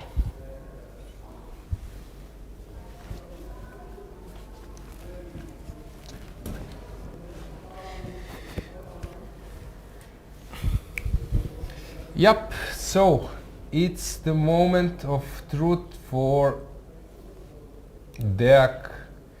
We have some draws. Christoph Racek versus Ahmadzada. Gavrilescu made the draw versus Ataberk Eren. Very good result for Ataberk, and probably Gavrilescu was a bit tired with his previous games. That was a really tough schedule before. Other games are in program. Šarić seems to be a bit outplayed. Ihor Samonenkov made a draw versus Maxim Rothstein. Wojtaszek versus Michael Boyer. And Lashkin versus Jaime Santos. Rasmus Vane has just won the game very easily. Let's get the board back. Just to show that here he played rook e1 and then bishop g3, and there is no way of stopping f4, and white is dropping a piece. So that is the situation here. Dudinger Dortmund, this was my, hang on. So he played this. We cannot have camera everywhere, but is this now, this is a winning? So I think that... Yes, he played what we mentioned. Yeah, it's rook g1. Oh, that's so cool. That's so cool. Maybe we can get the camera to the board number 12 just to see what's going on, because this rook g1 was played, but I don't get the point. Well, if you take queen g1, Yeah, then let's go queen to board c6. with the camera board number 12 That's the point. because So he has to take with the the king, yes. but it seems to me that Erdogmus is just resigning the game, so let's go there with the camera. Board number 12, Erdogmus is in despair. We can go full screen. He realizes that he just misplayed it, but it was already probably this taking on edge on f6 with the queen was really bad, and he should have sacrificed the exchange. Let's get King the board g7, back. yes. I mentioned King King g7 was necessary, but he went for this Queen f6 line, and it's not a good sign if I can notice without engines that this is bad. He looks so sad, like he's about to start to cry. Yeah, this, if I notice this, that probably because Erdogmus is of course better player than me already, so that I've noticed that this just loses. So he needed to play this, and yeah, that was not his day. But remember what I say now, he will fight back.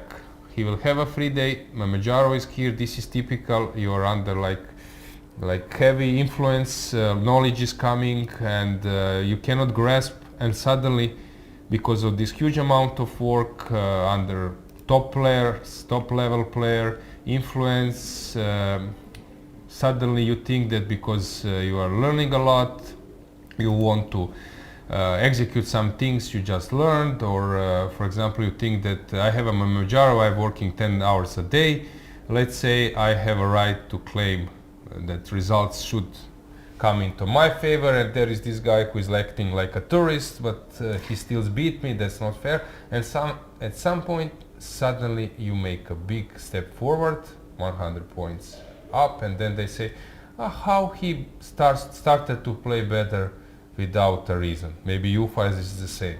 So sometimes because you are under this, I would say, like a huge pressure of knowledge that you don't perform so well. Also they say when you start working on your end games that you will lose you will lose your rating, your shape will be, form will be bad, but then you will start playing 2 classes better.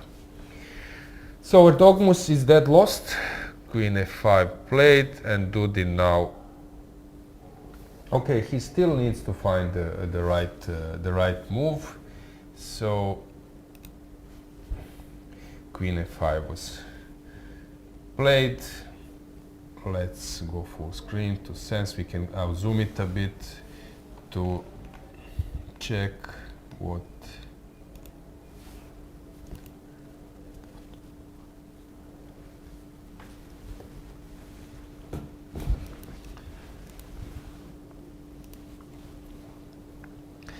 Yeah, what he's about to do, probably bishop g5, yes, just played, the best move. And yesterday we had Dudin's coach in the studio, Bartek Macea,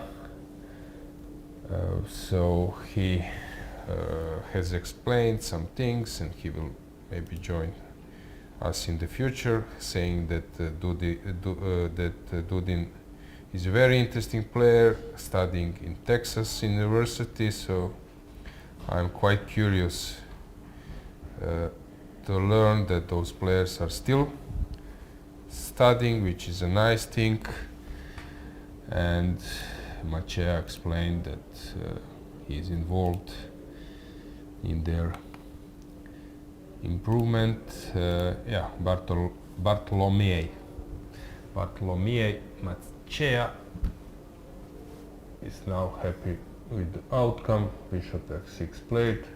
Let's get the board back. d5, and this looks super scary. Okay, 2 pawns, no, pawn up, but complete domination. King f8 was played. Now Dudin. Okay, as I mentioned, he still needs to play few precise moves. But he has also 14 minutes and... Yeah, I think he will play something like exchanging the queens with queen f1 or queen f3. How about Deac? Has he played that move, or is he still in...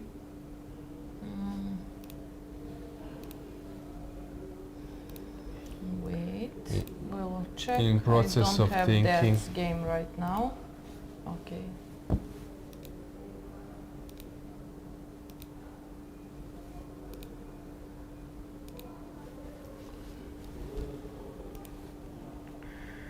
Deac, okay, he didn't play this.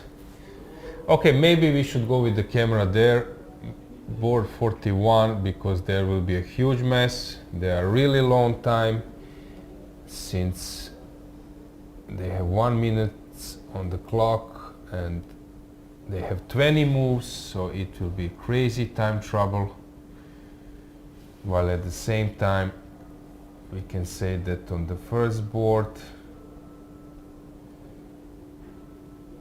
Jufa is still fighting for a win, so Deac standing up after each move. So let's stay here with our first seeded player. And Sarachi is... So Deac didn't play queen d3, yes? No, h4 was played. As I mentioned, he's not sure that he's able to calculate everything, so he wanted to be safe. Let's go full screen.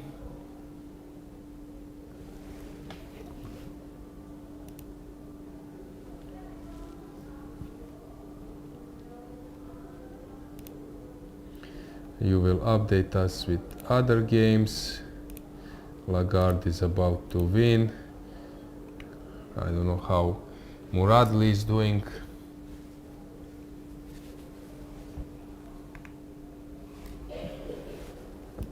So Muradli is, I think, much better. You can stroll around the games to update Sandra while we are watching this one. So Muradli is better, Šarić is fighting.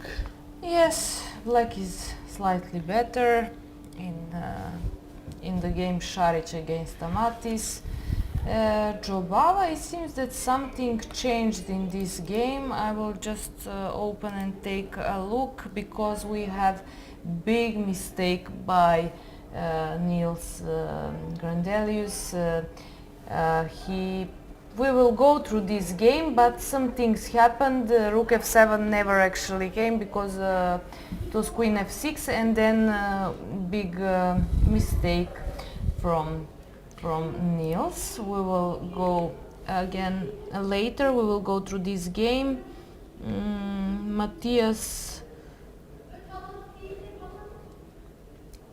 Bluebaum, he is better, yes, so... I don't know, is it possible, Sandra, that we have a different angle for this game, that somehow we can zoom the clock as well, because I think that Deac will start to play moves on the last seconds. So his move was played on last 5 seconds and he stood up. So if we can maybe get the clock as well, because he will now needs to play all the moves on last like seconds. Maybe we can move the camera a bit so that we can get a different angle. So Deac is long time, super long time, 35 seconds, and he stood up. Sarachi is on 45 seconds. A little bit, I'll zoom it to see little bit, because we can see the clock. Yeah, that's it.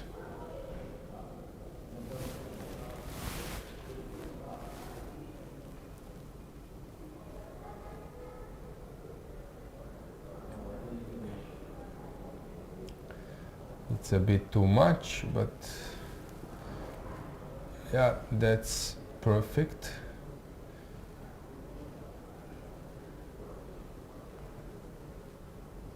A little bit closer, I don't know. So the move was played on last 5 seconds. Djukic is thinking. Now unfortunately we cannot move to see the clock. I think we should go to the other part of the table, of the row, and then to zoom it. So I believe that we can catch it. Rook d7 played on last 20 seconds. Ceremonial is thinking, and blitz action, bishop a8 played.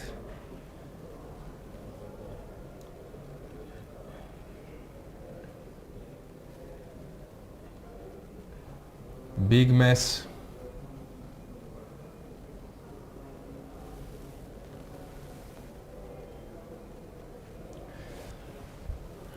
At the same time, next to them, Darda is pushing against Magolt, but maybe that won't be easy to win. They are playing h6. Is about to play h6. Unfortunately, we don't see clock, so maybe if we are at the end of the row, then it will be better, and then we just zoom it. I don't know, is it possible? Yes, that would be the best thing possible. And we can see our cameraman preparing this setup. Yeah, to get this angle, to get the clock visible. And the action, Sarachi, you could see them wearing yellow. Pull over.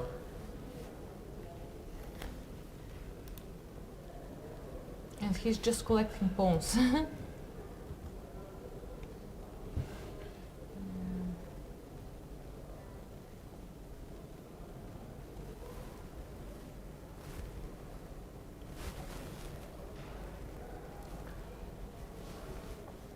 Fortunately,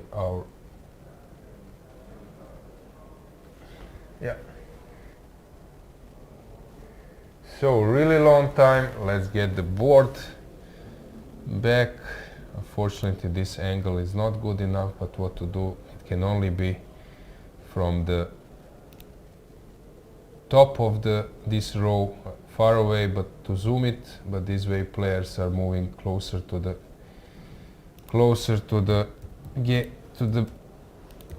board, and you cannot see it, but what to do? Rook a7 played, 12 seconds. Queen c5. Djukic needs to make a move. Queen d2, queen f6.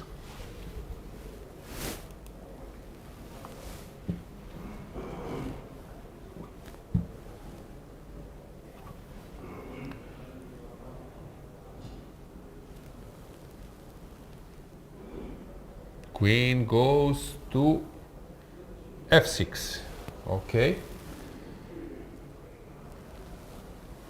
Wow. Yeah. They played 25 moves so yes, far? Yes, they have so many. I just realized this. e4 played. This is a mess.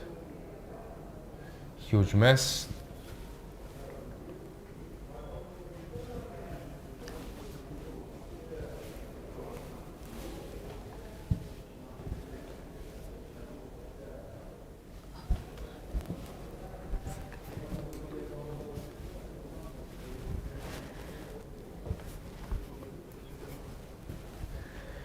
Yes, you can always check, Sandra, here which move is that.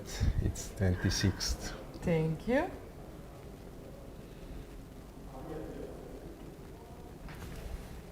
But okay, so now position is again white is better. Yeah, it's crazy position. I'm trying to grasp. You could see that. But okay, the bishop is in the corner and rook is on a7. Let's get the board, because I don't believe that for viewers it will be easy to grasp what's going on without the board. It's a real mess. Clock is ticking, 20 seconds. And rook g6. Safe move. Yeah, yeah, I agree.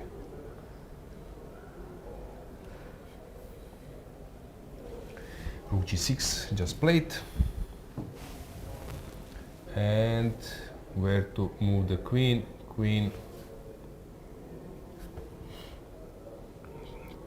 to d f4. Erdogmus is still playing or not? Or that game finish? Yeah, Still they're playing, still yes. playing. Yeah. Still fighting. Which, I mean, I respect. He should fight still. You never know what will happen. Yeah, yesterday was Yeah. the case between Jordan and Jufa. Here, Sarachi just played bishop d5. We are in a blitz mode, a bullet mode, with a big increment. So bishop takes e pawn will happen at the same time. So in other games we can say that it's still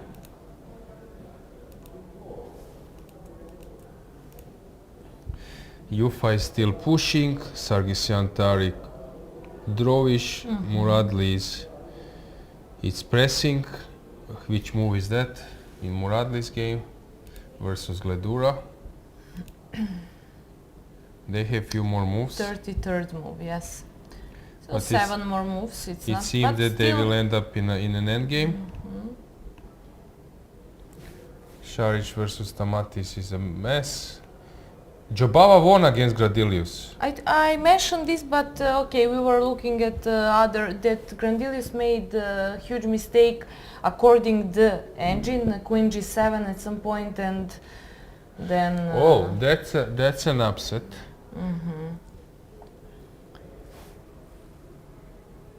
And how about others? We will check that game. So that win by Jobava, it's a really roller coaster. Blugom is pushing against Kanan and Lodic is still pushing versus Kakobyan. Lagarde. Move played on the last 5 seconds here. Lagarde has still an advantage, but it seems that he misplayed it a bit. I'm not sure, is this correct? Navarra is pushing versus Bernatsky. Biere versus Heberla. Many open games still. Let's get the board back just to explain you what's going on. Queen G5 happening. Okay, now if they end up in a... But still they need to make so many moves, 10 more moves. Queen G5, okay, I don't believe now that this will be...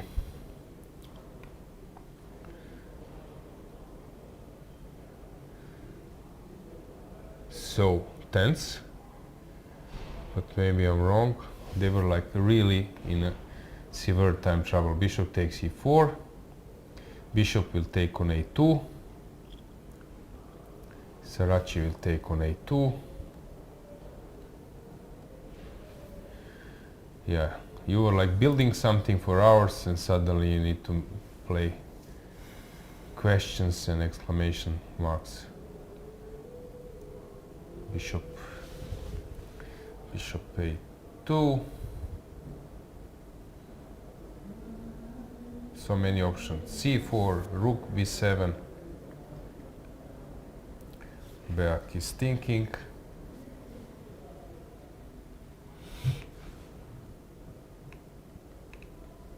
Dramatic events.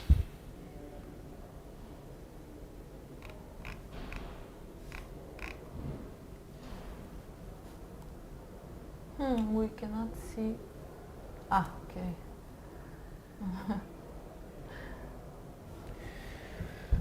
How many seconds? 20 seconds.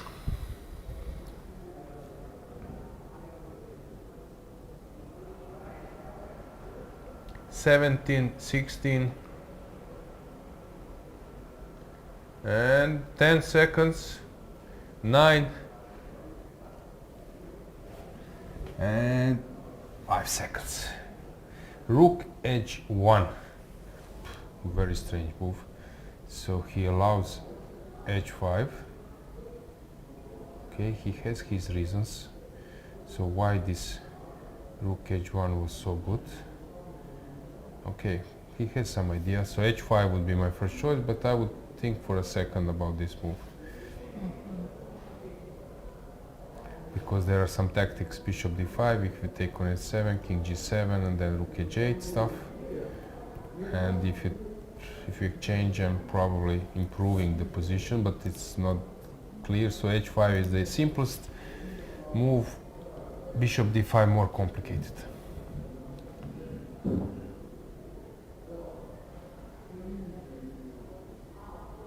I choose bishop d5. Yeah. I like it more. He will not play neither of these two. He played rook e8. Rook e8. Saraci. Tricky move, but maybe a good one. But can go. Now if I take on h7 and play king g7, I don't get it. And I move my bishop to back. d3. Yeah, so I don't allow Not rook c2 e2. to allow rook e2, yes. Yup. No, rook e8 was a mistake, probably which will cost him dearly.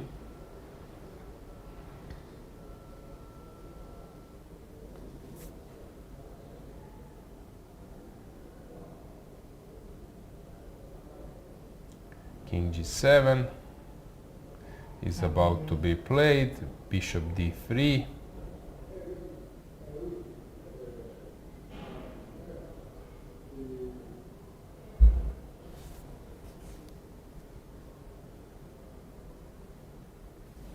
Yeah, king g7, the most logical move.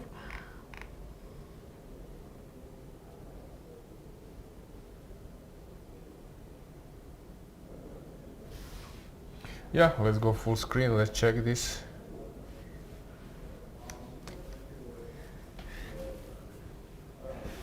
You know which move is now? No, I don't know. Yeah, 5 more moves, yes?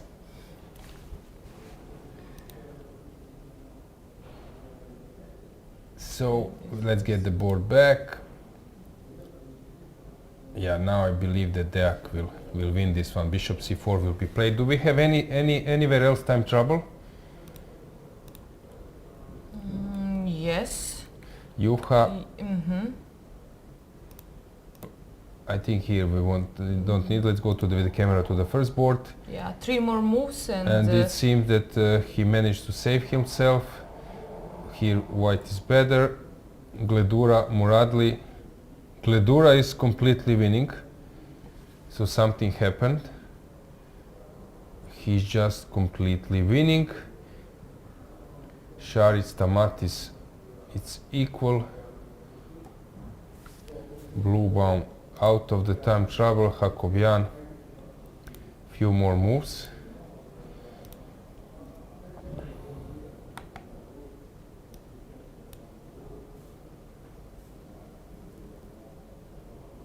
Okay, still not so clear. So Lodici, rook c8 played.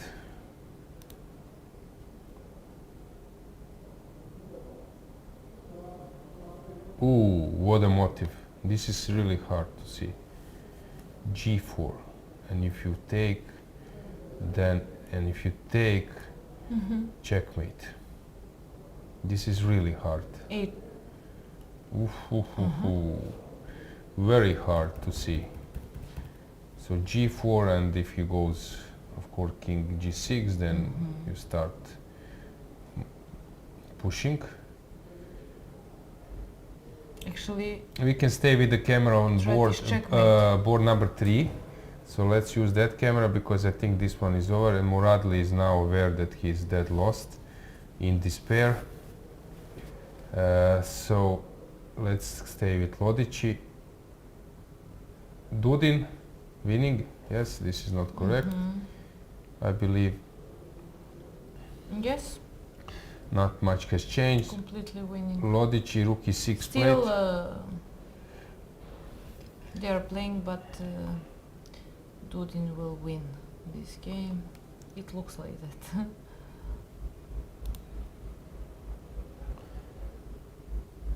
Muradli in despair. Gledura is Maxime Lagarde, good way to win his game with 2 pieces against rook, but also very important pawn on 6th rank. What else we have?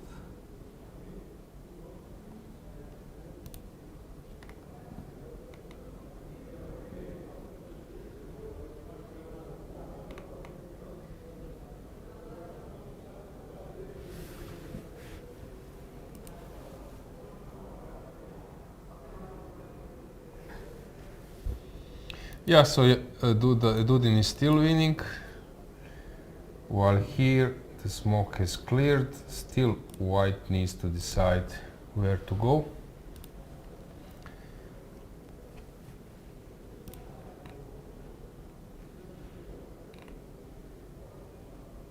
How is Jordan Van Forest doing?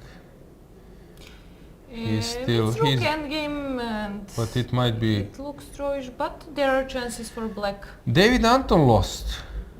Really? We will check that game. It's a bit surprising. Okay, Here is- white. Okay, so 14th move played, and here we will have an exchange. So I suggest that our cameraman just now makes a stroll around the playing hall, and we will update. So let's go with the board number 1. So Yufa just made a move, and let's check what happened here. He was doing very well, and then misplayed it. Okay, he lost. Okay, he missed this queen e6 move. That was missed by him. So, because any other move, if you take on c4, you're losing. And after queen e6, if you take, you cannot protect the c4. Can we get Badur interview unless he wants to watch? So I don't think we could catch him in playing. Georgia is playing versus Armenia. Yes. Yeah, Yes, so Martirosyan probably- told me about that, that there is a match today. So Sargsyan will move forever in this endgame, but it's draw. Board number 2. Wow, Badur is GOAT. A lot of people who really likes Badur and his chess. Yep, so Sargsyan is better versus Tari. Let's go with the camera to board number 2. If we have a cameraman there to check how Sargsyan is doing versus Tari, they will play forever, but still it's far away from just making a draw. You can go full screen, you could see that Tari is quite comfortable.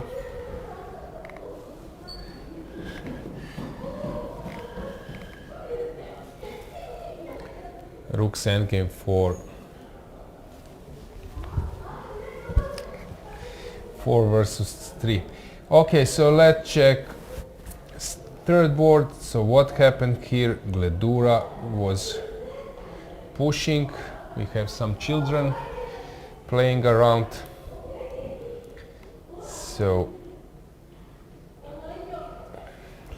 So for some of players, free day started. yeah. We can hear that. Yeah, okay. Let's have a board back.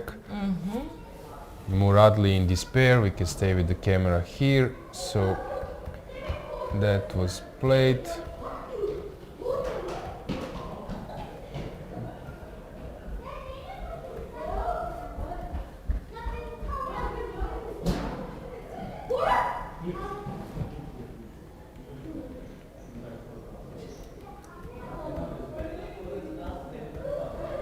Ivan Šarić is looking for 3 boards. Everything, Break after time travel. everything was fine. Everything was like a super level, high level game of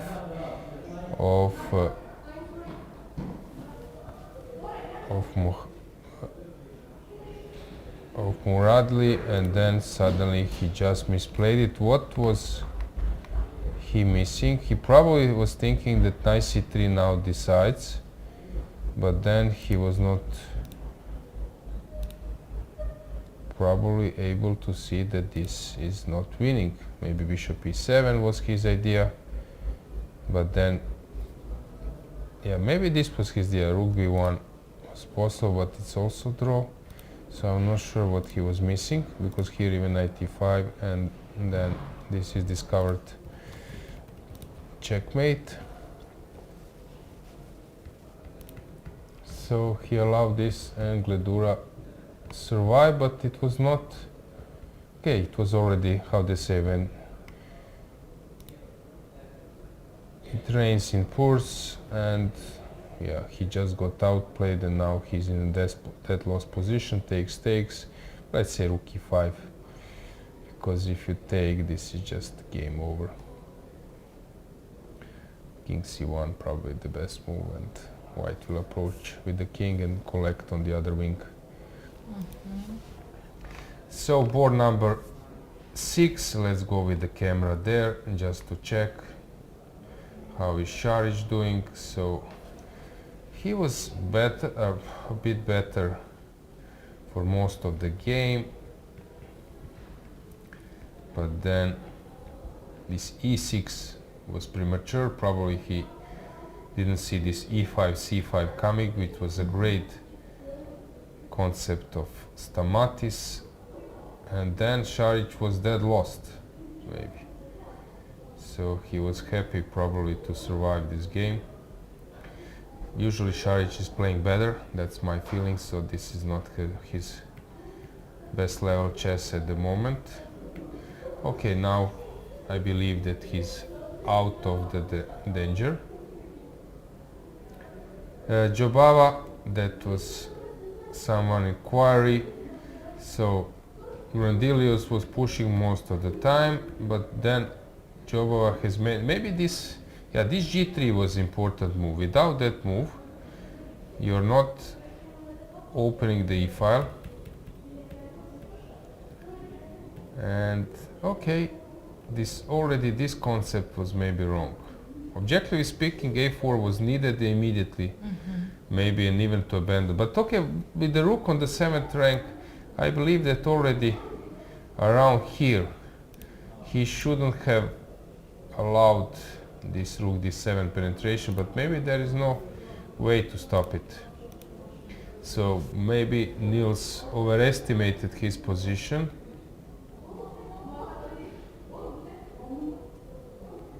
And yeah, he gave a pawn, and suddenly this bishop should be behind the queen to form a battery, but this way he just resigned. So why did he resign?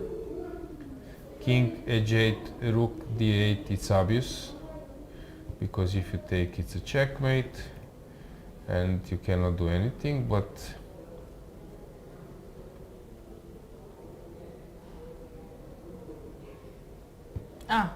Queen b8. Queen b8, that was Jobava's idea, and now to take on g7, but after queen a8, I see rook b7. Ooh, now I spotted it.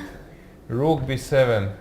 Okay, this is crazy to see, because being low on time, to be able to spot this trick, and white should be lucky that any other moves lose. White should be lucky that there is this idea. Queen b3, yes, exactly.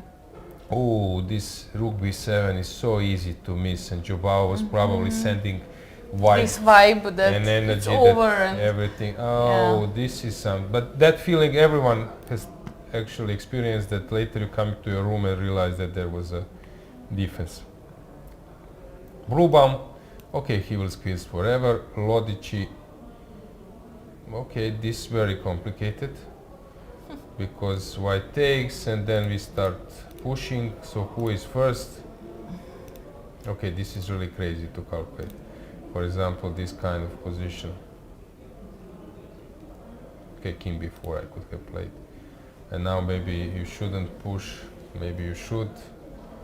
And I have so many pawns. Yeah, this is really hard to calculate, really hard. But usually I believe in pieces, so I won't be so afraid. Lagarde, he is just winning because he will find a way how to push those two pawns. Dudin won. Kuzubov is a pawn up. How David Anton lost his game. Yeah, it was a messy game, if you recall. This g4 was played, but then yeah, he cracked under this pressure. Couldn't find it. This is not the best David's part, this kind of position, so I'm not so surprised. Jordan has managed to win this endgame, or he's about to win, so he's ready to... Oh, the rook is locked? Yes. If you go rook a5, rook d5 Rook is the d5, trick. yeah. So Jordan once again is getting into this rook endgame. We can maybe go with the camera to that board. So it's a board number 15. Yes, and he won a game. So yeah, I his just saw opponent results, so I was confused if so game his is opponent over. just resigned. Navarra once After again. yesterday's Crazy. game, this was important Crazy game from Navarra. Cheparinov is pushing Sandra, but Biera is suddenly much better. So what did he play around here? So we left in this situation. So he played rook d2, but his opponent didn't want to enter this knight c3. Very strange. Very strange.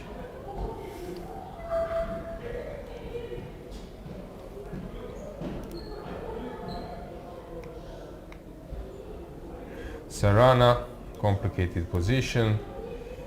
Moroni made a draw versus Kuru, Chulun versus Kantor. Sonis won with the black pieces. So many interesting games. Dorchenko pushing, but it won't be easy.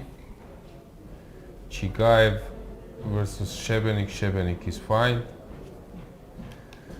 So many complicated games. I think we can go for a short break and then we will check final moments of the round. So let's go to a break. Noua Aqua Carpatica Flavors, un produs extraordinar căruia i s-a făcut o nedreptate și a ajuns să stea lângă sucuri. De ce nu ne-au băgat la detergenți? La geluri de duș sau la parfumuri? Mai bine ne-ar fi pus la cosmetice și noi hidratăm corpul. La iaurturi, că folosim fructe adevărate. La produse românești, avem cea mai bună apă Aqua Carpatica Carbo. La diete, că avem doar sirop de agave. Sau la produse de import, că arătăm prea ca afară. În realitate, am fost etichetați greșit. Aqua Carpatica Flavors, apă minerală Carbo cu suc de fructe și un strop de agave. Puritate cu gust de fructe. Hai să nu mai facem etichetări greșite.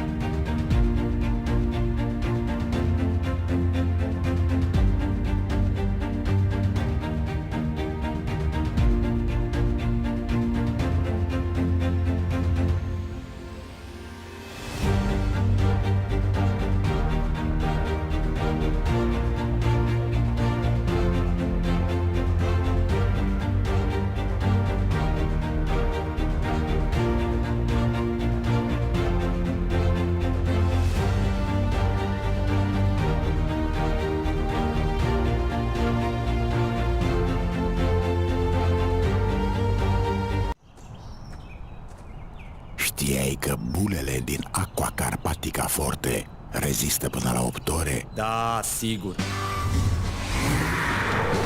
Bine ai venit în galaxia Super Bula. Aici bulele nu sunt orice fel de bule, sunt super bule, mai mici, dar mai efervescente și durează până la 8 ore. Bravo! Puritate cu super bule. Aqua Carpatica Forte. Chess moves. Smart. Free eSIM. Smarter. At Global Cell, we believe in empowering connection on and off the chessboard. That's why we've partnered with the European Chess Union to bring you a gift as strategic as the game itself. A free eSIM with 100 megabytes of data. Staying connected has never been this simple. Just scan the QR code, install your eSIM, and enjoy seamless global connectivity. Global Cell supports over 190 countries. Global Cell and the European Chess Union, a checkmate for connectivity.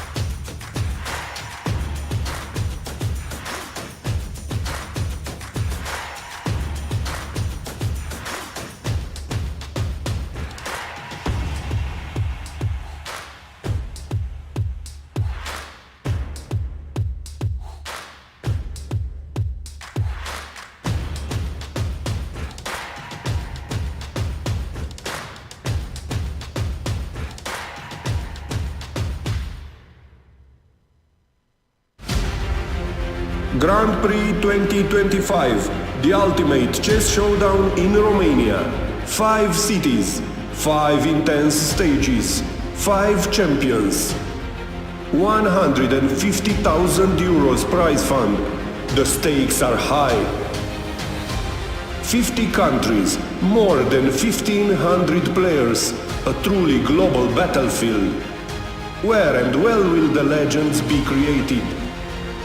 Bucharest Grand Prix Rapid in May. Alba Grand Prix Rapid in July. Brașov Grand Prix Classic in July and August. Arad Grand Prix Classic in August. Craiova Grand Prix Rapid in September. Join the elite, make history and prove your mastery at Romanian Grand Prix 2025. Sign up now and let there be chess.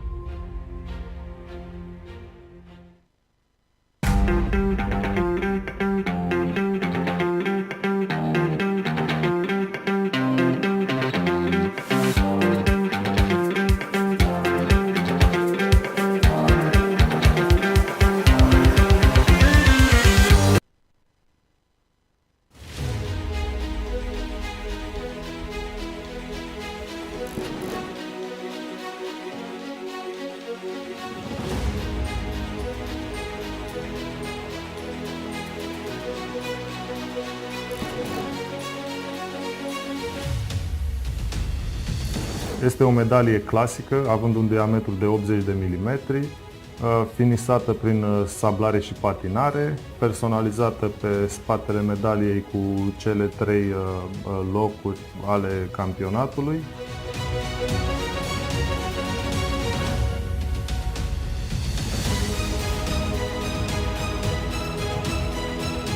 Un eveniment care va rămâne în istoria șahului european, în istoria șahului românesc, cu siguranță.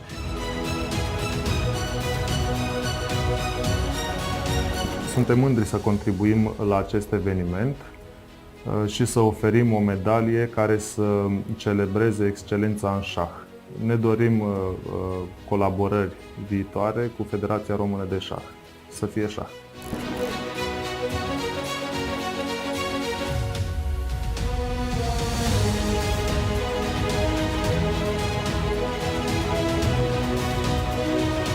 Pe mine ne onorează colaborare cu această instituție de prestigiu a statului român, care a ales să ne ajute nu doar în cadrul acestui eveniment de campionat european, ci și în alte evenimente organizate de Federația Română de Șah.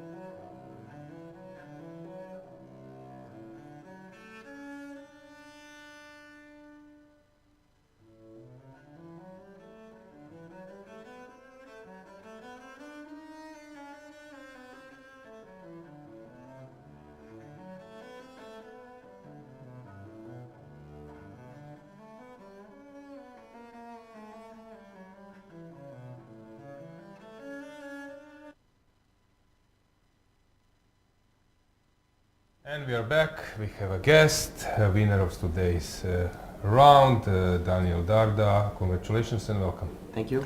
Yeah, let's go to the game. Let's check it. You can move yourself and stop.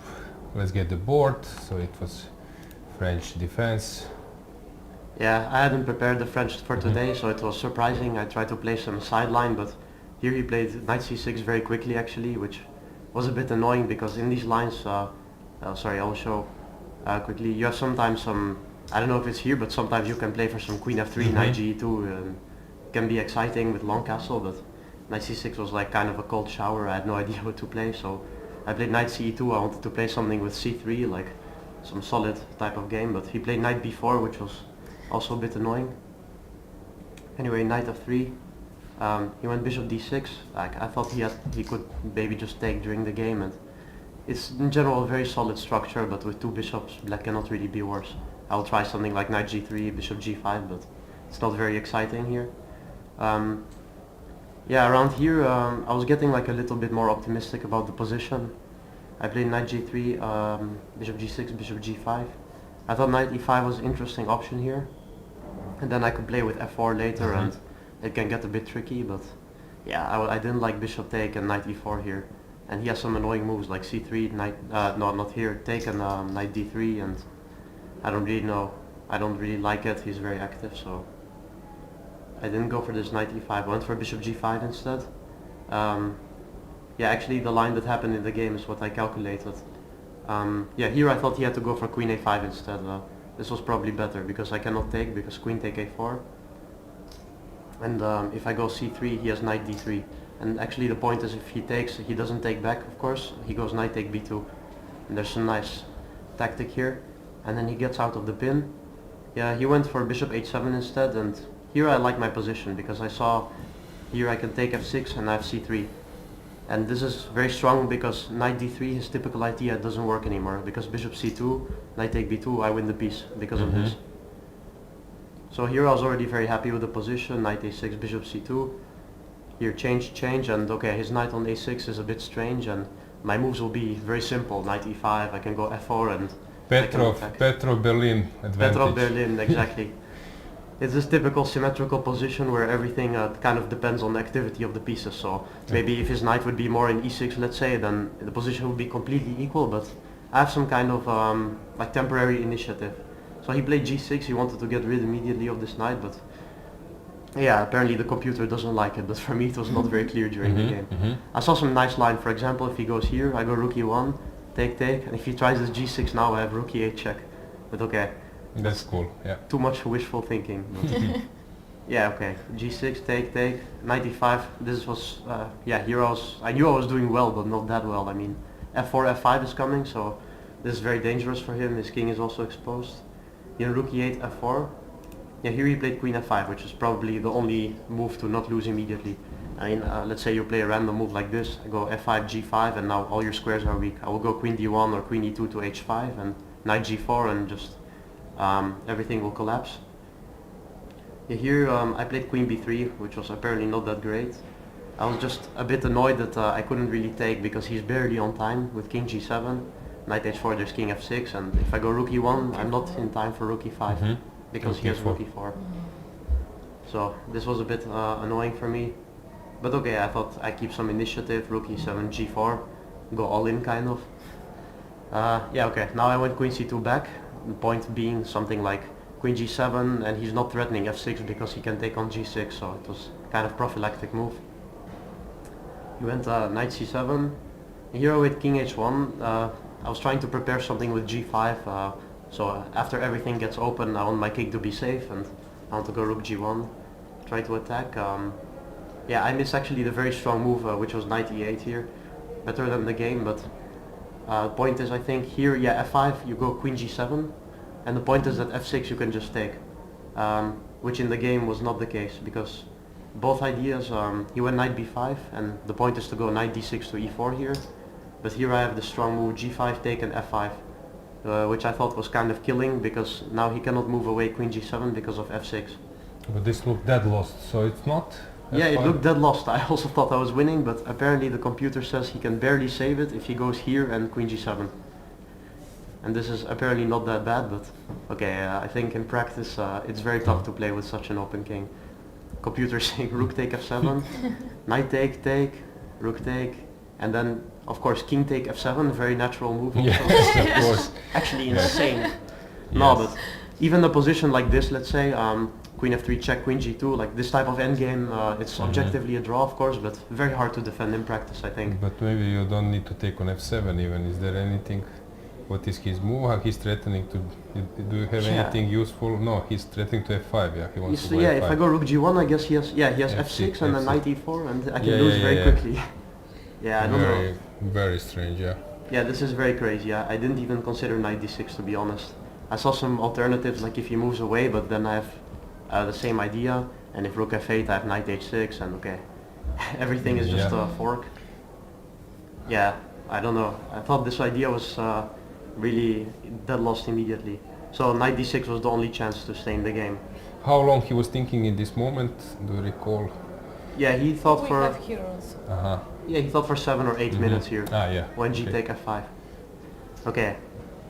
Other move was queen h8. I also saw, but this is also not the move you want to make. Rook f8, queen f5, and you can resign immediately. It's a temporary blockade. I think he missed maybe the game continuation. He thought he's saving here with f6, something like this, but he missed that I can play knight take f6 here. And it's a nice tactical point, and yeah, from here on it's actually a pretty straightforward technical win. Yeah, yesterday you played like boring opening. As usual, yes. No, it was really crazy. How did you like feel there? Because it was, we can even show I will checking quickly. You can. Okay, I'll just show quickly. Yeah, here c5. This is not a move that I ever saw in my life. They're like. But of course, it was already played before. Yeah, this there is are like crazy. 2 or 3 games in the database. I saw it, but I checked after the game. Like, okay, I lost this game and I was upset, but I was more like interested than upset even. Like it was. I mean, I was having fun, you know, but yeah. No, I think you reacted very well.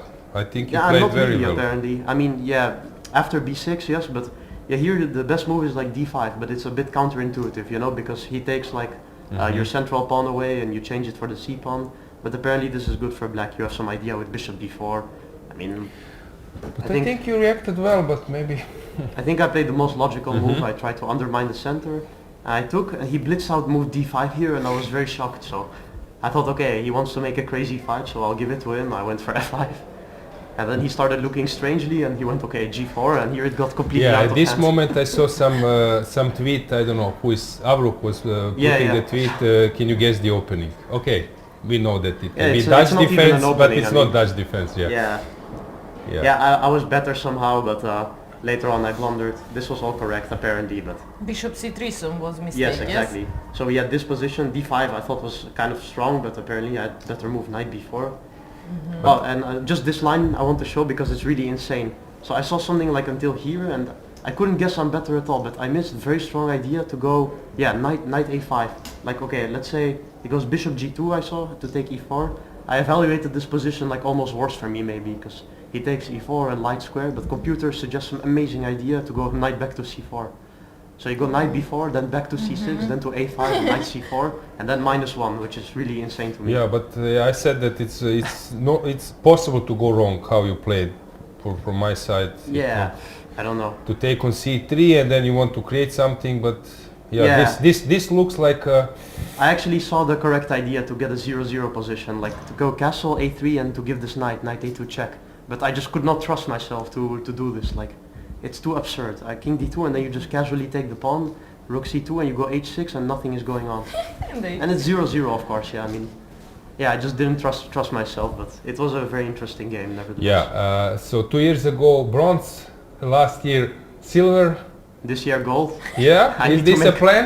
I need to make a very big comeback in order to make this happen. So we have a nice poll how you will spend your day. So we offered some possibilities, I don't know, prepare for the 7th round, visit George Haji, or to maybe rest in hotel spa. What would be your answer? What are you playing for the tomorrow's day? Okay, I will definitely not start preparing before 2 p.m. or something, so I'll try to relax, walk on the beach first, and yeah, just prepare a bit later during the day. Okay, Daniel, thanks for joining. Thank you. And, Yeah, thank you for having me. We will go back to the playing court. So, Sandra, let's see what do we have. So many things. As I said, I was around 2600, but I was okay. I could calculate, but I was more playing on some kind of general understanding and so. But I'm so impressed how they calculate. They are really fast. So, and you know, it's sometimes funny. There was also commentary. Gaishi was there and the Djukic, and we didn't have this setup with the touch screen. So I was sitting there instead of you, or Dragana was at that time, Nikolovska, my co-host, and then they would sit and they would start telling some moves, Djukic, Ergassi, and some other. And then I will say, if you want to take a mouse, and I was expecting that they will be slow. You know how fast they are using all those apps. They know where to retreat, no mistakes. So he's doing, you see, Daniel as well. Yeah, even fast. after a game, Yeah. yes, without Touch like screen. let me remember or something. That's Just what bam, bam, bam. Yeah. No mistake, fast forward, search, find the games, find previous round. Yeah, very cool. So what do we have in the playing call left? So maybe we could just check. So Yufa is still playing. Let's go with the camera to that game. So Yufa is better, pawn up, but I believe that this game will end up in a draw. Sargsyan will move forever, but he's low on time already. Board number 2. Someone said that Ivanchuk won a nice game, so let's check that one.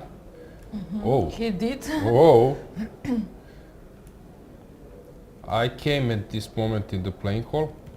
So this is known Karo-Kan advanced variation. Of course, sometimes it resembles this C5 line, DC5, but it went this way.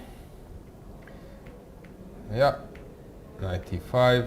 And Vasily, for example, really a fabulous game was Arjun Ergaishi versus Vasily Ivanchuk at the Club Cup in Serbia. Vasily was white, and Arjun was at that time 2800, playing all those crazy games, super sharp. And I think Ivan Sokolov was speaking with someone.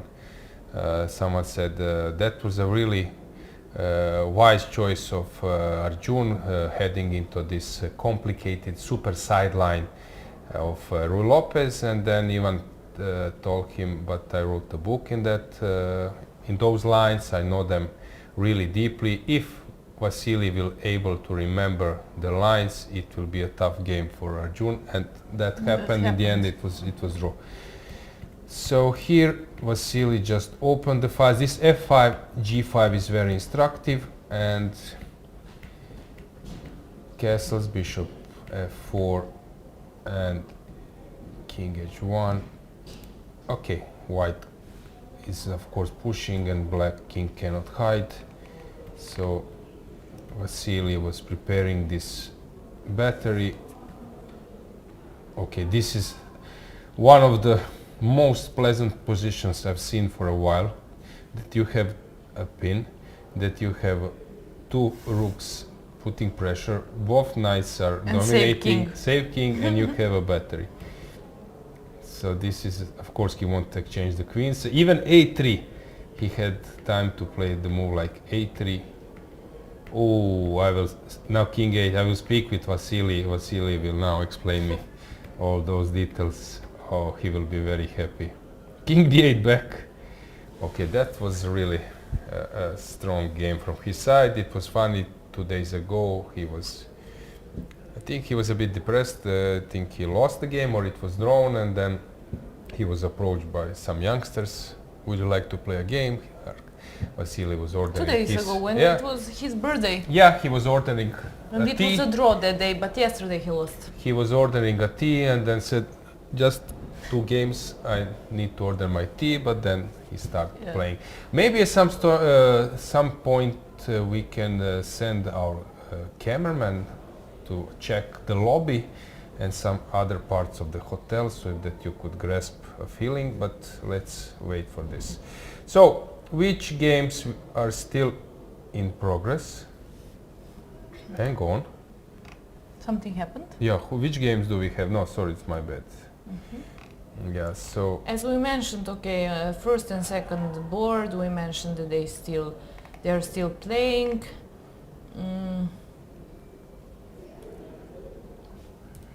so there are many, right?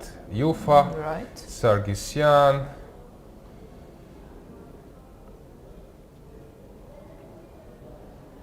Hakobian against Lodici. Lagarde is still playing.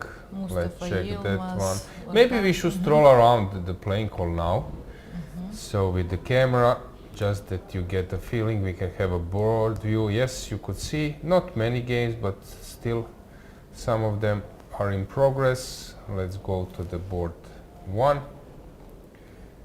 So Ufa is still playing, but it seems that it will be a draw. Let's go with the camera to the next board. Board number 2, Sargsyan is playing versus Aryantari. Okay, Gabriel is of course legendary player, but I don't believe that here he will do anything because his king is cut. Let's check the next game in progress. Šarić made a draw. Let's go. Gluban won. Let's go to Lodici. That's a mess. It's a board number. Which board is that? 10 or more? No, it's just a second. It's more than 10. No, actually it's 9th, yes? Yeah, it's 9th. Board number 9. Let's go with the camera there, because this looks that White has managed to outplay his opponent. How? Slowly by slowly. Yeah, sometimes you can only defend with this system of building a bridge. So king g3 and then this kind of stuff, and you can build a bridge. Or rook h4 first. Okay, here I can take on h7, this is the point. But also I can prepare building a bridge. So he went for king g2. And now... Okay, this is super complicated. But we can stay here for a while.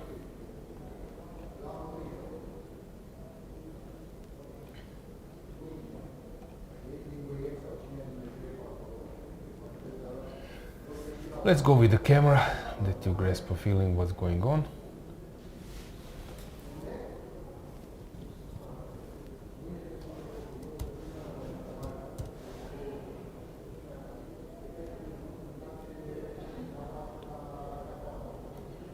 Okay, we have something like 20 games in progress, so it's still far away.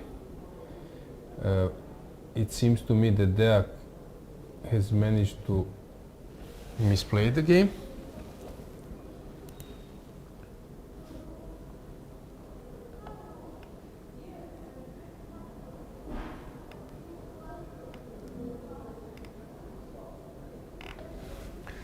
Yep, you said that you wanted to add something.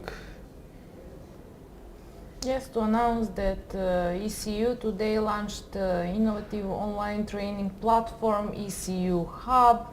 The platform is designed to enhance the skills of chess professionals, trainers, teachers, arbiters, and all enthusiasts across the Europe and beyond. From the website, which you will see on our online chat, you can book your place for next ECU seminar. 40 of them are, till now, and the webinars are already scheduled and the registration opens by priority. So whoever is interested in this, you can just visit a link, and then if you want to get more details, you will see there.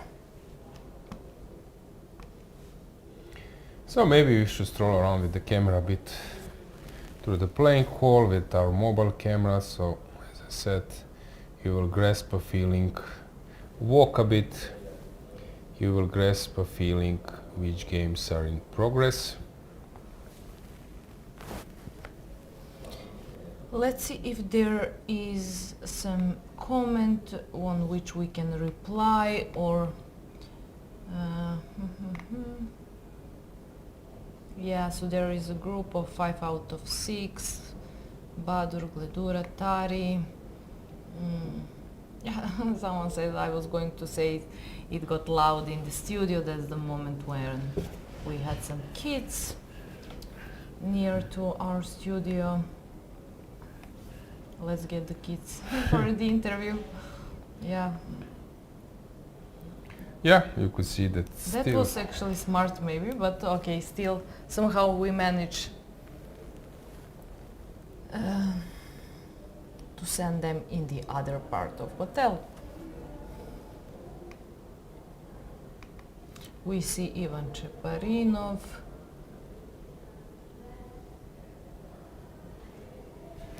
And Navarra against Pierre. Yeah, I like this, that we stroll around a bit. What is happening in Bernatsky-Navarra, actually Navarra-Bernatsky game? It looks somehow dangerous, but maybe it's not. Ah, there is no piece for Bernatsky, yes? Let's get the board. We can stay here for a second. Two will come and queen b2. Navarra, yeah, Bernatsky. So it was a crazy fight.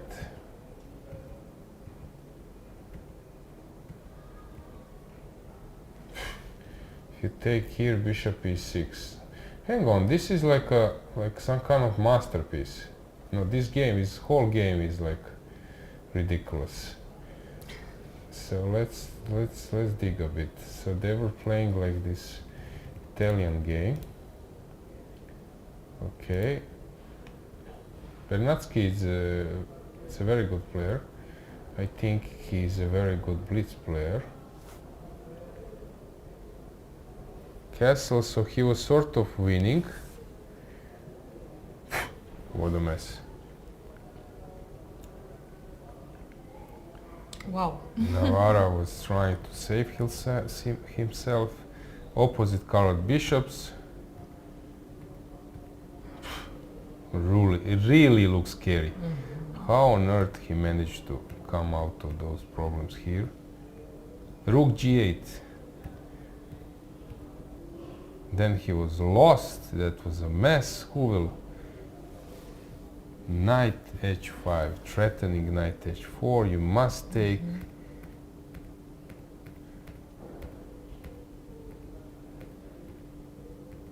And they are repeating the moves, so we can go. Yeah, it's a drawn game. So Navarra versus Bernatsky. But let's move around a bit. With the camera we can go full screen. This is Sarana. Sarachi is playing.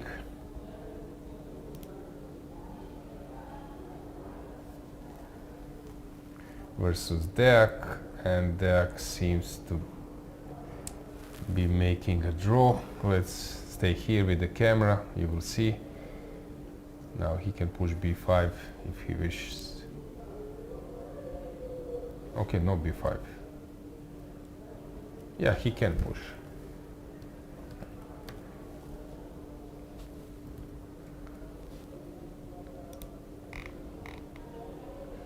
Yeah, a lot of draws for Deak, yes? He made 3 draws in a row, and this would be 4th.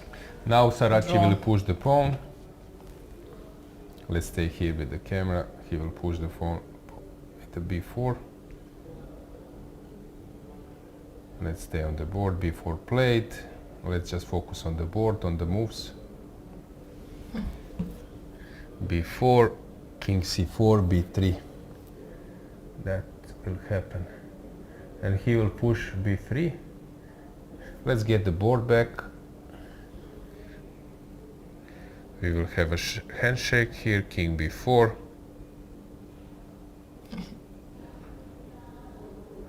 And Sarachi survived king a4. Okay, let's go full screen because it's cool.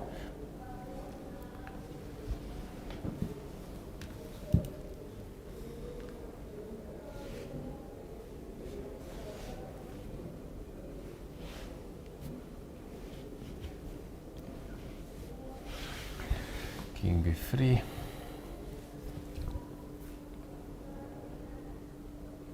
Are they going to play?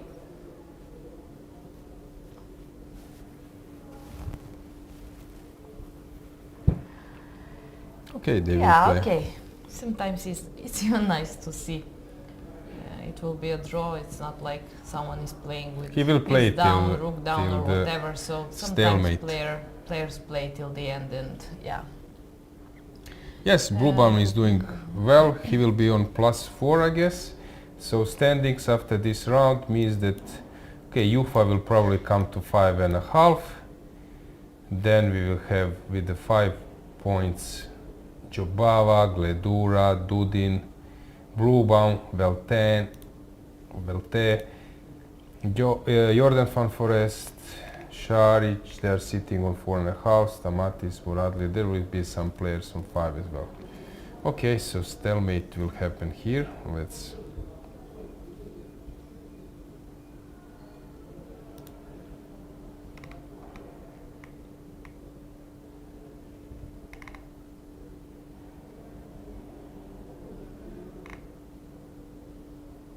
I know Sholak at some stage was playing till the checkmate, and I recall when I won against him at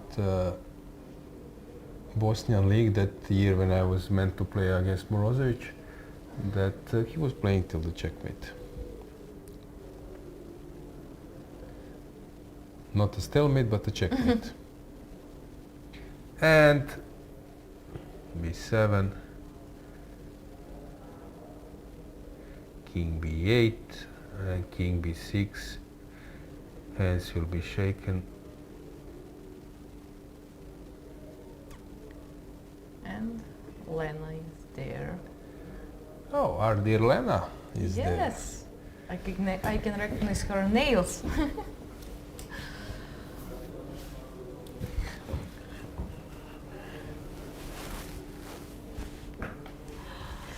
Yes, interesting that you could see those details.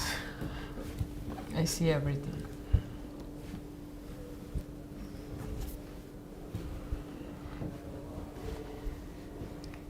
What else we have? I just Which game wanted to to. follow? I just wanted to take a look of that game, of Deak and Deak Saraci. versus Saraci. I'm curious. Let's get the board back. So we left around here. They were playing this position, and Deak was better, but he decided to exchange the rooks. Yeah, he was tired, I guess, since he ended up in this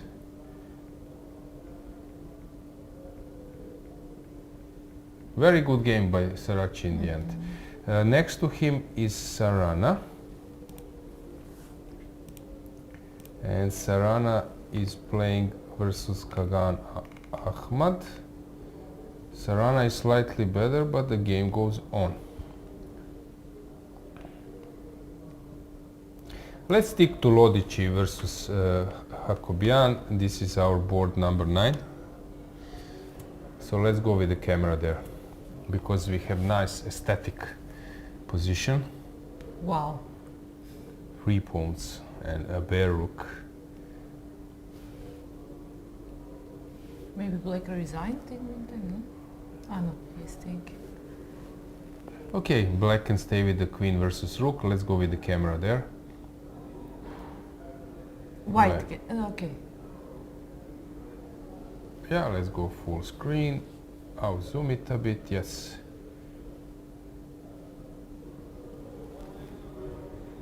Yep, it's balanced. Yeah, regarding today's today's football match. That's Croatia playing in this League of Nations quarter-final versus France, and other usually Spain. Spain is always playing in at least quarter-final of some European or World Championship. Our dear photographer David Lada will for sure agree with that. And yeah, Croatia is playing versus France. Luka Modric is there. Unfortunately, if I would be in Croatia, I would go to Split and check that football match. We have Mbappe playing for France after a while. Sometimes it's nice, I don't know about you, Sandra, but sometimes it's nice that you have your obligation playing a chess game, and then there is a football match in the evening or something you tend to follow. Of course, it's always good to spend some time with sport. Which type of sports you prefer? I prefer tennis and basketball. Okay, how come? Well, I just like basketball and tennis. It has to come. How come that you like football? Yeah, I was playing it. Have you played? I have one good friend. He plays for Serbian national team and basketball, and he plays now in Spain, Stefan Jovic, and that's how. Ah, cool. In which city he lives now? I'm not sure. I know that he's in Spain. So not just because of him, but somehow I like basketball because for me, if you ask me, it's more dynamic than football. Everything goes faster, and that's why I like. But also I have this connection with some of basketball players. So good. Yeah, cool. And I also like tennis because we have the best in world, Novak Djokovic, so I was following a lot, but not just because of him. I liked also Federer and Nadal, and I really, it's amazing what they did in their careers. Do you like to do some sport? Are you practicing something? I was training volleyball, yes, but at some point I just stopped. I don't know. Chess was always first on my mind, so yeah, somehow that was kind of more like a hobby, let's say, sport hobby. But I really like also volleyball. Cool. Yeah, I know that you're quite successful in volleyball world champions. Yeah. Well, cool. Very nice. Probably some gym as well, running. Do you like to run? I don't like to run at all. I like to walk a lot, but I don't like to run. I like to walk, to swim, and other things, but I don't like to run. You should try. It's cool. It's nice. I mean, this jogging, yeah, I run just when I have to run. Yeah. So. Yeah, I know that many chess players like to jog, so it's cool. You like to run? Do you like to? Okay, from time to time I do, but then I switched to tennis recently a lot, and I play football twice a week, so it's not easy. Nice. I knew for tennis, but I didn't know that. Yeah, for football we're playing twice a week for last 20 years. So twice a week, every Thursday and Sunday. My wife knows that I need to go to see my friends and to play some soccer. Yeah, but that doesn't mean much. What? Yeah, that I'm some kind of super good player, but I like to play. And actually, when I'm playing tennis, it's a duel.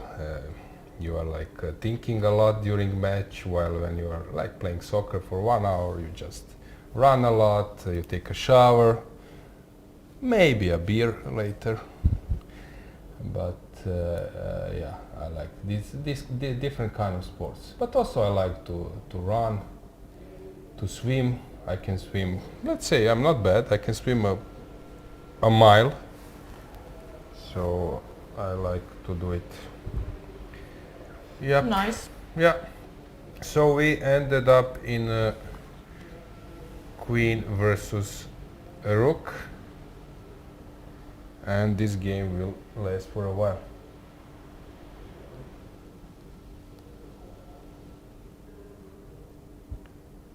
Actually, at some stage there was a computer. You know that some tournaments, I know that, like, of course Kasparov played this Deep Blue IBM match, and there were like guys who were bringing, I don't know about you, did you have this computer, home computer with whom you could play, how they call it, Mephisto or something, where you could like play versus computer? You would like... I was very young and it was some option, but I'm not no, sure. Not over computer, but there was some kind of chess computer. So you could play chess only on that. Not a program, but it's like a hardware as well. I didn't have that. And I know that one guy actually, he was carrying that computer set, and they allowed him in the beginning.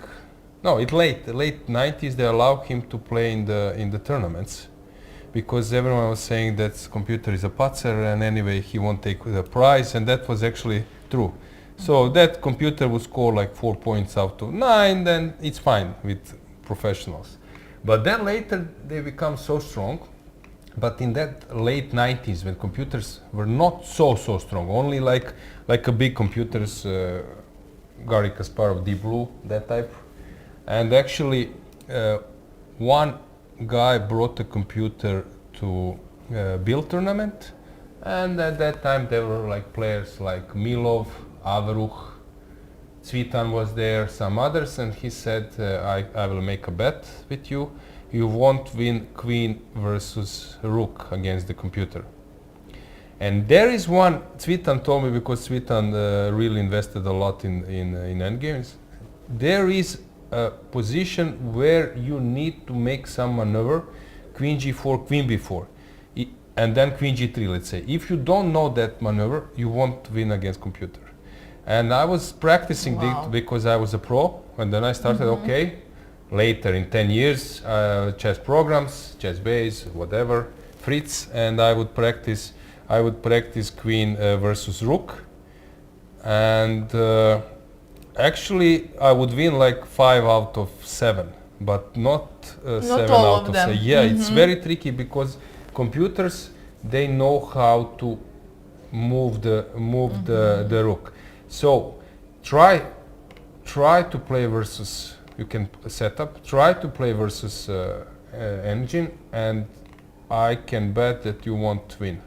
It's really hard. The problem is that human will keep the rook connected with the king, and that is bad. Yeah, I heard so this. You should move it. It's not logical, yes? Yeah, you should move it, but computer knows when to move it. Okay, I know that there was a famous game, Morozevich-Yakovenko. You can maybe even check it. It was Linares, where Morozevich blundered a stalemate. This is a well-known game. It was, I think, Linares tournament, and Morozevich was pushing. Let's get the board. I will show you what was the concept. So, hang on, my mouse is frozen. Mine is not. Okay, what to do. So let's say like this, and I will try to set up the position. I don't know, let's say check, king b, and then let's say king d5, like this. This is typical trick. This is typical trick, but it's stalemate trick, but it's also possible that you blunder it in a different way. So for example, I give you, let's say like this, I don't know.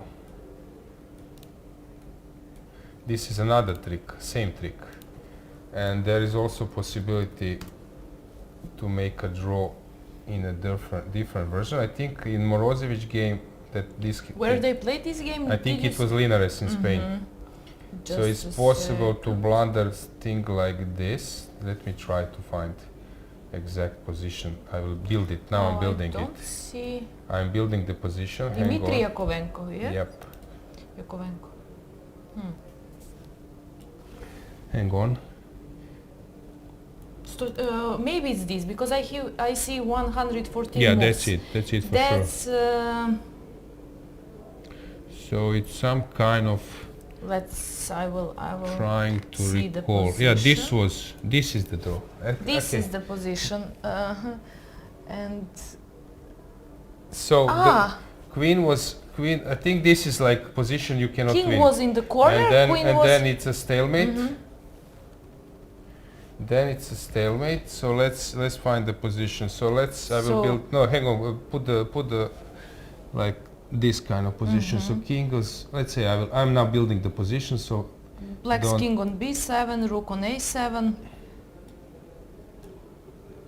So let's say king b7, Queen on king b7, d8. queen d8, and it was white's turn. Yes. Okay, so hang on. So let's say like this. No. Queen e1 was Like this. Yes. And now then queen b6, queen b6 was checked, played. and the king in the K8. corner, of course, and then Yakovenko. king f3, which is two question mark moves. This is a move draw. of two question marks. But okay, it's And very. now it was like king d6, king, rook d7, king. It was Pamplona. It was not Linares, but it's correct. Pamplona 2006. Yeah. Yeah, this is painful. Yeah, my memory is not so bad. Yeah. And there is a comment, and this is hard to understand. Grandmaster Morozevich falls into a trap, which is really well known. And but please check this mean, game. it So happens. Morozevich, I think it was Morozevich Barev, that Berlin candidates, 1990. I don't know. Maybe Morozevich. I think it was Barev, Berlin candidates, when he lost and left. With two? Yeah, left his. Barev. Yeah. Left Okay. his things at the hotel. Ah, wow. Okay, they played Too many many games? candidates. Candidates and the date. Okay, it was older. So candidates who won here, Morozevich. But Morozevich lost. Okay, this is first round, so probably that's not true. And this one is sixth round. I think it was candidates. But Also some endgame or? no, he was completely winning, but maybe that's not the thing. He was completely winning. Okay, long games, never mind. But that was maybe not that one. Yes, he was 3 pawns up. But I don't know. Sixth game, Barev Morozevich, 2002. Dortmund. Sixth game or and he was totally winning. So they played a match. Yeah, that was a match. It was not a candidate tournament. Probably it was a match, and he was In two 3 moves he pawns, just, 3 pawns up, and then he said, "Okay, I'm checking out." Okay, so let's see what happened here, guys. If you have anything in chat, now it's a moment to discuss. You can ask Sandra some questions about her plans. Or We were talking about my plans 2 days ago, but if there are some questions, be free to ask.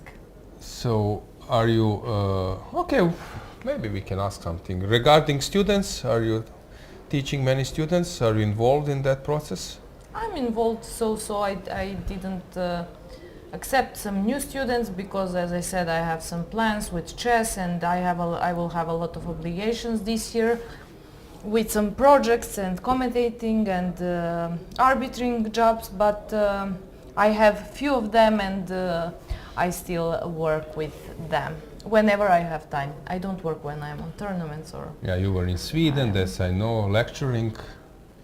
Yes, It just was one day. It was in one school, and some young players. We had just a lecture of 2 hours, and I was very surprised, starting with how their school looks, and then with those kids which were for 2 hours very concentrated and doing a great job. I even gave them some studies, and some of them could find solutions, and yeah, it was very nice experience.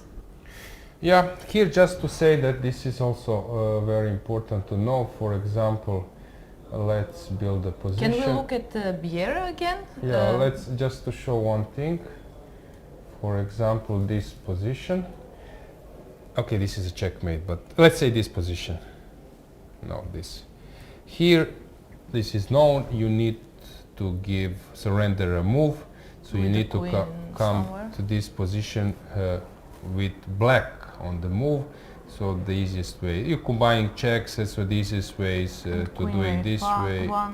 Yeah, or some others. And then wherever rook goes, you just target those two connected squares, and you're just thinking how to move there. So this is the only thing you need to know. You mentioned Jonas Biere. Yes. Let's check. We have in our chat. So Jonas, Nielsen I asked think us if we he could. finished that, Yeah. so this was a bit long ago. So how did he play? Jufa is still playing. Lodici is about to win. Let's stay here. Kuzubo is about to win. Chigaev versus Šebenik, I don't know, looks better for white, but maybe Gumularts is winning. Kušenbet is winning. Sarana will need to move on a bit more. So let's stay with Lodici and then we can move on. Yeah, Jacobian in despair.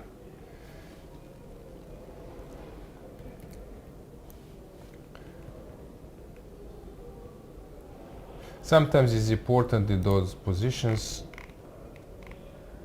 that you just give a check and then place your queen without giving a check. So here he's just checking that if he goes this is that trick you should take eye on. Anything in chat? Anything you want to discuss? How is our poll doing? Poll. Nothing. Hotel Spa is improving. Changed, yes, but still on leader or on the first place is prepared for the 7th round, but we could hear from our guest Daniel Darda that he will not do that for sure on a free day. So Emre Can mentioned that he will visit and Turkish delegation will visit. Yeah, so I believe that this will increase in the end. Do you know what you will do for a free day? Probably I will also go to check it, because I recall his matches. 1998 Croatia played versus France, and yeah, we won against Romania in quarterfinal, then in semi-final lost against winners France. Davor Šuker scored a goal, but then it was 2-1. Thuram in his career has never scored a goal, but later, but in that game in semi-final he scored 2 goals against Croatia. For example, Mario Stanic and some other players, when they were playing with him in Parma, they would say every time any Croat would meet him from opposite team would ask why and how come you are the only one who scored 2 goals in one match, and then never before and afterwards. Yeah. I think his son is now playing. Maybe he's not his son. Maybe people who are following football will tell me, because it's a known player. But what to do? We took a bronze later. So here Queen A5 played. Lodici will be. Rook A5 played. Lodici will win this one, but yeah. Interesting day,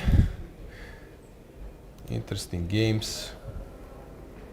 If I'm not mistaken, Sandra, and I think you mentioned this, that today we have some player whom you know, but you don't know all the facts, who is having a birthday.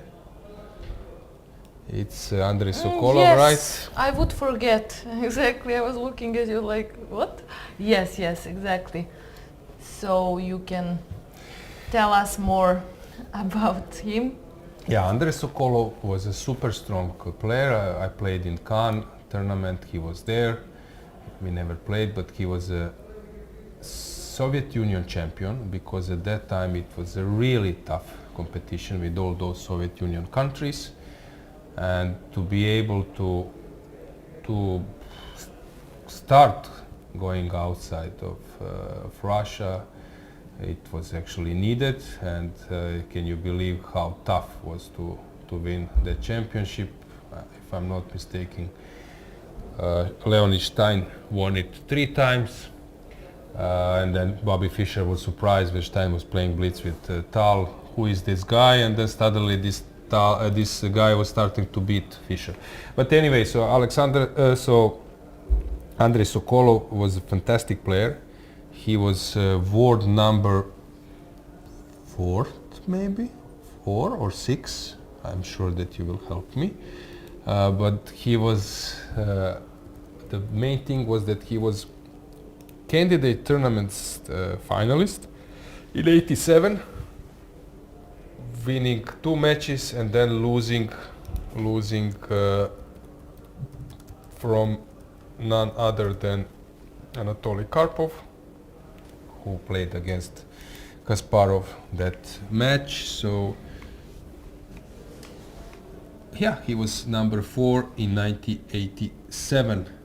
Of course, Ivan Sokolov is maybe more known, but Andrei Sokolov was really strong player. He started to represent France in 2000. I don't believe that he's playing any longer. He has this ridiculous rating 2450, which is really ridiculous. That player was super strong. By the way, how are French players doing in this event, Sandra? Let's check. I'm sure that you know all those surnames, that you will pronounce it easily.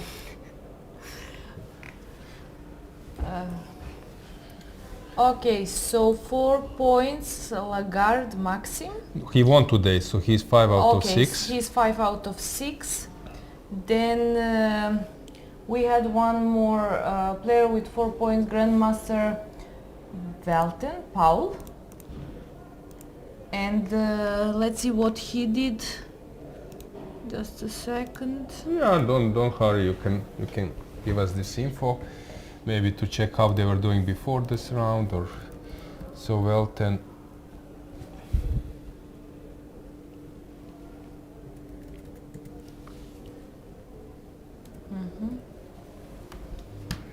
He won a game. Okay, so 2 of French players are now on 5 points. Lagarde, Maxime. Yeah, he won against Anton Hiharo David, which is a... Yes. Now I have to check Boyer, what he did. I don't remember, we went through his game, just a second. He made a draw, so Boyer is on 4 points. Those 2 players I mentioned are on 5 points. Yep, he made a draw against Wojtaszek. Yeah, correct. Yes. And so yes, he's on 4 points, and we had a lot of them with 3 points, like Maurizi,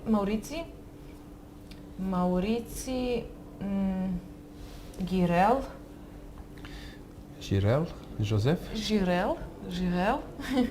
Yes, actually, he was the one who approaches us yesterday, and he said, yes, of course I know you, you are Sandra Djukic. Yes. Famous co-commentator.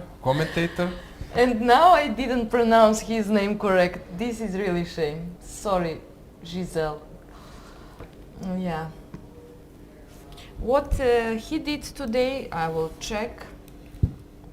If he won, he will forgive me. If he didn't, it would be he was bad. Having he made a draw. Yeah, normal game. He made a draw, so he is on 3.5 points. Let's see.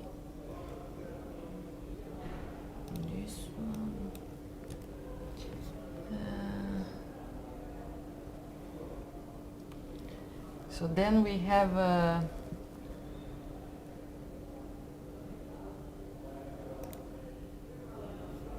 Okay, some players, yes. Who is also on 3 points? well, a lot of players are with 3 points, and we mentioned what is the most important so far, and that's that Welten and Lagarde Maxime, they are on 5 points. Yes, you said everything important. Okay, so here we are about to witness final moments. King will come closer to the rook, and some checkmate is about to happen. Or not a checkmate, but catching the rook. I think Jacobian is aware. I haven't seen Italian fans in the chat. This is Italian fan because it's ciao. So, Ragazzi. but it maybe it's not because surname doesn't remind me. Yeah, but he might be a fan, which is Yeah. fine. And how are Italians doing here? Let me see.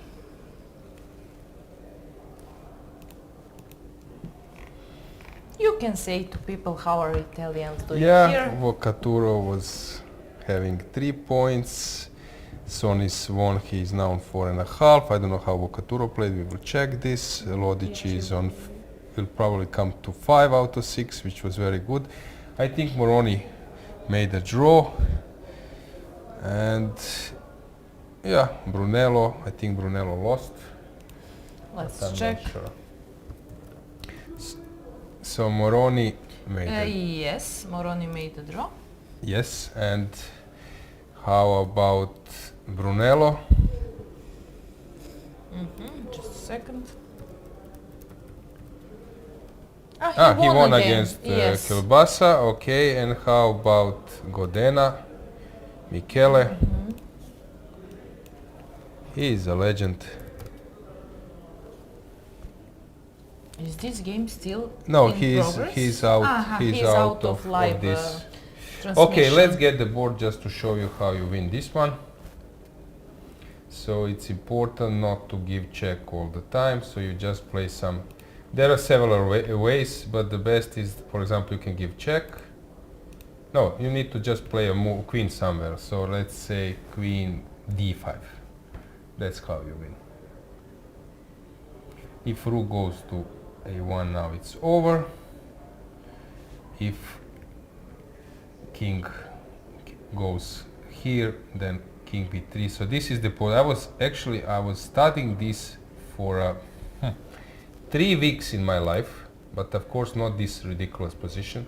But I was studying when the opponent has an extra pawn, and Auerbach spent like few pages, maybe even more, maybe 10, 20 pages. Of course, if my colleagues are watching these broadcasts, Grandmasters, strong ones, they of course know all those details. So I was studying this with Grandmaster Kulak, my coach, former coach, and when opponent is having an extra pawn who is 1 step out of the promotion, so you need to combine protection of this promotion with approaching the king, and I learned the way how you think. So at this moment, this move looks a little bit ridiculous because this square is not of importance, but you need to notice this is the key. So he gives you check, and then you come on this square where rook a2 is not possible. So it's like 3 moves postponed action. So that's how I learned those way, how to centralize the queen and then to prepare a king push. Maybe people will start to think that it's important to catch this square, but here king c2 is an option, and then you need to move on again. So this queen d5 is very important move. I think there are also some other ways. If I'm not mistaken, even moves like king c4. That also wins. And then let's say king c4, rook a somewhere, and then queen d2. Sorry, king b1. I think now is the trick is trying to recall. Maybe queen e2, rook e2, queen e4 check, king b2, king b4. And now your queen is at the right spot where he cannot play king c2, and he goes king c3, you go king b2. And same system, you're covering this c2 square. If you haven't touched this endgame, you might be confused. And yeah, this is an option. So let's go full screen.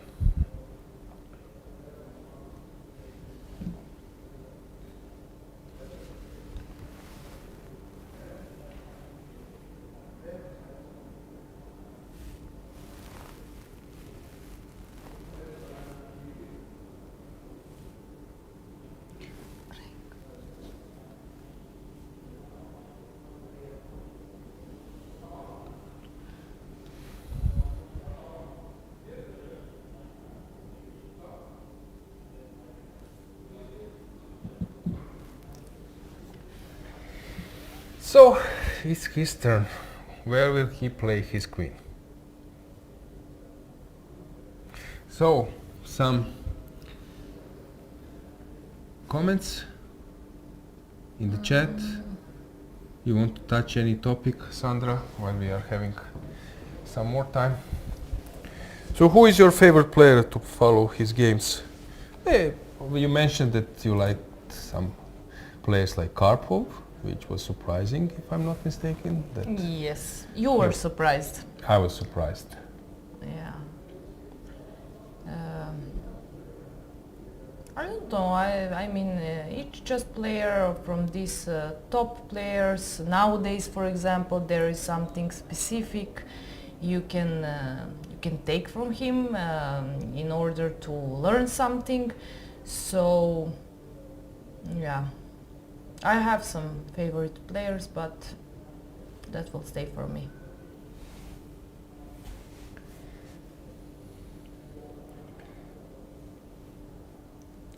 Okay, fair enough. We already mentioned that you like to play blitz instead of rapid. Yes. So which tempo, which rate of play? Faster control?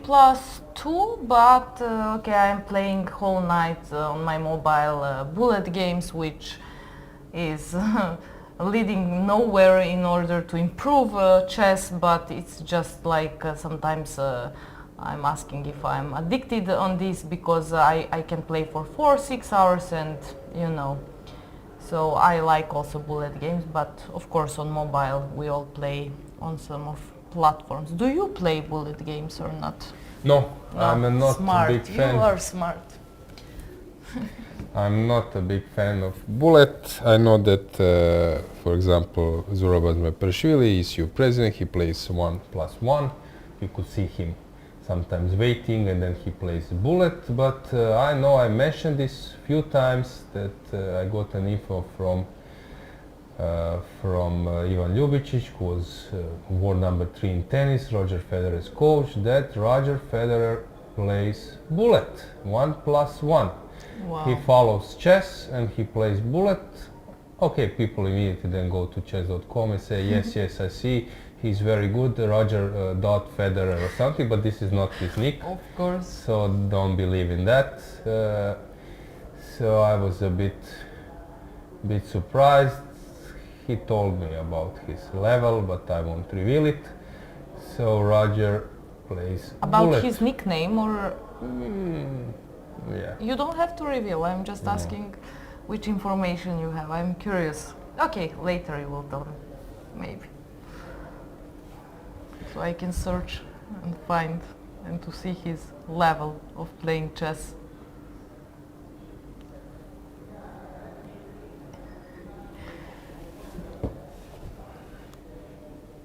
So Queen F1 played. Yeah. I think everyone followed Kasparov, of course. I'm going back to this topic with chess players, and I mean, I just enjoyed analyzing and going through his games. Sometimes it was very difficult to understand a lot of things, but of course, okay, my father helped me, so Kasparov is also one of theirs, but I'm just saying for... Yeah, both Thuram's sons play for France. Thanks, dear enthusiast.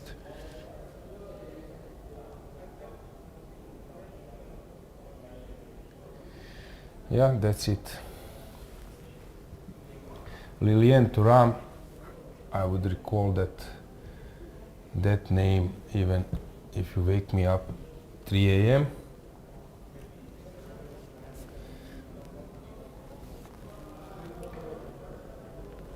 So will he be able to win? He needs to figure it out that Queen E4 now is the move. Yeah, one plays for Juventus, this is I know, but the other one plays for Inter. Queen E2 he gave check. Queen D1. And he will play Queen B4. King B4. Okay, if he went Queen B3, then it yeah, would be... then it would be what we were talking about. Not immediately, of course, but... Yeah, so he managed to find a way, and now he will collect the rook, and we will have a final result, but let's stay here. Jufa is still pushing a bit, so we will go there soon.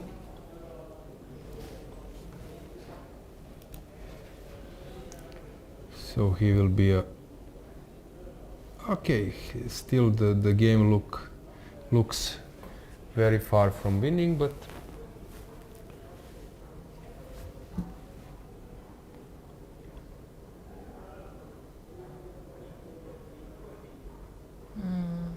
yes. But they're both okay. I mean, it's 8 p.m. and more, and they're both playing for 5 hours, and that means that now they're in time trouble. So it will not be easy to make a draw as black or to win as white, I guess. We will see. We will go back soon to this game to see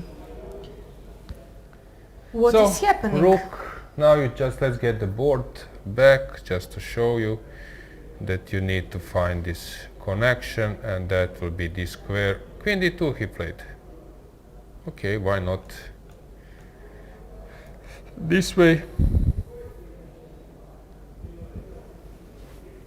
Nah, he wants to climb slowly and to give this check. Now he will go to where to connect it. So those two squares are for that. Okay, so he is finally going to this direction. Let's go full screen because we will have a resignation now. Jacobian will resign versus Lodici. Lorenzo. So Lorenzo will go to 5 points, yes. 5 out of 6. No. Yes, 5 out of 6. Ah, okay. Roxana is on our way, but never mind. Let's go to the first board. Let's check what do we have there, because there is some action. It seems that... Hang on. So Jufa was in this position. How did things moved?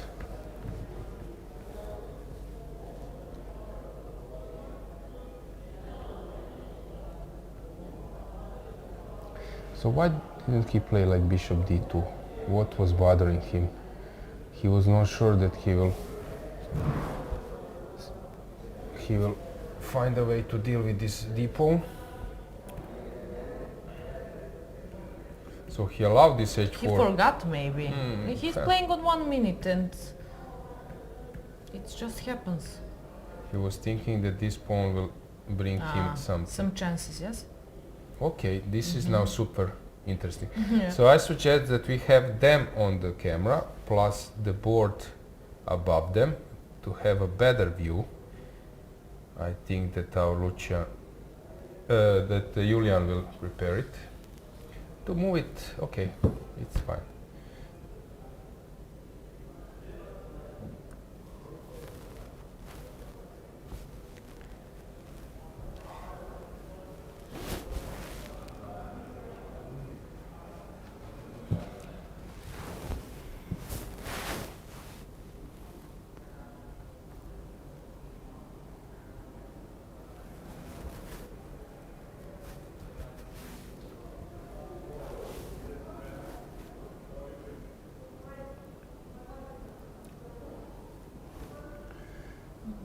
So,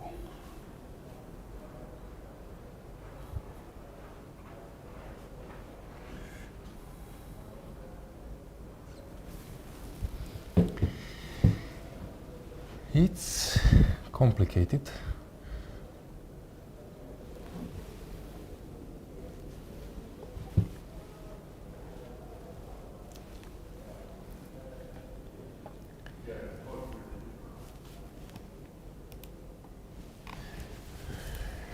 So I'm trying to find the idea for white here. No, it's very complicated. Don't know, will Jufa be able to? Maybe we should get the camera there as well, another camera. So we have double view to see the clock as well. Yeah, that was cool, we just got it. He took a pawn on... Something happened and he took a pawn on g4 and yeah, some moves are... So d6 was played, rook d1, and now it will be a draw. Yeah. Now it will be a draw. Okay, some Italian fans are arriving to broadcast Forza Lodici.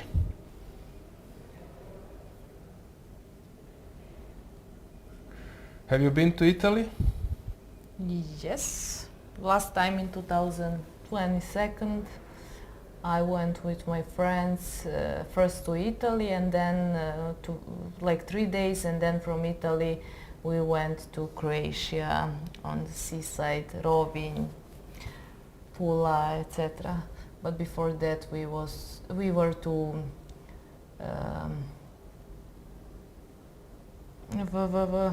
Venice. Venice, yes. Sorry, my brain. I played a tournament. I played a tournament in Venice 2003, and it's funny. So I didn't have a laptop because at my time, okay, laptop was fine, but you know, old school, you get books, you were carrying like chess bulletins, and I got my first laptop when I was 20 years old. And from that moment I became a Grandmaster like 3 years, from 2290. Okay, when I was 16 I was 2350, and then I lost some rating, and then when I got a laptop, I recall that was my first tournament with laptop, I think. So I was almost 20 years old without an IM norms. No, I had one IM norm when I was 16, and then no norms for 3 years, and then I became an IM like in 2 months. And I played a tournament in Venice. I was staying in this, trying to recall, Marghera. I know that you will go to Mestre, and then from I think there was a spot Marghera, last spot where the train goes, and then train goes under the water, if I'm not mistaken, but maybe I'm not. No, or Marghera is on the coast, I'm not sure. And there was a tournament there, and it was rainy, and you needed to walk in some boots, and it was really interesting, I recall. So you remember those like good times? Yeah, there. I played against some well-known players, Siniša Dražić. I didn't play any tournament in Italy. But I was invited on few of them, but somehow I had another things to do at that moment. But this was nice.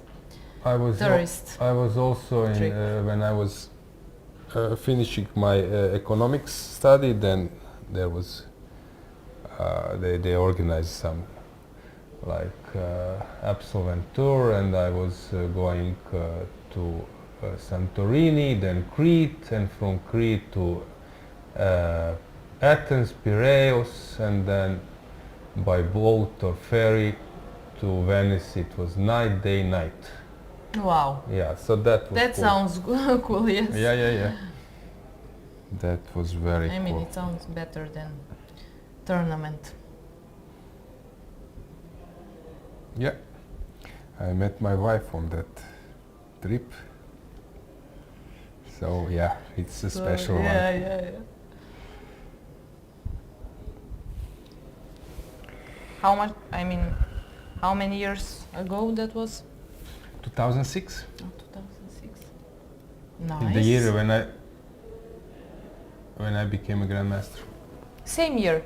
Mm-hmm. After you met your wife, I suppose. I became a Grandmaster before. Oh, before? Yeah.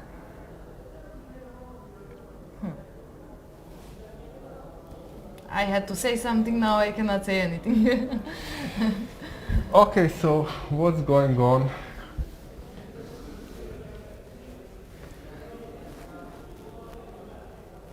This game will last forever. Okay, this rook and a bishop versus a rook. Have you experienced? No, I didn't, and I don't want to experience. Maybe if I'm rook and bishop against rook, and even if I miss win at some point, okay, I will say, okay, I was in time trouble, etc. I was working on this with Slavoljub Marjanovic, who is Grandmaster. He invited me, he was at our home, he's our home friend and Grandmaster, yes. And he told me, you could come to our house to have a few lectures about rook and bishop against rook. So I was working on this endgame, I have to be honest, but I didn't have in my career. So I don't know what will happen once when I have this position on the board. You had probably... No. You didn't? Never. Neither with the weaker side, stronger side. I'm checking now some game. Rapid blitz, never. Wow, I mean... But rook and the knight versus rook, like 15 times. I lost this rook against rook and the knight, but it was blitz game. But I was so disappointed. It was last round, and I was, for example, second, and my dad was fifth, and Miodrag Perunovic played, and I wanted, you know, I should get some prize, and I played perfect tournament. Then it was disaster. Last round I was first piece up, and then I played with rook against rook and knight, and I lost. So it can happen, but not this level. And so just we can go with the camera a little bit around the playing hall just to show you that these are the last moments. You will see that basically there are no games. There is only one game. You could see our Lena is over. Lena, you can come. We can ask you. We can ask you about. We have a poll about your. Yes. We can show you on the camera as well. So what are you planning? We have some questions. During the free day tomorrow. Well, preparing for the 7th round. Okay. Absolutely, yes. Then visit George Hadji Camp and Constanta. Okay, this is nice. I think, as I love soccer, I think that my answer would be B. So you haven't checked. You have always running. You haven't checked number 3 and number. Rest in the hotel spa. Ouch. Then rest in the hotel spa. But good one. Maybe I love soccer more. I'll think about it. Okay. Sandra, how about you? What would you sleep all day? I will rest in hotel spa probably. Yeah. Or if I have to go with you to this camp, then maybe. And Because I love it. Yeah, but I will go to camp because if you are going, then for sure I will go. Camp is for more than 2. Yes. Bye, Lena. Bye. Enjoy your free day. So We have a handshake on the first board. Just go with the camera there. Roxana, match arbiter, will take the score sheets. That means that we have standings, which will say that Jufa is 5.5, and then Hovhannisyan, Jobava, Gledura, Lodici, Sargsyan, Tari, Dudin, Bluban, Lagarku, Zubov, Velte. Wow. They're all on 5, and then with 4.5 on Forest, Šarić, Svane, Gorstein, Kurkulus, Muradli, Roštajn, Soni, Svane, Rasmus, Martirosyan, many more. They're still discussing.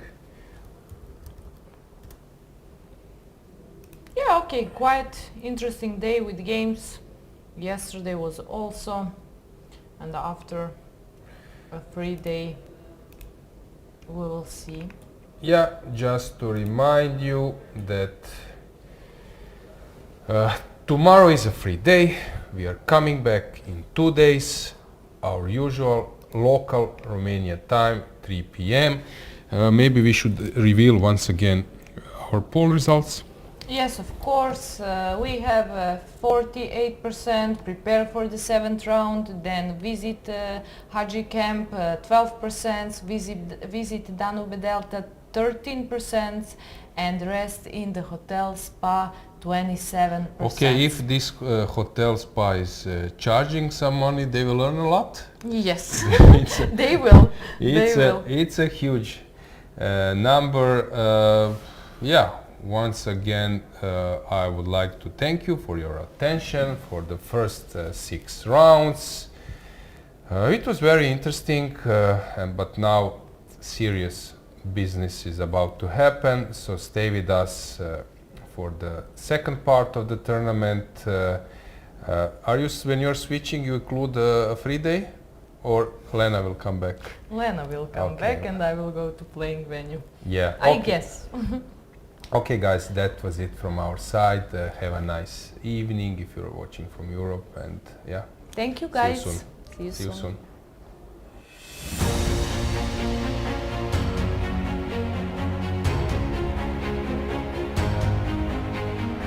Romania, heart of European chess. For the first time ever, the European Individual Chess Championship unfolds on Romania's board. Over 100 Grandmasters, 40 nations, and one shared dream, the European chess crown.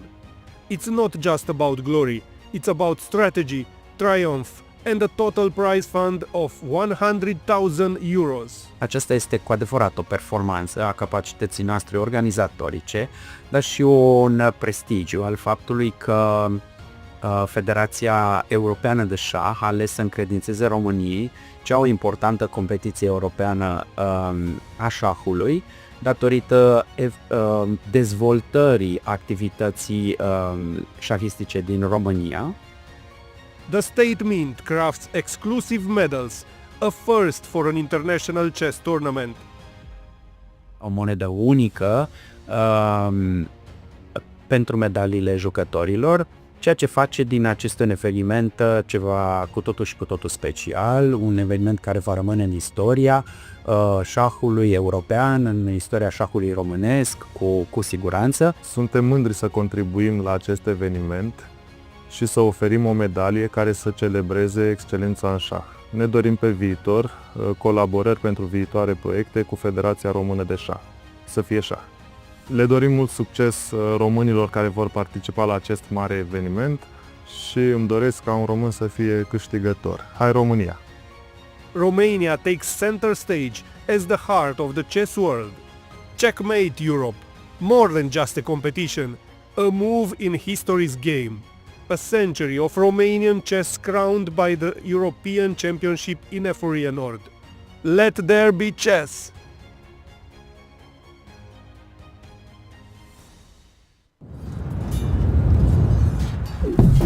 This is a chess. This is a war. Everyone wants to be a winner, but at the path to victory is lonely. Chess Robot, the smartest, most advanced AI chess robot. It turns chess into an exciting game of progression. Mastering 25 levels will transform you from a beginner to a Grandmaster. Not into level ups, challenge the AI instead. Set the difficulty, make it breaks or push it beyond your limits. It's incredibly smart, just like a max-level human. Equipped with a camera like an eye, Chess Robot combines advanced algorithms to capture every change on the chessboard and accurately pick up pieces with its robotic arm. Access the Planet Alliance function to connect and play chess online with friends from all over the world. Here you will find players of all skill levels. Flip the board and play as white. The candidate to get started.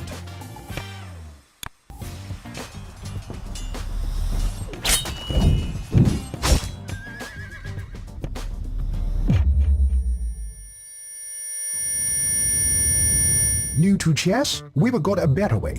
Chess Robot offers a variety of learning methods to help you improve. As you can see, Chess Robot provides various learning modules, including chess courses, AI practice, class game review, and off-book play. You'll level up your skills in no time. Let's start the endgame practice, featuring 145 carefully selected classic endgames.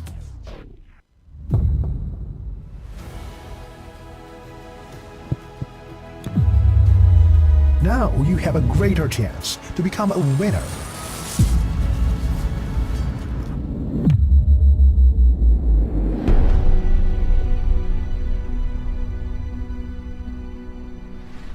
This is Chess Robot. Today, chess all in AI.